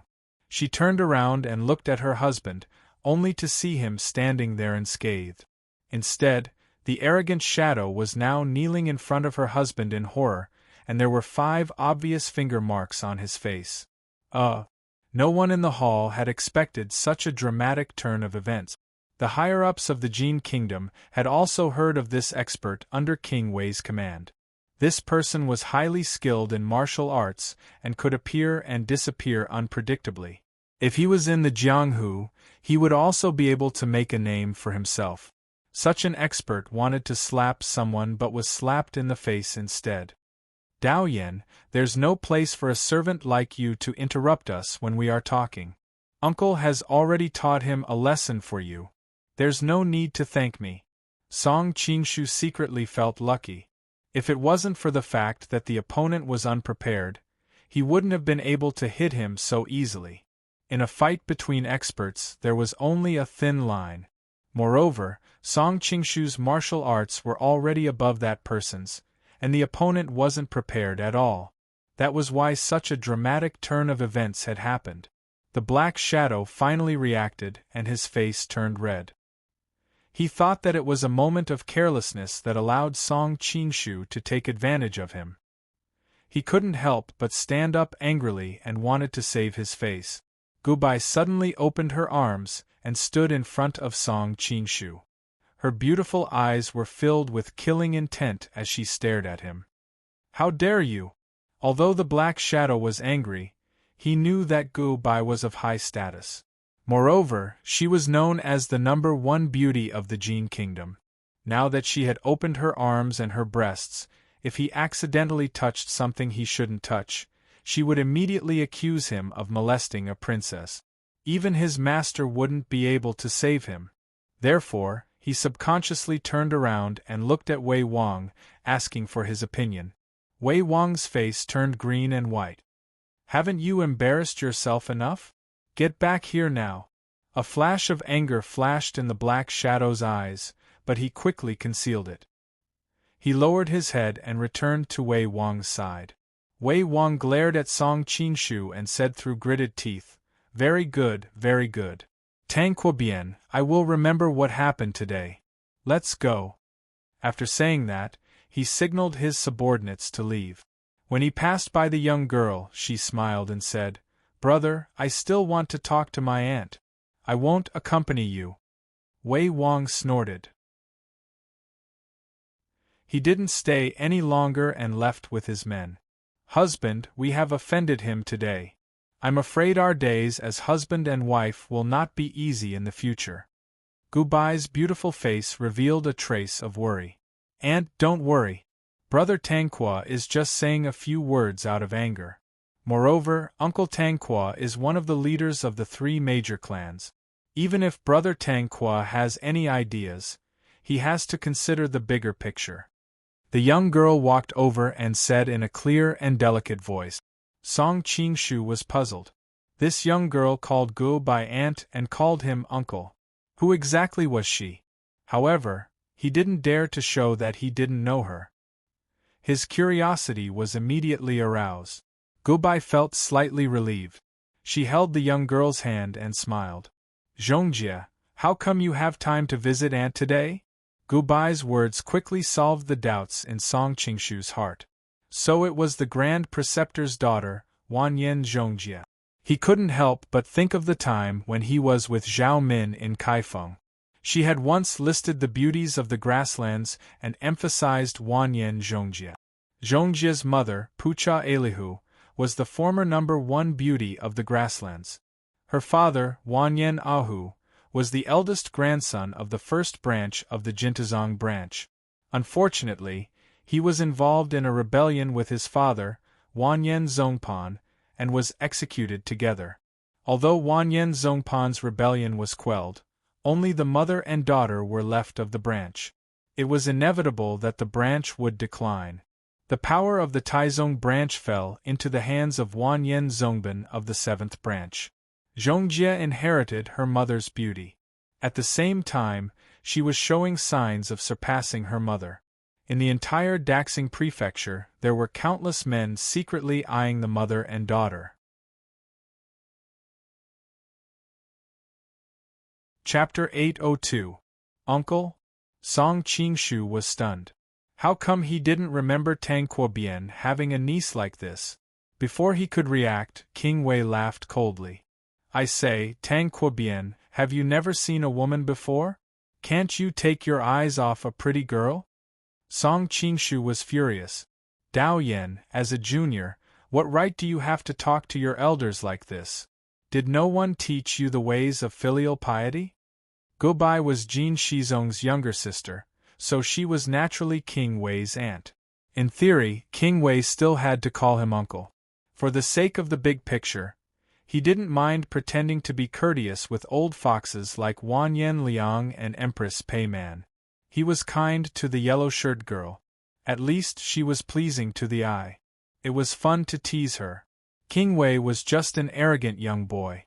What reason did he have to be bullied by him? He was already upset when he was woken up from his bed in the middle of his sleep. Now that he was scolded by him, even a clay figurine would get angry. Who do you think you are? You want to be my elder? King Wei suddenly stood up. You're just a man who lives off a woman. After I ascend to the throne, I'll order my aunt to divorce you. Without my aunt, I'd like to see how you can be so arrogant. Say that when you're capable enough to sit on the throne, Song Qingshu said coldly. King Wei was arrogant, but he was very sensitive in this area. He immediately understood what he meant. Do you think that the throne doesn't belong to me? That's ridiculous. I'm my father's only son. Song Qingshu wasn't interested in listening to him blow his own trumpet. He said expressionlessly, You're so eager for the throne. Are you cursing His Majesty's early death? King Wei was speechless. No matter how stupid he was, he knew that he shouldn't say something like that. He hurriedly said, Of course not. Tang Quobian, don't slander me. Provoking the relationship between father and son, you should be slapped. A sinister voice suddenly came from the shadows, and a black shadow instantly pounced towards Song Qingshu. Song Qingshu's eyes were sharp, and he recognized that this was the expert who fought with the yellow-robed girl in Taiha Palace. He should be the shadow guard that Jin Shizong assigned to protect Wei Wang. At this moment, Gubai had just finished washing up and was coming out of the inner hall. When she saw this scene, she couldn't help but exclaim, No! Unfortunately, she was too slow, and she was not the owner of the Black Shadow. The Black Shadow's movements did not slow down at all. He raised his palm high and slapped Song Qingshu's face. If the slap landed, even if he did not faint, he would at least lose a few teeth. Pah! The crisp sound of a slap rang out in the hall. Gubai angrily rushed over and said, Dao Yan, you've gone too far. No matter what, he is your uncle. How dare you order your subordinate to hurt him? I will definitely ask my royal brother. Just then, Gubai suddenly realized that the situation had changed. Everything had happened too quickly, and she subconsciously thought that her husband had been slapped.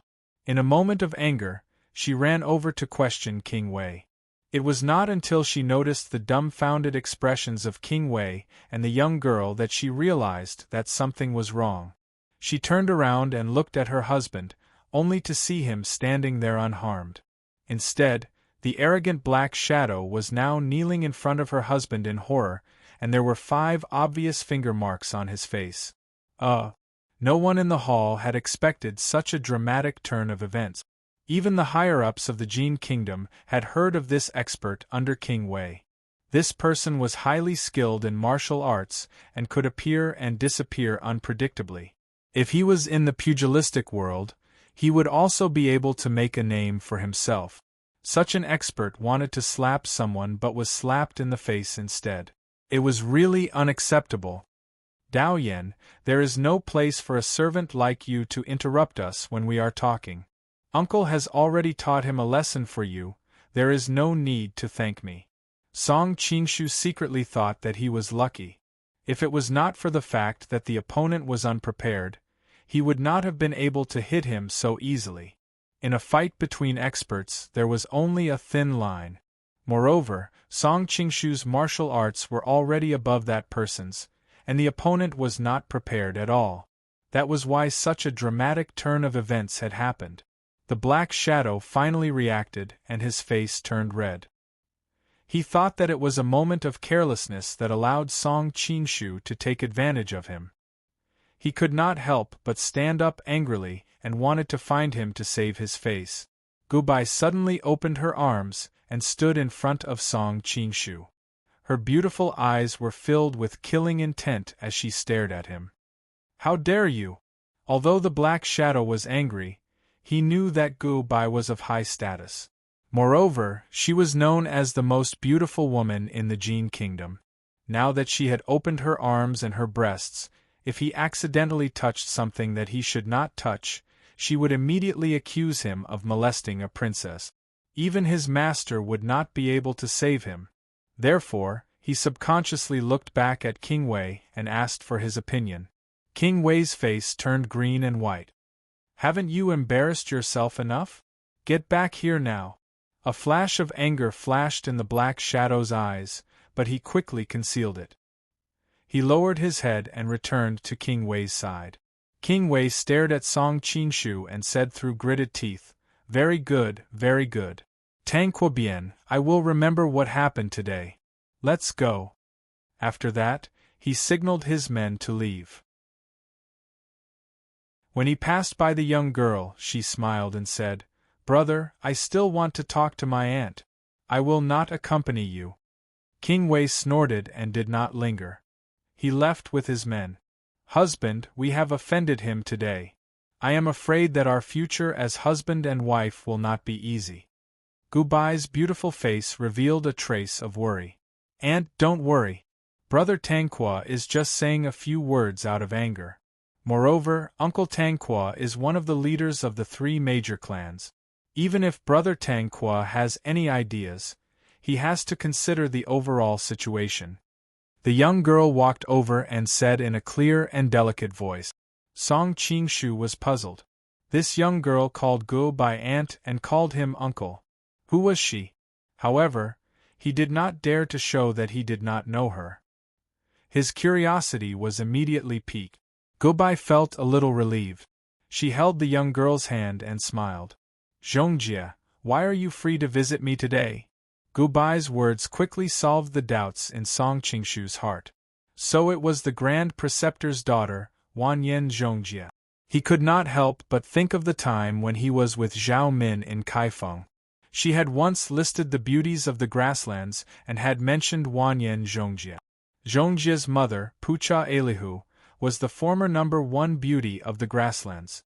Her father, Wanyan Ahu, was the eldest grandson of the first branch of the Jintazong branch. Unfortunately, he and his father, Wanyan Zongpan, were involved in a rebellion and were executed together. Although Wanyan Zongpan's rebellion was quelled, only the mother and daughter were left of the branch. It was inevitable that the branch would decline.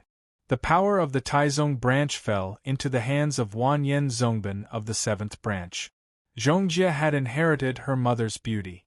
At the same time, she was showing signs of surpassing her mother. In the entire Daxing prefecture, many men secretly had designs on this mother and daughter pair. You're tuning in to the Phoenix Knights YouTube channel. Don't forget to subscribe and join us on this journey to catch the most captivating stories.